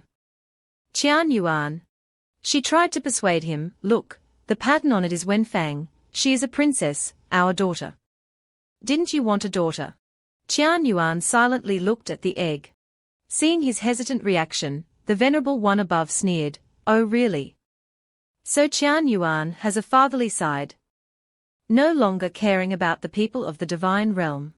Hearing this, Qian Yuan seemed to have made up his mind. He trembled and whispered, Qinglong, I will treat you well. We will be fine even without children. Qinglong's tears flowed as she found it hard to accept, No. He shamelessly swore to her, I swear that after the child helps me become the overlord of the three realms, I will definitely compensate you. He Jun wanted to run up, but the system pulled him back, What are you doing? This is a memory. Your wife is in trouble, she can't be by your side right now. Even though he heard that, he was still stubborn, but no one can save her. Qian Yuan was cruelly crushing the egg. He Jun rushed forward anxiously, No one can save her at all. He quickly grabbed the egg from Qian Yuan's hand. Suddenly, a loud noise made He Jun's father's eyes widen in surprise. The ground below suddenly cracked open, forming a deep pit. This scene surprised the Venerable One above. Divine and demonic aura, where did it come from? The egg in He Jun's hand suddenly moved. Then it fell straight down into the crack below. Seeing this, he wanted to jump down, but Shirong anxiously grabbed him, Husband, don't go. No way, so it was you. Qinglong jumped down without hesitation. She seemed to have no regrets, letting herself fall, despite Qian Yuan shouting her name, Qinglong. He became very panicked, his face pale, calling her name in vain, Qinglong. The Venerable One above was surprised to realize, divine and demonic aura, besides me, there's actually someone else in this world who can use divine and demonic aura. Where? Come out. He then continuously controlled the demonic aura threads to attack randomly. The system was terrified when it saw this scene, It's over, it's over. Your released energy is too strong, even the dreamscape is about to collapse. Don't be sad anymore. He Jun used his hand to block the attack. He became serious, strong enough to do it even in a dream. I want to see who you really are. Suddenly, Hee-jun's expression became very surprised. How is this possible? The Venerable One's magic threads continued to strike the ground, causing it to crack and shatter. It couldn't hold on much longer. What should come will eventually come. The ground beneath their feet shattered, causing them to fall. The system quickly said, "Get ready, we are going out." A voice suddenly came. Divine Emperor Qian Yuan lost his wife and child. To stabilize the court, he will officially hold a wedding ceremony with the Divine Empress next year. Shi Rongrong was startled when she heard the voice. She hurriedly asked, "Where did that sound come from?" As they fell, they looked over at the stone with some surprise. Hee-jun realized in astonishment, This is not the content of Qing Loan's dreamscape. It's probably because we disrupted the order, creating cracks in time and space. Now it seems that after Qing Loan left, Qian Yuan's part will continue. As soon as he looked closely at the woman standing next to Qian Yuan, Hee-jun was surprised to recognize, wait a minute, this Divine Empress. It's her. That person was none other than the Demon Lord. The scene changed. At this moment, the Demon Lord was being choked and interrogated. Where did you take Hee-jun and the others? She struggled to answer. The demon army can naturally only take advantage of others' danger. Hearing this, Qing Yu became very angry. She shouted, "You want to die?" Hee-jun and Shi Rongrong appeared at the right moment. He hurriedly said, "Don't do anything, I have something to ask her." Songzu and Qing Yu were overjoyed to see him. "Hee-jun, are you all right?" He landed and replied, "I'm really sorry for making you worry." Qing Yu turned her head away and said embarrassedly, "Not that worried, just afraid that no one can restrain the demon race." Songzu smiled and asked her, "Isn't the demon race completely suppressed by you?" "That's a lame excuse." The demon emperor suddenly knelt down in front of Hee-jun. She pleaded sincerely, "My lord, please don't make things difficult for our demon lord. I am willing to bear all the punishments." The demon lord was extremely surprised to see this scene. "Demon Emperor, why are you?" She lowered her head and smiled. "Demon Lord, I don't know, in your eyes, I am an ugly and uncompetitive person. But how should I put it, you are my master, I can't just leave you alone." Then the demon emperor turned and hugged Hee-jun's leg tightly. She pretended to be pitiful and pleaded, "In short, I've come to beg you for help. I beg you, I'll do whatever you say, as long as you spare the demon lord, I'm willing to do anything." Seeing this scene made Songzu a little puzzled. Although it looks very sad, why do I feel like she wants a reward?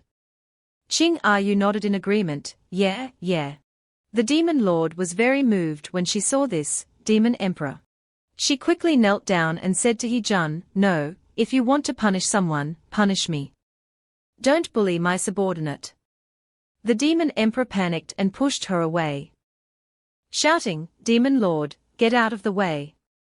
This man is very ruthless, you can't stand it. I have plump flesh, don't worry about me." The two of them kept arguing, let me. The demon emperor shouted angrily, "Get out of the way, don't fight with me."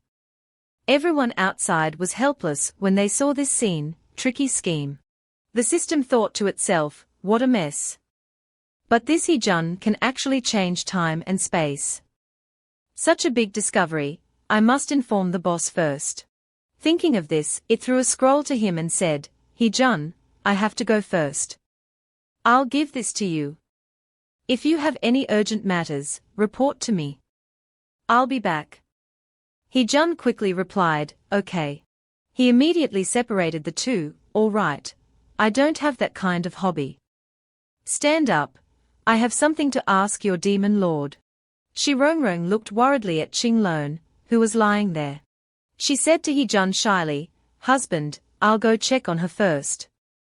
He gently replied, "Okay, call me if anything happens." After saying that, Hee-jun turned to look at the demon lord with a serious face. She asked fearfully, What do you want to ask?" He asked coldly, "Divine Empress, before you threatened the demons, what did Qian Yuan do to you? The demon lord was very surprised when she heard him ask. She asked him tremblingly, how did you know? Suddenly, something appeared on the demon lord's body. She said sadly, this name, I'm about to forget it.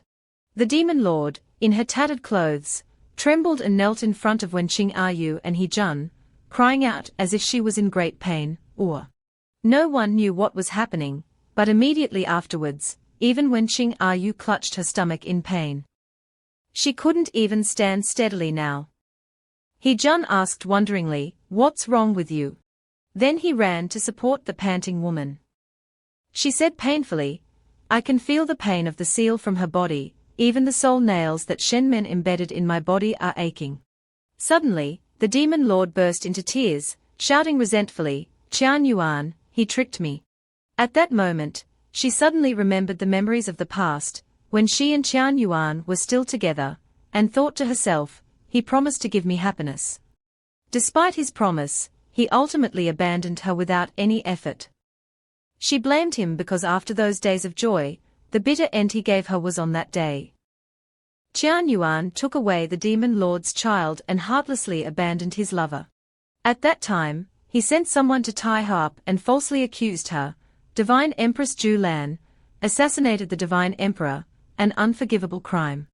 He didn't hesitate to frame and torment her, and even dared to talk about love and righteousness.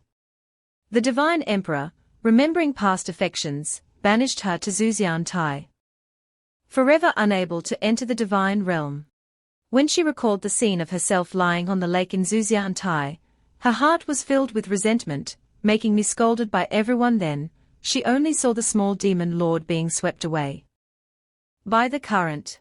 Back in reality, after recounting the events of the past, the demon lord became agitated, her whole body radiating a scarlet aura of resentment. She roared, I hate him. I hate him. As for Wenqing Ayu, after the demon lord's outburst, she also cried out in pain, and collapsed to the ground. It seemed that what she said was true, she fully felt the suffering of the other person. The two girls in this state really made He Jun feel awkward and unsure of what to do. What should I do?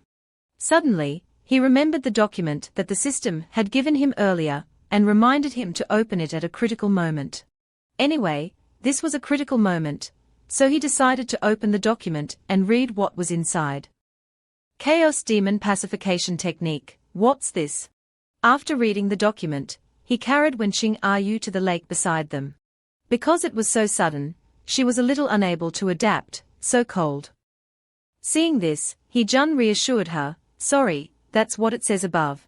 Next, he also carried the demon lord to the lake, but she struggled and refused to go down, so uncomfortable, let me go. But of course, he couldn't let her be like that, so he tried to hold her back while she still resolutely refused to go down and struggled, I don't want to.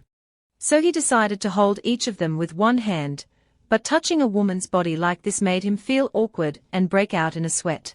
Although he was very embarrassed, he had to do as the document said. Even if he didn't want to, he had to take off the two girls' clothes so they could be completely submerged in the water. He said to them, excuse me, face each other, I'll perform the technique. Wenqing Ayu was also very embarrassed by this situation, but she still obediently replied, then hurry up, don't torture us. As for the demon lord, her face was completely red. She stammered, it's been thousands of years since anyone has seen my body, you brat. At this point, He Jun had no other choice. He had to quickly perform the technique to relieve them. So he immediately formed a seal with his hands, muttering the incantation. God follows the heart, once activated, enter the soul. At this point, he felt fortunate that Shi Rongrong wasn't present. Damn system, making up this kind of thing. Fortunately, Shi Rongrong is still worried about her mother and doesn't have time to pay attention to me. If she knew that He Jun was with two girls in such a state, she would definitely be furious. Then he finished reading the incantation and shouted, enter. He lowered his hands to the surface of the water. As soon as he finished speaking, the surrounding sky suddenly darkened. and thunder and lightning appeared everywhere. The two girls were also affected by the electric current from the lightning, causing them to cry out in pain, ah. But it was unknown whether it was pain or something else, as when Ching Ayu's cheeks flushed red, and she was sweating profusely. Even the demon lord was the same. The two girls didn't look like they were in pain. The scene changed to Ching Lon's place. Finally, after being cared for a while, she woke up. As soon as she opened her eyes, she let out a sound, Immediately afterwards, she exclaimed, ah. When she discovered that there was someone else beside her. Rongrong was a little surprised to see her mother wake up. But when she saw her daughter, Ching Lon refused her care and said, "Let me do it myself, don't bother." Seeing this, Rongrong disagreed. She said resolutely, "Why? What's the trouble with me feeding my mother water?" Then she helped her mother up. Ching Lon was a little touched and called her daughter's name, Rongrong. Rongrong also handed her mother a glass of water and said, "All right, quickly recover your strength." At this time, she smiled and gently said to Ching Lon, "After drinking, let me tell you what happened afterwards." Immediately afterwards, she placed her hand on her chest, her voice like a declaration, "If there's any grievance, I will seek justice for you."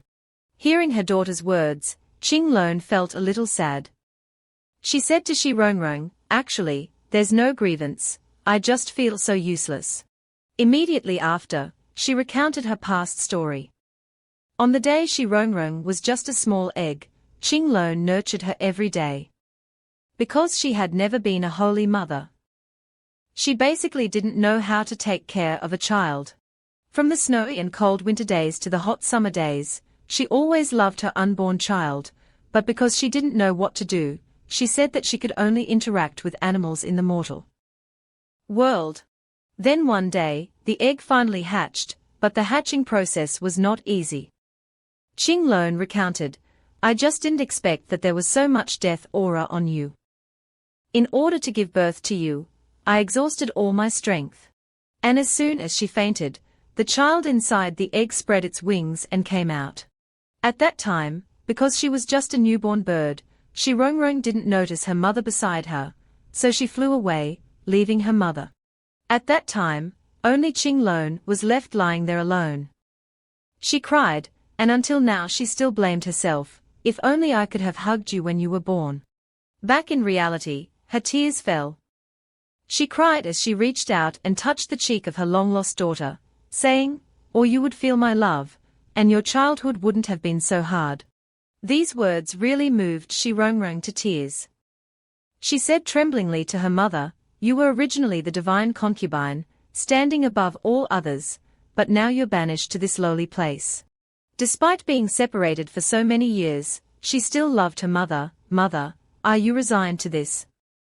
Ching Lon hugged her daughter and replied, "At first, I wasn't, but since having you, remembering that you could live a life different from mine, I gradually adapted." While they were being sentimental, when Ching Ayu and the demon lord suddenly walked in, surprising them.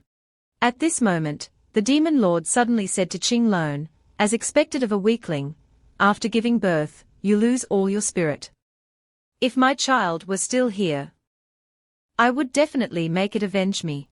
Hearing this, Ching Lon retorted, "If you want to cry, get out and stop disturbing our mother-daughter reunion." But she still didn't stop, continuing, "But everyone knows you're my unambitious senior. I wouldn't absorb your spiritual energy anyway, it's too much of a blow." Seeing them tense with each other, patted the demon lord's head and reminded her, "Enough, I just saved you, and you're talking to my mother-in-law like this, is that reasonable?" The demon lord, reprimanded by him, changed her attitude 180 degrees. She said with embarrassment and grievance, "HMPH, stinky man, you don't give me any face at all." Ching Lon was suddenly surprised by his words. She asked curiously, "Mother-in-law?" So she got out of bed to get a better look at her son-in-law. "You little brat are quite handsome, let me see." Seeing this, said embarrassedly, not really handsome. You flatter me, you flatter me." At this time, Rongrong also came over and said to her mother, "Mother, isn't my husband very capable?" Qinglong assessed him and replied, in my opinion, he's too outstanding. I feel like his romantic life isn't reliable." But she added, "But my eyesight has always been poor. Anyway, reality proves that you must be very good." She even gave Hee-jun a thumbs up. He replied politely, "Thank you, I'm not happy at all with this compliment." After the introductions, they moved on to the main topic. He started by asking, "But, mother, I have something to ask you." Qinglong replied, "What is it?" Then he voiced his question. "Do you have any way to contact the divine realm?" He recalled the man standing high in the sky earlier and thought to himself, if we don't clarify that man's identity, we won't be at ease. Who is he? At this time, Qinglong replied, "Yes, I also asked people to tell them before, according to the divine realm." Leaving aside the matter of contacting the divine realm, let's switch scenes to a certain mountain. On the mountain, there's a flight of stairs leading to the summit. At this moment, a voice suddenly rang out, "It's at Zushen Peak." It turned out to be Qinglong's voice. At this time, they all went up the mountain together. Qinglong continued, "As long as we get the consent of the ancient phoenix bloodline on the summit, we can enter the divine realm." Then she turned to her daughter and said, "Rongrong, you are the inheritor of Qian Yuan's bloodline. It's just that you were injured during pregnancy, and you haven't been able to awaken your blood spirit yet." She continued, "If we can obtain the phoenix blood lotus, with just 3 drops of my heart blood, you can become a true goddess." Rongrong understood everything and replied, "So that's it." Then Qinglong said, "It's just that there are too many strange divine beasts guarding the phoenix. It's very difficult to find it." "You don't have to." But before she finished speaking, Rongrong interrupted her. She gritted her teeth and said, "No, I have to go." Immediately afterwards, she looked at her mother with determined eyes and continued, "Those who betray feelings and sincerity will pay a heavy price." Qinglong was touched by her daughter's words and called her name, Rongrong. At this time, Hee-jun also came to Rongrong's side and said, "I'll be by your side, teach that father a lesson."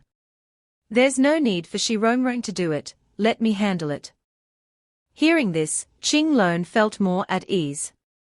She said, "Rongrong, it seems that what I couldn't achieve, you really did it for me." Suddenly, the demon lord spoke up, reminding them, "I'm going too.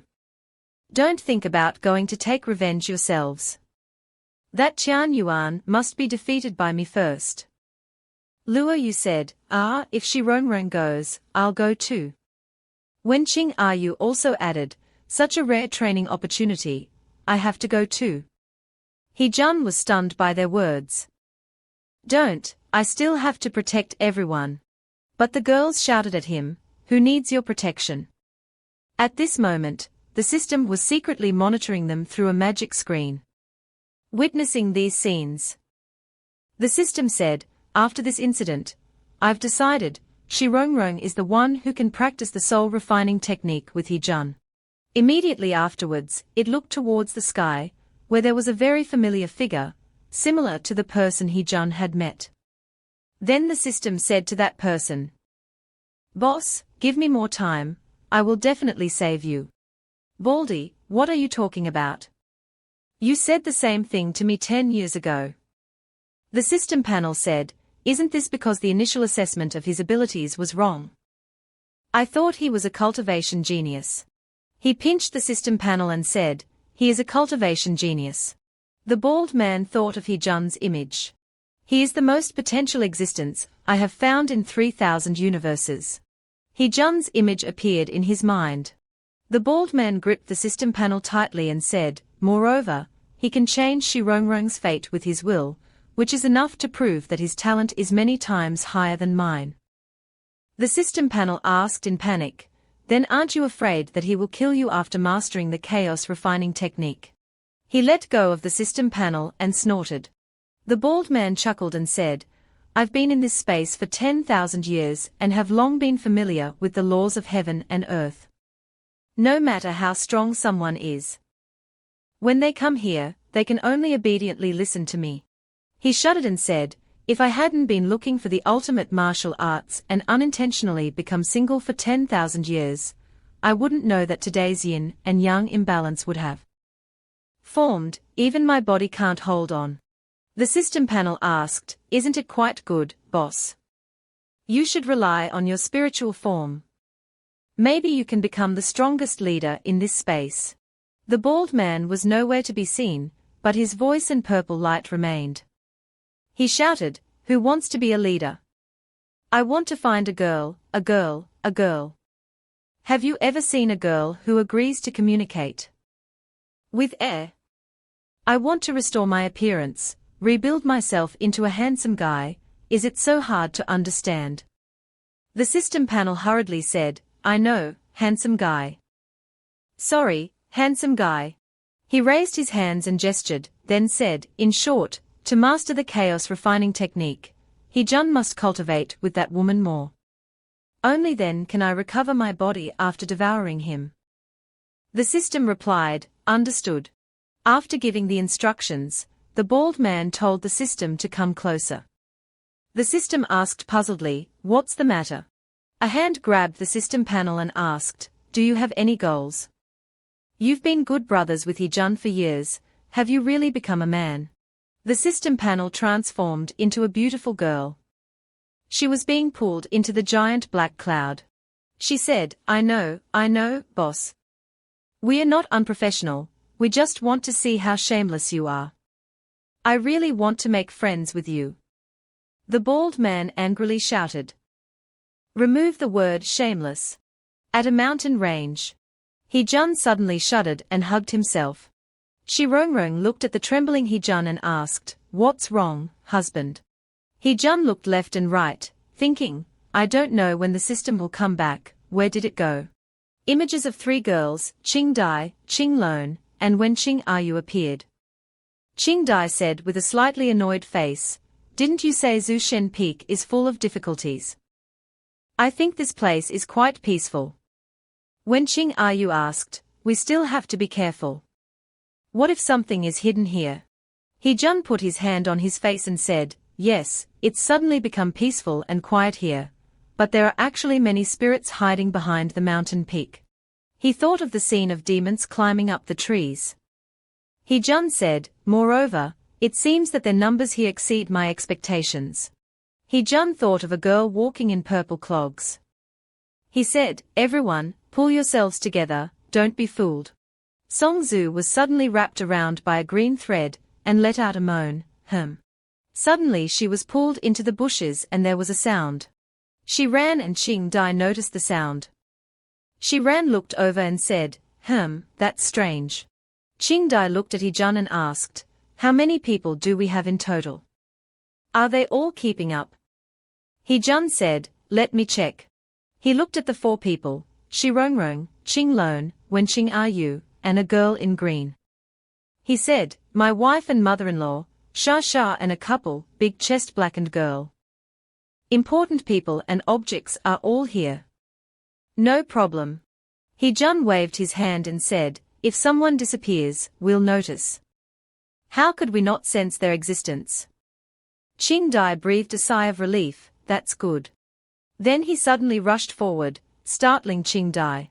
A girl appeared in the forest. Someone shouted Song-zu's name.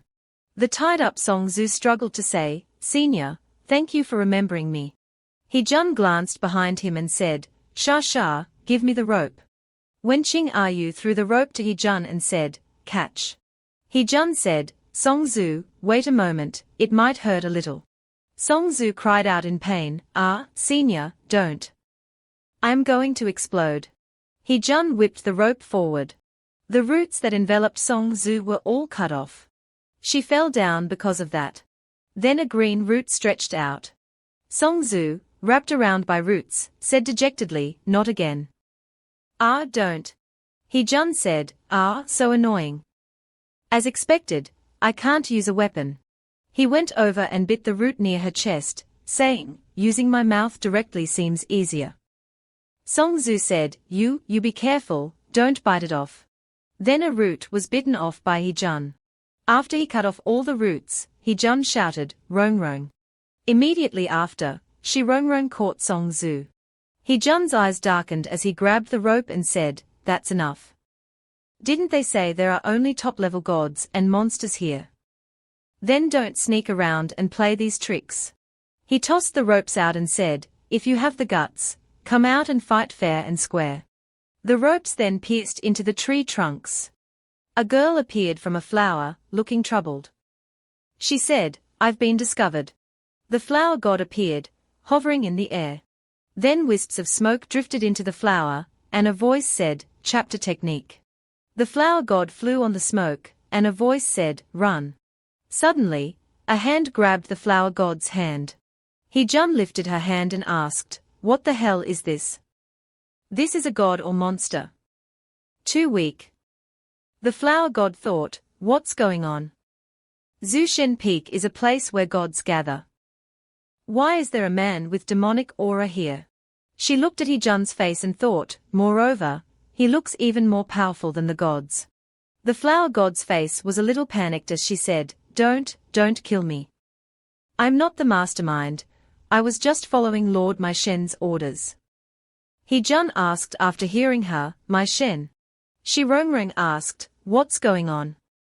A girl said, "Flower god, you really are a good for nothing. After I deal with those people, I'll definitely eat you." A rock with sharp points sprouted, and stones fell around it. The flower god jumped up in panic and said, "I'm so sorry, Lord Mai Shen, I'm inherently useless, sob, sob, sob, I've tried my best." Hee-jun looked up with a cold face and asked, "Mai Shen, could it be the earth vein?" A giant rock with a human-like body and a monstrous face appeared. It said, "You have some understanding. I haven't seen a spirit like you in thousands of years." He seemed to be Mai Shen. Mai Shen said, "The last time I saw you, you were still an egg in the clouds." Hee-jun looked up with a smile and said, "Oh, so you know that, huh?" The figure had golden light around it.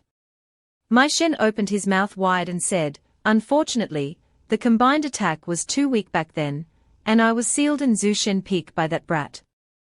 I've been starving for thousands of years. A mixed demon god like you, I didn't expect to see you again. How should I put it? I want to eat you." Mai Shen opened his mouth wide, drooling as he looked at Hee-jun and the flower god. A red bird flew out from somewhere. Then, black and purple light appeared around when Qing Ayu and Song-zu. Qing Ayu asked, "What's going on?" Song-zu asked, "The demonic energy on him is weakening." Shi Rong Rong held the hand of a person in red clothes. Shi Rong Rong said, "Mother, don't let go of my hand." A voice said, "I even want to eat the bugs you bring at night." Hee-jun sighed and said, "I told them, gods and demons, if you can't get along, then intermarry. Their tone is all the same." He pointed his finger angrily and said, "Bugs, bugs. The one who called us bugs last time, the scar on my butt is already 8 feet long." When Qing Ayu and Song-zu were trapped among the high mountains, Song-zu's hand emitted a pink light and said, "And you too, what kind of monsters are you? You keep saying you don't need my help. But in the end, you should be less competitive." Qing Ayu's hand emitted a purple light and said, "I don't need you, I won't die." Hee-jun smiled and grabbed the flower god's hair, saying, "You're good, flower god, I'll borrow your hair for a bit." 3 girls, Song-zu, Shi Rong Rong, and Qing Lone, were all trapped in ropes. Hee-jun looked at the 3 of them and said, "Then I'll save my wife first." Then Hee-jun went forward and grabbed the root. The flower god exclaimed, "Whoa, ah." Hee-jun grabbed Shi Rong Rong's hand and said, "Can't be soft-hearted, sorry, mother-in-law." When Qing Ayu and the girl in the green dress flew into the air, surrounded by purple light. The girl in green asked, "Why? You're really not going to save them?" When Qing Ayu said, "Not saving them, we have no relationship anyway." Mai Shen laughed, "Ha ha ha ha, demon women are truly interesting with their duplicity. You two have a decent cultivation level, but it's a pity, here, demonic power can't be used." A girl appeared. He said, "Such beautiful women, I really want to squeeze you dry." Then a scream was heard, "A." Hee-jun chuckled smugly and said, "I think you shouldn't touch demon women. If those two get angry, you won't have a good time." A white-haired girl holding a giant red eye asked, "What are you looking at my head for?" Mai Shen looked up and asked, What? Xiao Hei appeared, raising her foot in the air. Mai Shen looked at her and said, "Impossible. How can a demon take advantage of my carelessness and get on top of me?" No, on her, there's also life force." Hee-jun smiled and said, "I didn't expect her to be on me for so long, she could actually absorb my aura." Shi Rongrong looked at Hee-jun and asked, "What's on you? And since when did you hide from me to go find another woman?" Hee-jun looked at her and said, "It's not like that." He hurriedly waved his hand and said, "She's just looks like a woman, actually she's a pet." Xiao Hei looked up at the giant red eyes. Mai Shen was stabbed by the girl. He yelled, "A." "It hurts. It's like being burned by a god." The girl said, "How is this possible?" After only being tamed by him for half a day, the evil spirit's eyes have increased their power 100-fold. This is truly stronger than usual, impossible. Then Hee-jun fell down with the two girls. He pulled a girl and "When Ching are you?" He said, "Let's go." The three girls, Shi Rongrong, Ching Dai, and Ching Lone, looked towards Hee-jun and said, "As expected of senior Hee-jun, the reinforced protective shield can easily avoid the evil spirit's attacks." They were surrounded and protected by a golden ball. A black aura appeared and said, "Damn it, I'm dead. Phoenix, even the phoenix won't spare you." The flower god trembled and turned purple, her eyes tearing up as she said, This death is too ugly." She knelt down tremblingly and said, I was wrong. I'm just an errand runner, please spare my life, my lord." I'll give you flower nectar." Hee-jun said, "Shi Rongrong, should we keep her and let her take us to find the phoenix?" Shi Rongrong turned her head angrily and said, "Up to you, anyway, you've always been lenient with women. Now you're even lenient with the enemy." Hee-jun smiled apologetically and asked, "Don't be angry anymore, didn't I say it already? That evil spirit is a pet, just like a dog or cat. Would you get angry with a puppy?" Shi Rongrong snorted unhappily. Xiao Hei also hiccuped. Xiao Hei was rushing down towards Hee-jun. She kissed him tremblingly. Hee-jun trembled and said, "Get off, stop messing around." Shi Rongrong looked at them unhappily and said, "So this is how you raise pets? Puppy, are you a girl?" Shi Rongrong stretched out her hand with an annoyed face and said, "Come here." The flower god said, Don't, madam, master." She descended to immortality because of her. Being a pet isn't her style. The flower god looked at Shi Rongrong holding her hand and said, "What's wrong, madam, master?" Shi Rongrong said, "From now on, I will be your only master. Take me to find the phoenix." Hee-jun called Shi Rongrong's name. Shi Rongrong turned around angrily and said, "Don't come over here. Don't you like having someone on your left and right? Before you show your sincerity and apologize, I won't pay attention to you." Wen Ching are you, whose clothes were torn, asked, "Hey, she's angry, aren't you going to do something?" Hee-jun said, "It's okay, just a little fun." The three people, Shi Rongrong, the flower god, and Ching Lone, were walking in the forest. Shi Rongrong asked, "Is my husband following?" Ching Lone asked, "Still following." "But Shi Rongrong, it was also out of kindness to save someone, why are you angry with him?" Shi Rongrong smiled and scratched her head embarrassedly, It's so exciting. Finally got this opportunity. Arguing with my husband is something I've been looking forward to." Ching Lone's face was unsightly as she asked, Is this okay?" Shi Rongrong said embarrassedly, "Who told him to have so many women around him? Of course, I have to find a way to make him pay attention only to me." The flower god looked at Shi Rongrong and smiled, saying, "I respect master's opinion, but the road to find the phoenix is full of danger, and we are too far from your husband. Will we encounter any danger? Hee-jun looked at the three of them disappearing, and called Shirongrong's name in panic. Qinglong said, Shirongrong, we just passed this way, didn't we go to the demon realm? A foot stepped on something. In front of them were countless scattered human bones. Shirongrong exclaimed, Whoa, this is. The flower god said, I remember now. This seems to be Lin Ou Jun's place. Shirongrong asked, Lin Ou, is that a bird? The flower god said, yes, he's the phoenix's sworn younger brother. She thought of a phoenix saying, he once helped guard the ashes when the phoenix was in nirvana. The flower god thought of the two of them saying, the phoenix remembered his kindness, and kept him by his side day and night after becoming a god. She thought of a fat man saying, but Lin Ou is inherently a lecherous bird. When he saw the goddess's appearance, he couldn't suppress his nature, which led to a lot of trouble. He rushed to hug several girls, chuckling, Jun, Ai, Lian, don't run. The flower god said, then Qian Yuan implemented tyranny, and the entire divine palace was shaken. She thought of the phoenix flying towards the mountain. The flower god said, the phoenix was sent to Zushen Peak, bringing the gods to the mortal world to absorb spiritual energy for Qian Yuan. Lin Ou, without anyone to restrain him, became even more negligent. There were countless girls in red dresses and red veils. The flower god said, or maybe it was because he was looked down upon by those goddesses, that Lin Ou developed an obsession to marry many beautiful women. She said, then, on their wedding night, he would kill them to vent his anger.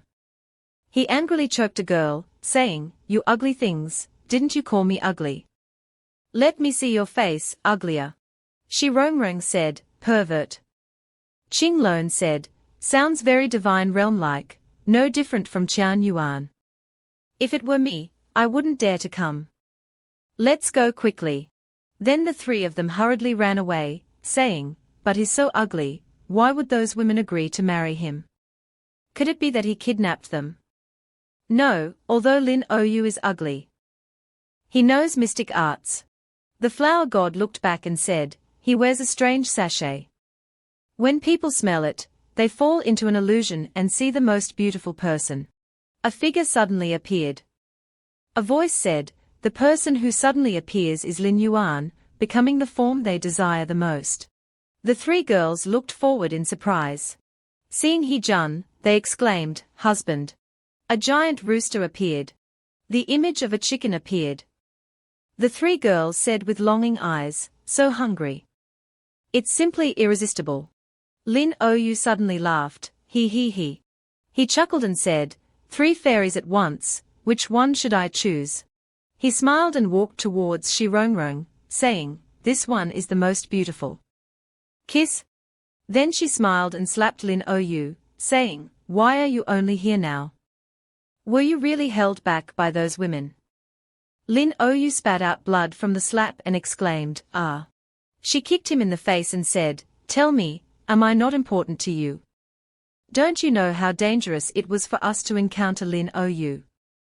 I hate you. In someone's eyes, the image of 2 people fighting appeared. When Qing Ayu looked on and asked, does she usually hit you like this at home? Shiran slapped his forehead and said, Senior, I admire your skills, I sympathize with your life. Hee-jun said, no, according to my observation, that Lin Ou has spread incense in the air, maybe with some alcohol in it. He thought of Shirongrong sitting on him, saying, Shuxian, you're so mean. I love you so much, and you're trying to harm me, sob. Hee-jun said, and Shirongrong. For special reasons, I've never let her drink alcohol. A foot rested on Hee-jun's shoulder, saying, expert. Lin Ou, his face swollen and bruised, said, expert, are you her husband? Sob, please make her withdraw her divine power, I beg you. Hee-jun looked at him with a cold face and said, you're too much. He smiled and hugged Shirongrong, saying, all right, look who's your real husband. Shirongrong looked back at Hee-jun and said, hey, what are you doing, husband? She looked on and said, "Ah, there are two husbands." The phoenix said, "Lin Ou, you look really ugly in this form." Lin Ou transformed into a brown bird and asked, What? Tears streamed from his eyes as he asked, "Brother, why would you say that? Aren't we brothers?" The phoenix said, "A crude bird like you isn't worthy of being my brother." Lin Ou flew away, saying, "No, impossible. The phoenix wouldn't say that. He said, he's always loved me the most." The phoenix asked, "Is it you who's always been helping me look after these ashes?" "Thank you." Lin Ou said, "Because I wanted to see what kind of bird would be born from these ugly ashes." Lin Ou broke out in a sweat and said, "Brother, you're really beautiful. As expected, no one in this world is uglier than me." The phoenix said, "No, in my eyes, you and other birds are no different. After all, you're not as beautiful as me, all ugly." Lin Ou cried out, "Quack, quack," and chuckled, "Thank you, I'm comforted." The phoenix said, "But you've become special in my heart. I really like small birds. Now you're my younger brother." From then on, he seemed to have found his worth. Determined to follow the phoenix. Although he felt jealous from time to time. Lin Ou transformed into a human and smiled, saying, "Phoenix God, Lin Ou has been disrespectful to me, you must punish him." The phoenix also transformed into a human and asked, "Oh, my sworn brother has always been well behaved, is it because the fairy dressed like that he was momentarily aroused? Didn't the fairy do anything wrong?" Lin Ou transformed into a crow again and said, "Monster, what's wrong with you? Don't try to break up my relationship with my brother." Rongrong's eyes rolled back as she suddenly said, "What a terrible speech." He Jun's eyes also rolled back as he asked, "Is he really in love with his own brother?" Lin Ou transformed into a bird and flew forward, saying, "Damn it, I'll stab you to death." Ran extended his hand and used the power of Wan Shi Jing Po. Countless golden objects shot towards Lin Ou, making him yell, "Ah!" His eyes were filled with orange. He asked, "What is this?"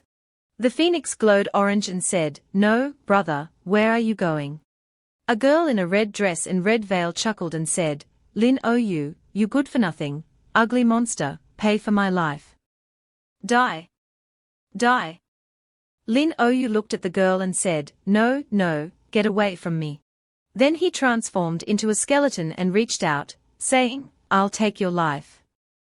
Lin Ou cried out in fear, "Help! Brother, save me." The bird's claws were like toothpicks.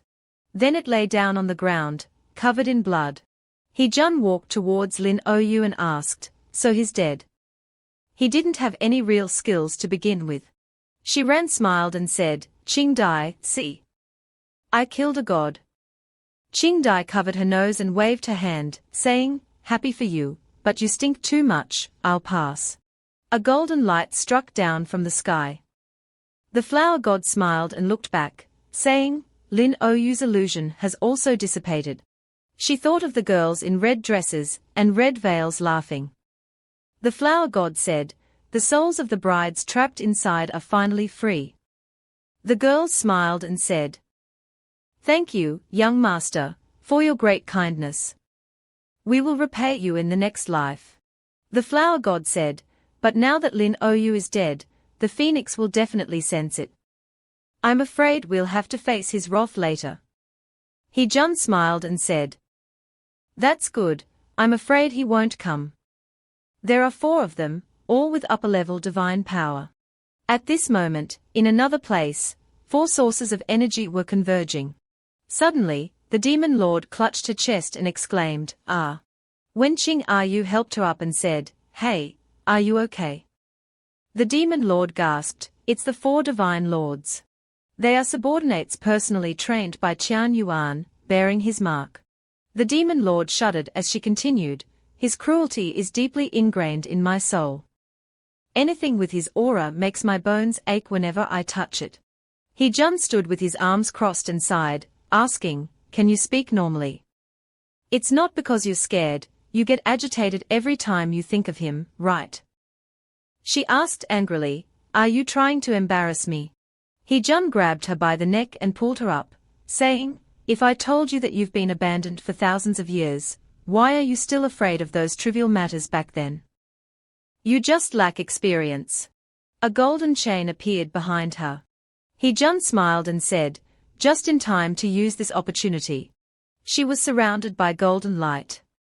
He-jun turned her around and said, practice well.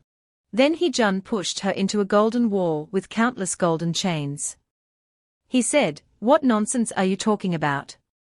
Don't come back until you've regained face for the demon race. He-jun glanced at Wenqing Ayu, who was frowning and fearfully backing away. He said in confusion, huh? Suddenly, He-jun pushed Wenqing Ayu, causing her to fall into the chain formation. He calmly said, you go too. She ran yelled, oh my god. Qing Ayu was quickly sucked into the formation, spinning around and only able to let out a painful cry of ah. She finally regained her footing, observing the scene inside, which was full of tightly interwoven steel chains. Wenqing Ayu was frightened and exclaimed, so many chains.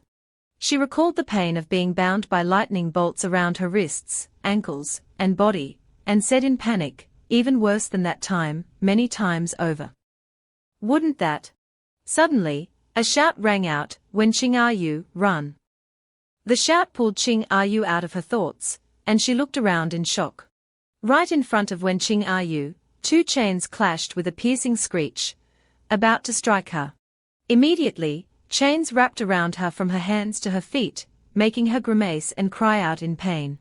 On the other side, the demon lord was also bound by chains and faced a white-haired man, who was speaking coldly, Goddess, it's been years. I didn't expect you to stray to such a lowly demon race. And now you appear before me like this. The speaker, dressed in pure white with a red dot on his forehead and surrounded by celestial energy, sneered, truly pathetic. Outside, Xinian asked worriedly, will they be all right going in there? They are both so foolish. Qingdai replied, Xinian, even if you're worried, the demon lord wouldn't be pleased to hear that. Xinian whispered to He-jun, Lord He-jun, why don't I go in and help them? He-jun shook his head, refusing, no, your bird brain has other uses. He pointed at Xinian's forehead and cast a spell, making him exclaim, I'll go. Before he could finish, huge dragons appeared before Xinian, slithering past. He gasped, this is. Xinian's mouth watered as he excitedly yelled, such a big, long worm. With that, Xinian transformed into a phoenix and flew off. He-jun waved cheerfully from below, Xinian, aren't you going to save the demon lord anymore? Xinian replied calmly without turning back. I need to eat before I have the strength. I'll be back soon. Hua Shen stood behind He-jun and said hesitantly, husband of the master, the husband of the master, the four sacred beasts, are true high-ranking deities. Your friends probably can't deal with them. He-jun replied calmly, if they are my friends, I won't let them die. He-jun looked into the distance and continued, but before that, I have two spirit pets to subdue. Behind them, pale green spiritual energy streams approached. He-jun took off his cloak. He handed it to Shirongrong and said softly, Shirongrong, add a defensive layer to this. She touched the cloak and exclaimed, oh. He-jun cast a super reinforcement spell on the cloak, making it emit a dazzling purple light. He then created a large sphere and placed Songzu, Hua Shen, and Qing Lone inside. Songzu asked doubtfully, what's going to happen again? He-jun instructed from below. Stay in there, don't come out. He turned to Shirongrong, remember to use spiritual lines to breathe. I am going to catch a cute pet for you. She widened her eyes in confusion, huh? Suddenly, a powerful purple energy emerged beneath their feet, shaking the ground. The three inside the sphere were swept away, floating on the surface. They yelled, no way. What time is it? We are still living our lives. He-jun and Shirongrong now seemed to be at the bottom of a lake, able to see fish swimming. He-jun observed the surroundings and thought, a lake, it seems this deity is of the water element. A melodious tune suddenly echoed from ahead, making Shirong open her eyes in delight. She thought, such beautiful music. They walked forward, following the melodious tune, admiring the beautiful scenery of rocks, corals, and bubbles. A pair of hands skillfully played the guqin with elegance and fluency. Before them was a girl sitting alone, playing the instrument in a giant shell. Shirong shouted, "There!" The girl had long blue hair reaching her hips, wore a blue dress, and had a small, beautiful face. She sat, focused on playing the guqin. Shirong observed and asked doubtfully, "Is this a mermaid?" Suddenly, the girl smirked, "HMPH, they took the bait." She thought, "I saw this man's wife in the retrospective mirror before, and I was extremely jealous." The girl recalled the image of Shirong frowning angrily and shouting, "Don't come near me. Aren't you enjoying your left embrace and right hug? I won't pay attention to you until I receive the most sincere apology." The mermaid girl looked at the dashing Hee-jun and thought to herself, indeed, such a powerful man couldn't possibly have only one woman. With a wink and a charming air kiss towards Hee-jun, she thought, just a little bit of spice. Hee-jun seemed to receive her signal, gazing at her with infatuation, making Shirong panic. The mermaid girl secretly calculated, then their relationship will surely break down. But soon, the infatuation in Hee-jun's eyes faded without a trace. The girl panicked inwardly, how is this possible? That's my unique charm, yet it's ineffective against him. Hee-jun whispered in Shirong's ear, "Hey, wife, I think we are too conservative now." He hugged Shirong's waist tightly and gently said, "We should have made some pretty dresses." Hee-jun pointed at the mermaid girl and continued, "I can't imagine how beautiful you would be lying on that bed, wearing a sparkling little outfit." The girl was startled and thought in a panic, "What? This bastard? I can't affect him."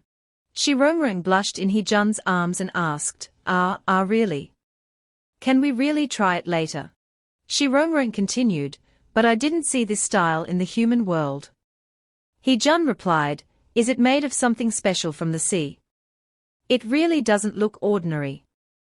She then said coquettishly, "But I want it." He replied smugly, "Don't worry, I'll find a way." The mermaid was stunned, turning back and forth, "No, you guys."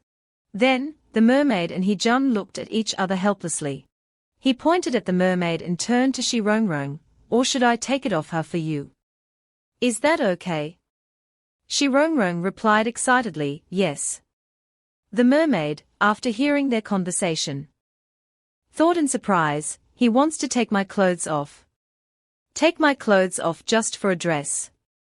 No jealousy." She gritted her teeth angrily, "Damn it. I'm a mermaid, and he's turning me into an ugly fish, isn't he?" Hee-jun was advancing when Shirong stopped him.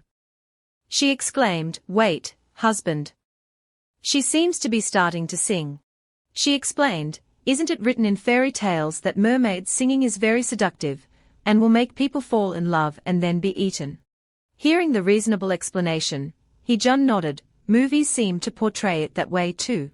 Suddenly, he grabbed the mermaid's neck and said, "So, we can't let her sing." Hee-jun squeezed tightly, making her struggle for breath, her face reddening from lack of oxygen. Someone observing their situation from the outside shouted in indignation, "This isn't right. It's the air, it must be the air." Suddenly, water slammed against the water sphere, and the three girls inside screamed in unison, "A. Hee-jun, you're so powerful, you even collapsed the Haisang." The waves grew stronger, carrying the three girls further away in the sphere. Due to the strong impact, the three girls collided painfully, yelling, "Ouch." Hua Shen gently reassured them, "Fortunately, we are all right." Suddenly, Hua Shen heard a strange sound. She turned around fearfully, looking towards the source. The three girls faced an anglerfish, reassuring themselves, ha, just a slip of the tongue." Soon, the fish opened its huge mouth, and they screamed in terror, "Oh!" running at full speed to move the sphere. Strange creatures approached Hee-jun and Shirong's water sphere. Hee-jun sensed something amiss and warned, Why do I feel something's wrong? Shirong, get closer. Then they roared, Giu. Hee-jun calmly turned around and said, this didn't you call them to attack us? The mermaid thought smugly, HMPH, scared now. I can chop you into pieces at any moment. Contrary to her thoughts, Hee-jun simply replied helplessly, as expected, the brain capacity of fish is really small. You're still in my hands, how could they attack? Are you stupid? He suddenly pushed her forward, using her as a shield, and provoked, come on, be fierce, come at me. Suddenly, someone cried out, Senior Hee-jun, save us. Hee-jun turned towards the sound. Before him were Song-zu, Hua Shen, and Ching Lone, screaming as they desperately fled from the anglerfish. Seeing this, Hee-jun advised loudly, good heavens, don't run. That protective layer is powered by me and Shirong, it's prone to bugs.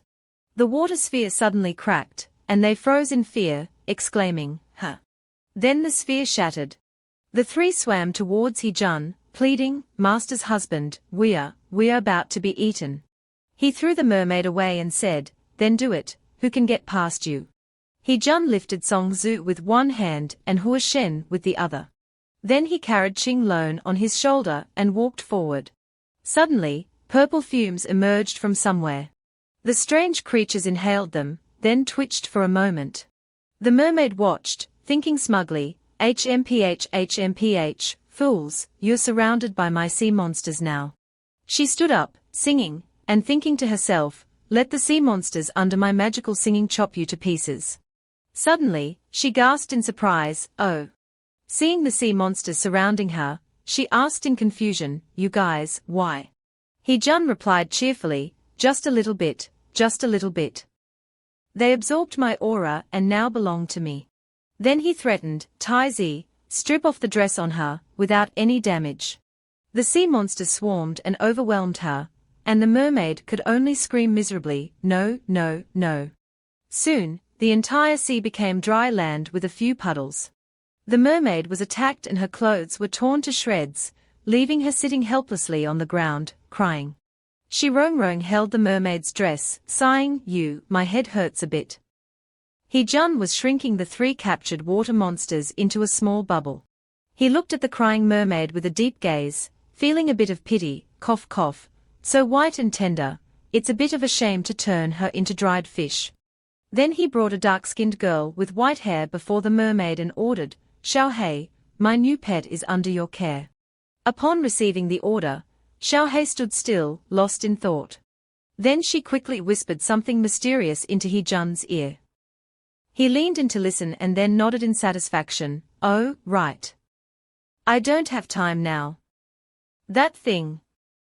You can do whatever you want to make her behave. Having received her master's approval, Xiaohei looked at the mermaid with a mischievous and dangerous glint in her eyes. The mermaid shuddered and asked, what do you want to do? However, the white-haired beauty just smiled, her eyes full of implication. She raised her hand to use her magic, and the mermaid was suspended in mid-air, struggling uncomfortably. Soon, Xiaohei had stripped the mermaid down to a barely their top. Witnessing her own humiliation, but unable to do anything, the mermaid's eyes reddened with anger, cursing, pervert. After finishing, the little girl giggled with delight, allowing her master to pat her head. Hee-jun was speechless, only able to praise, not bad taste. Go play. Shirong also exclaimed in shock, what did you teach her? Xiaohei, seemingly not having enough fun, used magic to make the mermaid spin uncontrollably, causing her to scream, I give up.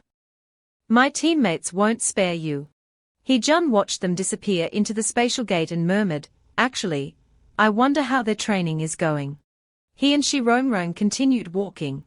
It seems the crucial moment is when we have to push them away, Hee-jun said. Before them was a large egg-shaped sphere surrounded by enchanted chains. Wen Kon-nu was currently unleashing her power, laughing maniacally. Triple kill.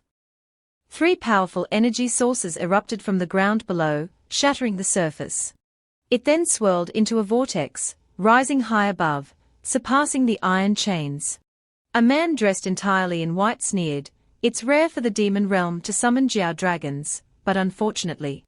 Suddenly, numerous purple strings intertwined, cutting the 3 Jiao dragons, leaving them bleeding and roaring. Wen Con Nu's fate was no different. She was struck in the stomach by a golden chain, causing her to cough up blood. She fell rapidly from the chain sphere, crying out helplessly. Another woman, who was being restrained, cried out, "Little demon lord." Con Nu landed in a heap, looking disheveled but still resentful. "Don't call me that, you cowardly trash." Reproaches poured out. "If I had known you'd be so scared in front of the celestial realm enemy, I should have killed you with one strike when you were at your weakest." Zhu Lan, currently tied up, frowned, falling silent. The god venerable added, "You're just a lowly subordinate, yet you have more backbone. Don't blame Qian Yuan for being ruthless. A weakling like you isn't fit to be the celestial empress." These words were the final straw. Zhu Lan cried out in anguish, blaming herself, "Yes, it's all because I'm weak." Then she remembered her unborn child, believing she was responsible for losing her most important person. When Con Nu trembled but still managed to stand, the surroundings filled with dust and smoke from the battle. She retorted resolutely, "I'm not like you." As if empowered, she raised her fist and gritted her teeth. "Maybe the demon realm is just something to play with when bored. But to me." Con Nu's purple eyes radiated defiance and pride as she declared, "It's an indispensable part of my growth." He Jun watched the battle, surprised by these words. "Oh, she's finally awakened." He recalled past events and smiled. "Fortunately, I followed the cycle's words and gave them my aura." He Jun spread his arms, and a surge of green energy burst from behind him. He offered with satisfaction, "XA, let me help you." Empowered, when Con Nu's strength surged. A long sword materialized in her hand, and she took a fighting stance. The god venerable sensed the change and exclaimed, "This strange aura, what's going on? You've drawn your bow today, and even with divine power, it's useless." Old words flooded back, making him uneasy and sweat, but still doubtful. Could it be? Impossible. He leaped into the air, launching numerous golden chains towards Wen Con Nu, yelling, "Don't underestimate me." Wen Con Nu raised her sword defensively, unfazed, ready to receive the attack. Wen Con Nu skillfully dodged the glittering golden chains, moving closer to the white-haired man. He stared at her in disbelief. Con Nu zipped past him like a gust of wind, slashing his shoulder with her sword. Blood splattered as the white-haired man exclaimed, How is this possible? Just a demon, daring to injure me." A mystical purple light enveloped Con Nu. She had almost exhausted her strength, her face worried as she thought, "So tired, just this much, and my body seems to be overwhelmed by extreme divine power, completely overloaded." Suddenly, Con Nu realized something, control. Could it be that this isn't my own power erupting, but... After a moment of thought, He Jun's image appeared in her mind. In contrast to her worry, he said calmly, "Finally, a reaction." His face slightly furrowed as he said, XA, if I always controlled your fighting, your body would have long been severely damaged. So, I'll just ask you one question." Before he could finish, Con Nu shouted, "I agree." Her face flushed with embarrassment. She continued, "Even if it's not my own power, as long as I can win this battle, no matter the cost with determination," Con Nu declared, "I agree." She cried out her heart, "I want to prove to those self-righteous celestials that I was born a demon, and I'm not giving up." Her words shocked the restrained Zhu Lan. He Jun smiled gently, "All right, then I'll fight with you to the end." Con Nu felt relieved, and her resolve intensified. She declared again, "It's also fortunate to have this chance, not needing my true power to fight against heaven." The white-haired man gaped in astonishment. He leaped from the ground. Hovering in the air, 4 muscular arms sprouted from his shoulders. He looked down at her and said, "I am one of the 4 sacred beasts, my power is not something you can easily fathom." He hesitated. "Now, the chains around me are starting to stir." He commanded loudly, "Kill." Dozens of golden chains attacked Con Nu. She used her agile body to dodge the incoming sharp chains. Hee-jun prompted, right here.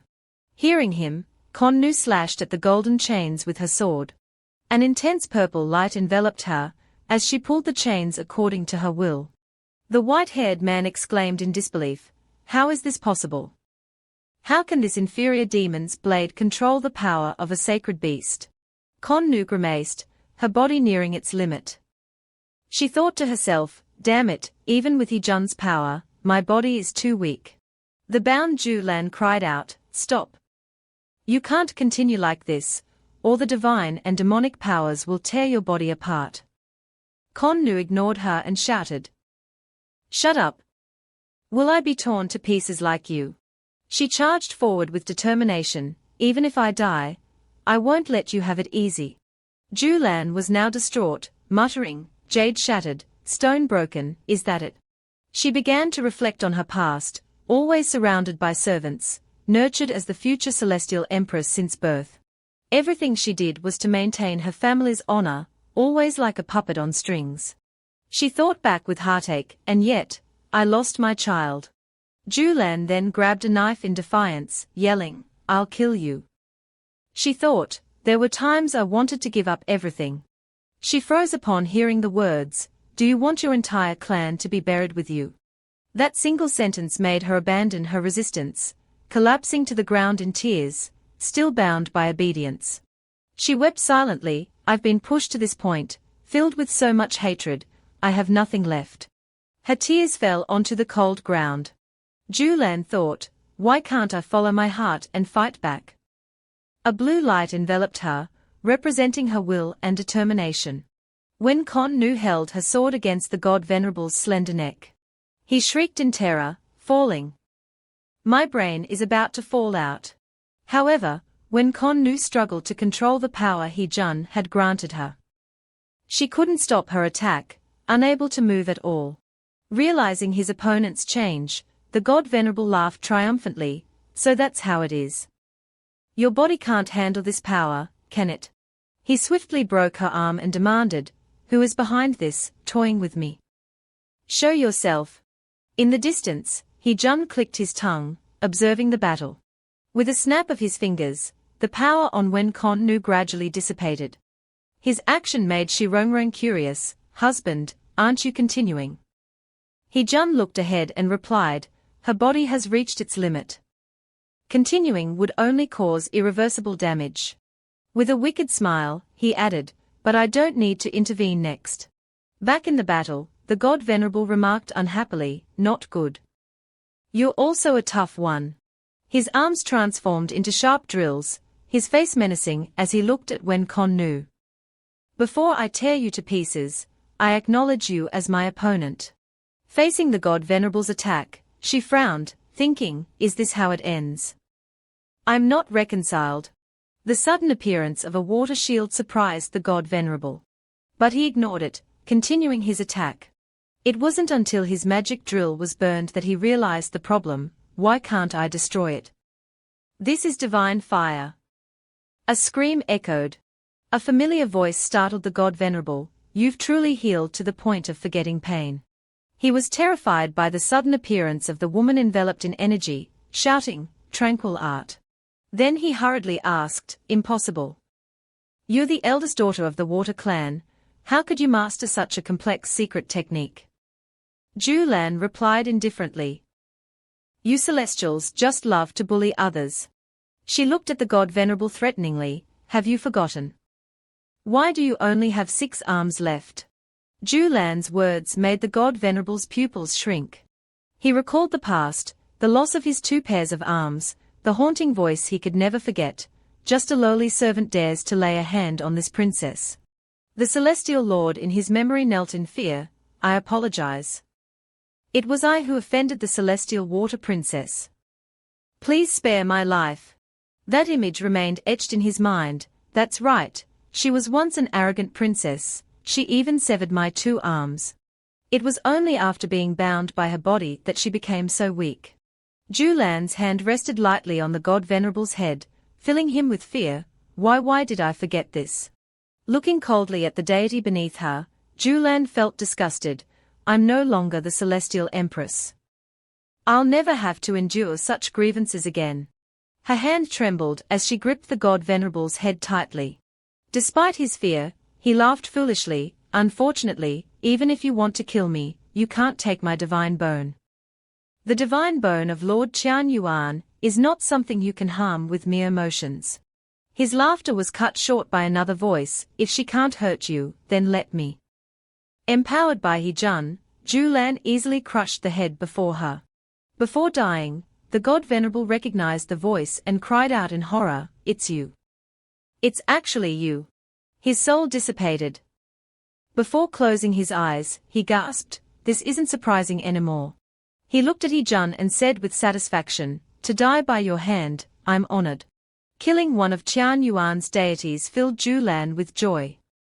She jumped up, "I did it. I actually did it." In contrast to Zhu Lan's joy, when Con Nu collapsed, groaning, "I can't hold on anymore. I thought I was going to die." Feeling his hand on her shoulder, she asked listlessly, "What are you doing?" He Jun simply smiled, transferring power to her, "You can survive. No one can replace you." His power revitalized when Con Nu. "My strength, it's back." After dealing with her, He Jun turned to Shi Rongrong. "Their leveling took longer than I expected. Shi Nian must be suffering quite a bit." But Shi Rongrong just looked at him in surprise. "Shi Nian? Isn't he a deity now? How could he not win?" Her words made him scratch his head awkwardly. If it were one-on-one, there'd be no problem. But the current situation is a bit complicated. If only the system were here. As soon as he finished speaking, the system appeared in acute form, asking, "Did you call me?" This startled He Jun. He then scolded the system angrily, "You come and go as you please. You've been gone for so long. Why didn't you just come back after the play was over?" Faced with his complaints, the system just sighed, "You don't understand the suffering of a worker. There's no place to farm in this world, only the ox works to death." With blinding speed and a sly smile, he grabbed the system, much to its surprise. "If that's the case, you wouldn't mind another layer, would you?" Elsewhere, Qing Dai and Shi Nian were tied to a pillar, lamenting, "Lord He Jun tricked me. This time, not only is there no food, but I'm probably going to become food." Suddenly, a voice came from afar, "Who knew you were so useless? You can eat one long insect, but not two." Shi Nian recognized the voice and excitedly called out, "Lord He Jun." He signaled for silence. Then he commented on the invisibility cloak, "This thing feels thinner after a trip outside. It used to be big enough to cover both of us." The little system watched them, tears welling up. Everyone tried to comfort her, "We have to go too."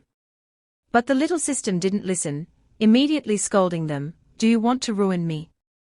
Fine, my fate is already miserable, just tear me apart." Then she cried even louder, "How did I know you were the most troublesome person I brought here?" Looking towards the enemy, the little system yelled, "Why haven't you two started fighting yet? How long do you want to argue?" Back with the enemy, the snake woman clicked her tongue at Nianzhu, "Seriously? The esteemed concubine of the god emperor is reduced to fighting over food with a minor deity. Times have changed, haven't they?" Nianzhu quickly retorted, "If I remember correctly, you were just chased around by that bird, weren't you? I kindly saved you. You should be offering yourself up. How did it become competition?" The snake woman lost her composure, questioning her, "Shut up, Nianzhu. You've looked down on me since 300 years ago. Now that you've climbed up the ladder, enjoy it, and mind your own business." She couldn't hold back anymore, retorting, "You should look at yourself and see why I look down on you. Not to mention your divine power is the lowest among the four. But you have no ambition. Your current position is thanks to my father's pleas." The snake woman immediately lunged at her, "That's why you're having an affair with Qian Yuan, you hateful woman." Nianzhu blocked her attack and scolded, "Look at yourself. Your snake head is all limp, you weakling." He Jun's group watched from afar, speechless at the situation, with Shi Nian adding, they are fighting. That's not traditional fighting. Below, the snake woman pulled Nianzhu's hair hard. You have the nerve to say that to me. When I saved you from your mother's difficult childbirth, you would have become Qian Yuan's food. Nianzhu pinched her cheek and retorted, You're going to bring up that one time for the rest of my life. Pulling her collar, she continued to scold, You said you'd take care of me for life, why haven't you done it? The snake woman replied helplessly, You've made a stronger choice. Do you still need me? Shi Rongrong and He Jun couldn't stand the love drama any longer, and revealed themselves, enough. The two stopped fighting and asked in unison, Who are you? Before they could attack, He Jun slapped them both away. They rubbed their sore cheeks and asked resentfully, Who are you? He Jun trembled with anger and lectured them, A man who can't even be a good husband has the nerve to ask who I am. Shi Rongrong quickly added, A wife who doesn't care for her husband doesn't deserve to know my name. With the magnanimity of a man, he quickly took on the role of a teacher instructing the snake man, As a husband, you must give your wife a sense of security. A sense of security, do you understand? It's that even if I'm useless, I still try to stand by her side. Before Nianzhu could understand what was happening, Shi Rongrong lectured her, As a sister, I have to tell you, infidelity is a serious matter. A good husband shouldn't be abandoned, no matter the temptation outside. She nodded blankly, although her words were cut short by further lecturing. I can see that you two still have feelings for each other. Trust me. This made Nianzhu and the snake man lower their heads in agreement. Yes, that's right. They looked at each other sympathetically, although that's true, but immediately, their eyes turned murderous as they looked at Shi Rongrong and He Jun. Who are you? Nianzhu couldn't bear the humiliation, transforming her hair into angry snake heads, sneaking around and causing trouble like this. What's the point? The snake heads lunged at Shi Rongrong, but were immediately stopped. He Jun gripped them with his power and said sternly to Nianzhu, You really don't know what's good for you. We could clearly defeat you, but we patiently offered you a reconciliation token. The snakeheads, after being influenced by his power, turned against their master. You two pigs, aren't you used to eating good food? They attacked their owner, making her scream in pain. The snake man cried out in fear, Nianzhu. He quickly chopped off the snake heads. He hurriedly hugged and comforted her, It's okay, don't be afraid. Meanwhile, she sobbed, covering her face, My face. Then she trembled, removing her hands and looking at the snake man fearfully, Is my face ruined? But in the eyes of the love-struck man, he immediately replied, How could it be ruined? You're still beautiful in my eyes, no matter what. It's okay, if Qian Yuan doesn't want you anymore, I do. Holding the beauty in his arms, he assessed He Jun, This man's power is terrifying. Even if Nianzhu and I teamed up, we wouldn't be his match. He quickly devised a plan with her, When I let go, use Earth escape and run. Nianzhu shook her head, No, what are you going to do? Then she thought, It's possible. But if I use all my power, he might get hurt. Before Nianzhu could decide, he used all his power to lunge forward, creating an opportunity for her to escape. Go. The snake man lunged at He Jun like an arrow, yelling, I don't believe the venom I've cultivated for 1,000 years can't poison you. He approached He Jun with incredible speed. But He Jun laughed fearlessly, Oh, a rattlesnake. Hitting its tail like that, it's a good item. Then he excitedly asked the screen beside him, System, is there anything similar to hold it? The screen replied excitedly, Let me see. It searched for a moment and then threw a gourd, Here you go. The bottom of the gourd cracked upon impact with the tail. But it quickly swallowed the entire fat tail. This made the snake man exclaim in confusion, What is this? Miraculously, the gourd caused his tail to leak fluid. His entire body softened under the sensitive attack, his beautiful mouth letting out embarrassing sounds, this is so strange. A moment later, the gourd returned to He Jun's hand, along with the system's explanation, This is a poison refining gourd. It absorbs all rattlesnake venom. You can use it to cultivate poison type magic. He-jun looked at the gourd with interest. Fondling the gourd, he addressed the snake man, your magic is entirely in this tail. Without venom, you're basically useless. Nianzu appeared, shielding her husband and pleading with He-jun, don't. Your target is Qian Yuan, right? I'm just Qian Yuan's concubine. Take me, spare his life. He-jun observed coldly and replied, but your face is ruined. Qian Yuan might not need you anymore. With a villainous expression, he gave Nianzu a choice. I'll give you two options. Restore your appearance and continue enjoying a life of luxury with Qian Yuan, or exchange it for his life. Nianzu burst into tears, I'm willing. She cried out, expressing her heart, spare him. I'm willing to give up my appearance, willing to be ugly for the rest of my life. Nianzu's words moved the snake man to disbelief. Why? Didn't you love Qian Yuan very much? Shi Rongrong sighed helplessly, she probably doesn't love Qian Yuan anymore. I can see her deep feelings for you. Then she asked Nianzu gently, are you willing to tell me what Qian Yuan did to you? Feeling empathy, a tear rolled down Nianzu's cheek, he forced himself on me. She began to recount, we had just gotten married. My family brought me to the divine palace for the ceremony. I had never met Qian Yuan before, but the god emperor's reputation was impressive. I truly admired him. The eunuch announced, His Majesty is not in the divine hall at the moment. Please wait. Nianzu was a naive young woman then. She happily told her parents, the divine palace is so beautiful, I'll go for a walk. Her parents smiled helplessly, then go quickly and come back. Don't get lost. She happily strolled through the garden, saying excitedly, this is truly a fairyland. I wonder if I can secretly pick some fairy herbs and refine them into elixirs. If I had known that this walk would bring me such misfortune, I would rather have never come to the divine palace. Suddenly, a hoarse voice appeared, you also like alchemy? Startled, she instinctively asked, are you His Majesty? Qian Yuan stopped her from bowing, quickly using sweet words to entice her, you're very good, stay here with me. But Nianzu refused, no. Pushing away Qian Yuan's approaching body, she cried out, let me go. I'm married. We can't do this. But her resistance only fueled his desire. With masterful flirting skills, he caressed her skin and said, isn't this good? We are having a secret affair. Then he nibbled her earlobe seductively, this is what she taught me before, now I'm teaching you.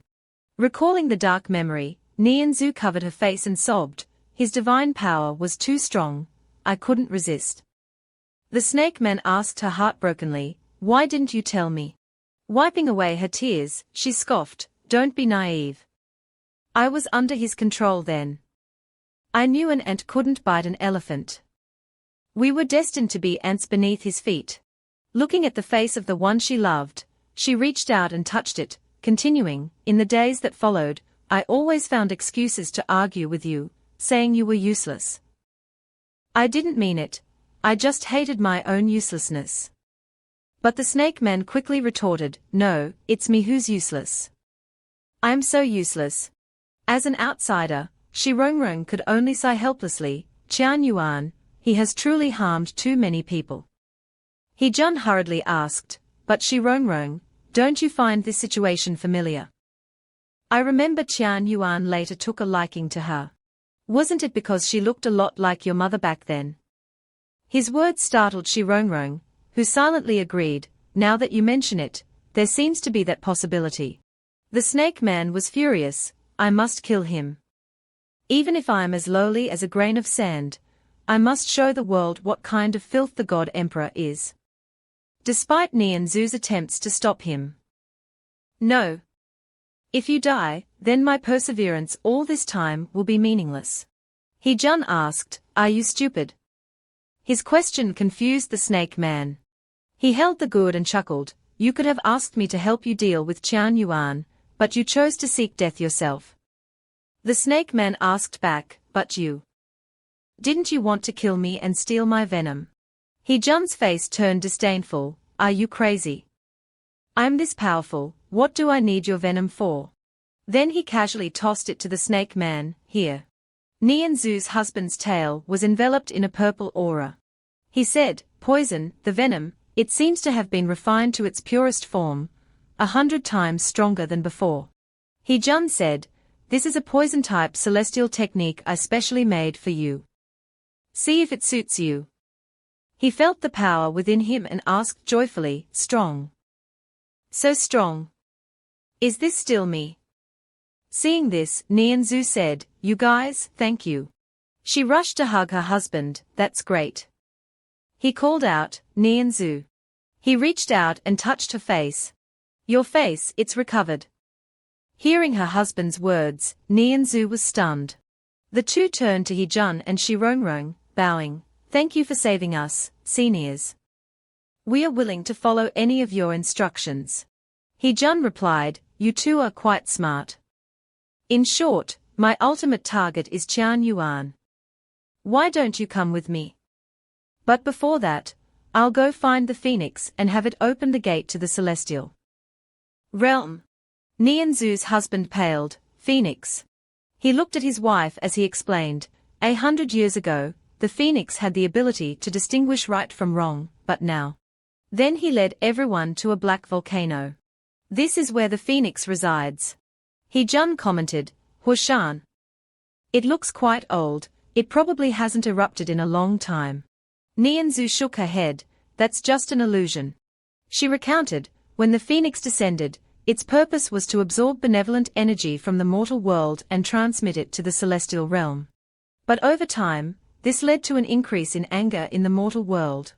The phoenix, feeling the backlash of this anger, is no longer pure, nor does it retain its original clarity.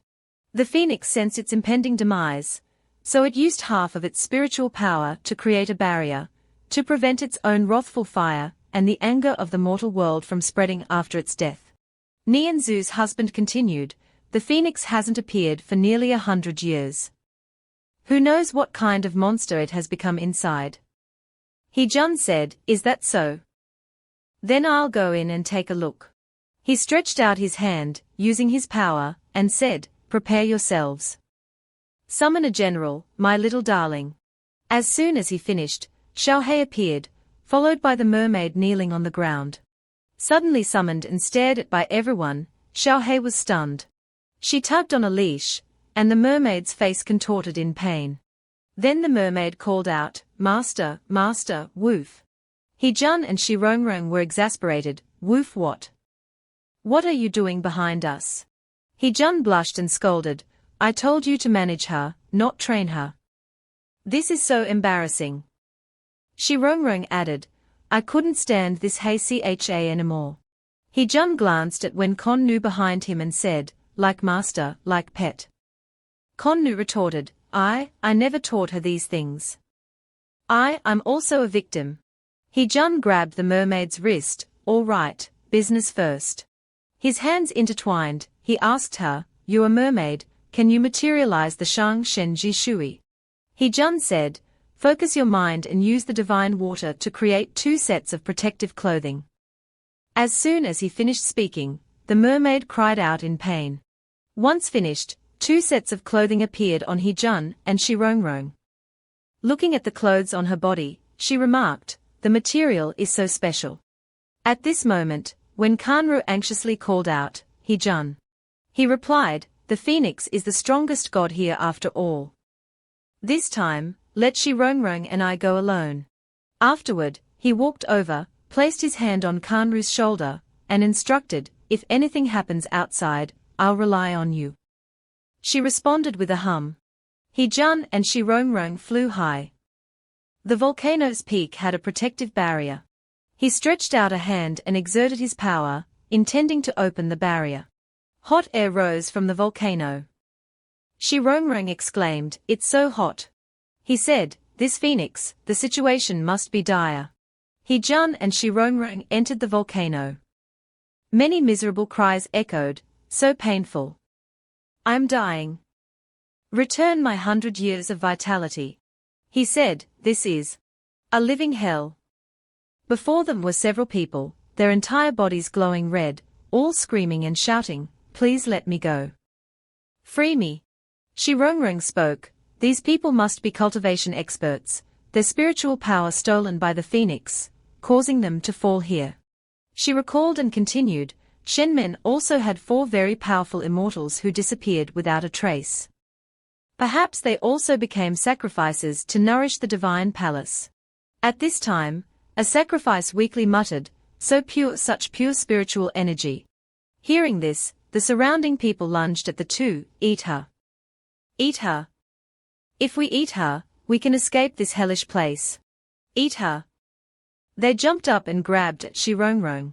He-jun reached out and grabbed the head of one person in the crowd. He threatened in a deep voice, seriously, old man. Still want to eat at your age? Aren't you afraid of losing your teeth? Then, he crushed the man's head. He-jun loudly warned, wrongs have heads, debts have owners. Half of your bodies are buried, die first. Wait for me to avenge you. He struck a palm. The ground shattered. He told her, Shi Rongrong, below must be the phoenix's lair.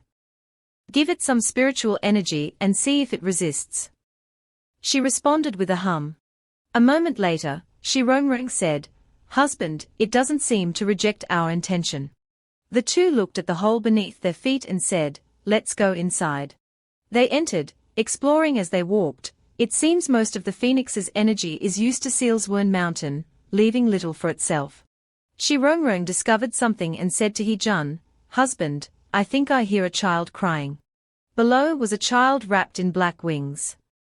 He said, that must be the phoenix. He-jun and Shi Rongrong landed and approached the child. Shi Rongrong slowly walked forward, so pitiful, so weak it's lost its form. The child chirped in fear. She comforted, don't be afraid, don't be afraid. He turned and called the system, System, make some milk. The system replied, Oh, I think there's some in the store. Then it presented a bottle and said, Here. Shi Rongrong took the bottle. She brought the bottle to the child's face. It happily gulped down the milk. She said, Indeed, because it's so weak, its consciousness isn't very clear. Shi Rongrong walked to He-jun's side and said, So small and cute. Husband, we should also have a baby like this. He replied, No baby is as adorable as you.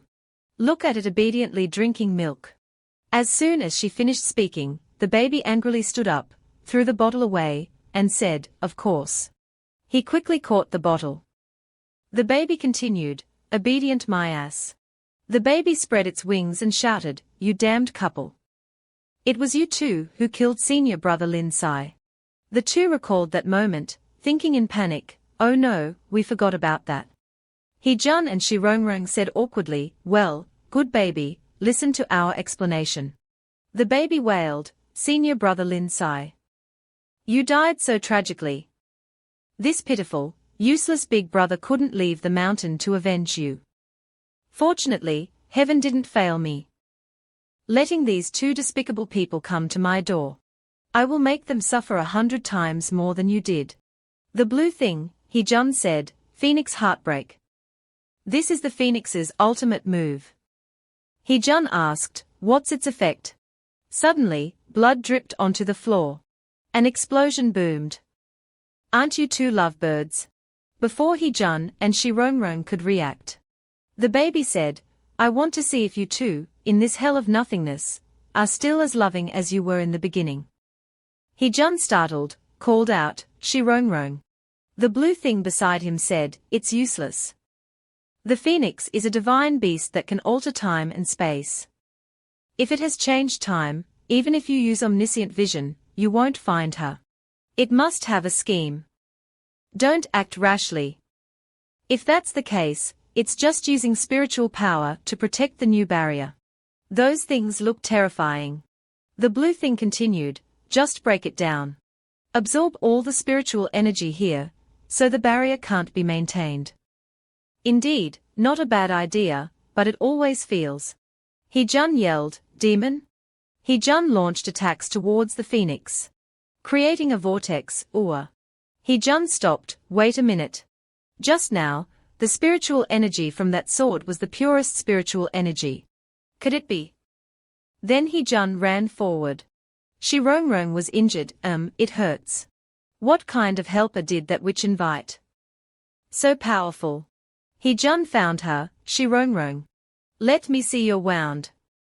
But Shi-rong-rong seemed to reject him, don't come near me. Die. Shi-rong-rong threw her sword at He-jun. He-jun blocked the sword. Shi-rong-rong, what's wrong with you? Shi-rong-rong was surprised, how can this be? This sword is mixed with my blood and the purest blood, yet that witch is unharmed. He-jun said innocently, Shi-rong-rong, are you scared? It's me, I came to find you. Don't be afraid. Shi-rong-rong thought, but it seems like he doesn't want to harm me. Shi-rong-rong asked, what's your relationship with that witch? Are you the help she called? He-jun was confused, witch? Shi-rong-rong scolded, don't pretend you don't know. Your aura, even if not exactly like Wen Kanru, is 80% similar. He-jun thought, Wen Kanru. Which? This is Shen Men. Could it be? This isn't the Shi-rong-rong of my time, but the Shen Men sect master sealing the witch. Shi-rong-rong thought defiantly, I can't lose. If I fail here, I'll die. I absolutely cannot lose. The phoenix flew in the air and said, ha ha ha. The one who loved me the most wants to fight me the fiercest battle. I don't believe you can bear to hurt her. Shi-rong-rong thought combatively, I must win with one blow. He-jun dodged aside, making Shi-rong-rong cry out, ah. He-jun blew on Shi-rong-rong's wound. Shi-rong-rong asked, what are you doing? He-jun romantically said, poo-poo, no more pain. Shi-rong-rong, it's all my fault, it's all my fault. Shi-rong-rong asked, you're not that witch's helper. What are you doing? He-jun replied, I'm not. Shi-rong-rong insisted, liar. If you're not, why are you here? He-jun rubbed his head, because I'm the sect master's most loyal follower.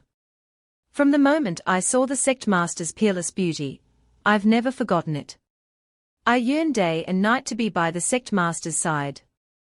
But I don't dare to appear and meet the sect master. The blue thing beside him said, brother, your mouth really is. He-jun continued, sect master, isn't it obvious? I'm secretly in love with you. Shi-rong-rong was embarrassed, this. Shi-rong-rong said, how is that possible?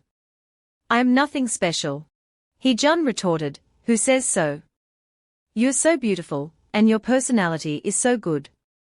You don't curse when shooting people, you don't slap people even once, and if you can kill with one strike.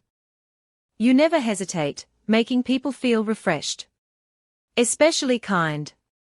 Shi-rong-rong was embarrassed, are these my strengths? But if you keep exaggerating like this, I can hear it, ah ha ha. He-jun laughed, you're the best. Thumbs up. The phoenix flew above, enraged, I'm so angry.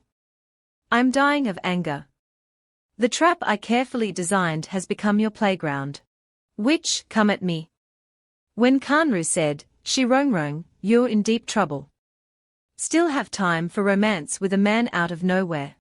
But it doesn't matter. You're all going to die anyway. One more doesn't matter. He-jun thought, Zaxa will definitely recognize me. It's better not to reveal my identity. System, give me a mask. The system said, all right. When Kanru transformed into a three-headed serpent. She gloated, this is the ultimate move I just practiced. These two will definitely be hit by the most powerful snake venom, and die a horrible death. He-jun shielded Shi-rong-rong from an attack. At that moment, He-jun embraced Shi-rong-rong.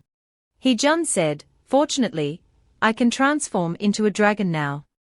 Before, I was just a tiny snake. I'll teach you a lesson. He quickly unleashed a black dragon. When Kanru thought, this is too fast. Am I going to die? She was terrified. Then she thought, what kind of power is this? So complex, so dense. His power is so pure and strong. Sobit's entering my body. I can feel it. Ultimate power. When Kanru raised her hand to block this power. It's you, Hee-jun. Why am I here? Hee-jun said, I think you understand the gap between us now. I'll give you this scroll. Wait until you're worthy to meet me again. Then he thought, damn, haven't left yet. What if my wife finds out? The phoenix fell in pain. Hee-jun said, you couldn't even withstand one blow. Then Hee-jun thought, can everyone's pure love forgive a brother like me? When Kanru said, I've received the scroll. Once I succeed in my cultivation, I'll settle the score. When Kanru thought cunningly, when I succeed, you'll be under my control. Career, love, all those achievements, just wait for me. Shirongrong said, follower? She left just like that. Hee-jun asked, Shirongrong, do you really not remember me? We've been through so much together. Have you forgotten? The blue thing said, brother, why are you crying after regaining your memories? It's not my fault. Hee-jun cried, hoo-hoo, I want to eat delicious food. How can I blame you?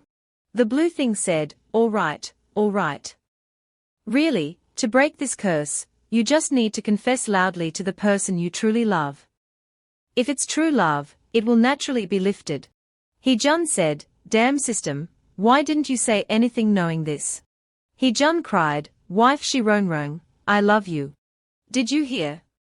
Did you hear? Shirongrong said, then, husband, you must eat the meals I cook from now on. Hee-jun obeyed, yes, I've said it. I'll eat them for the rest of my life. The end.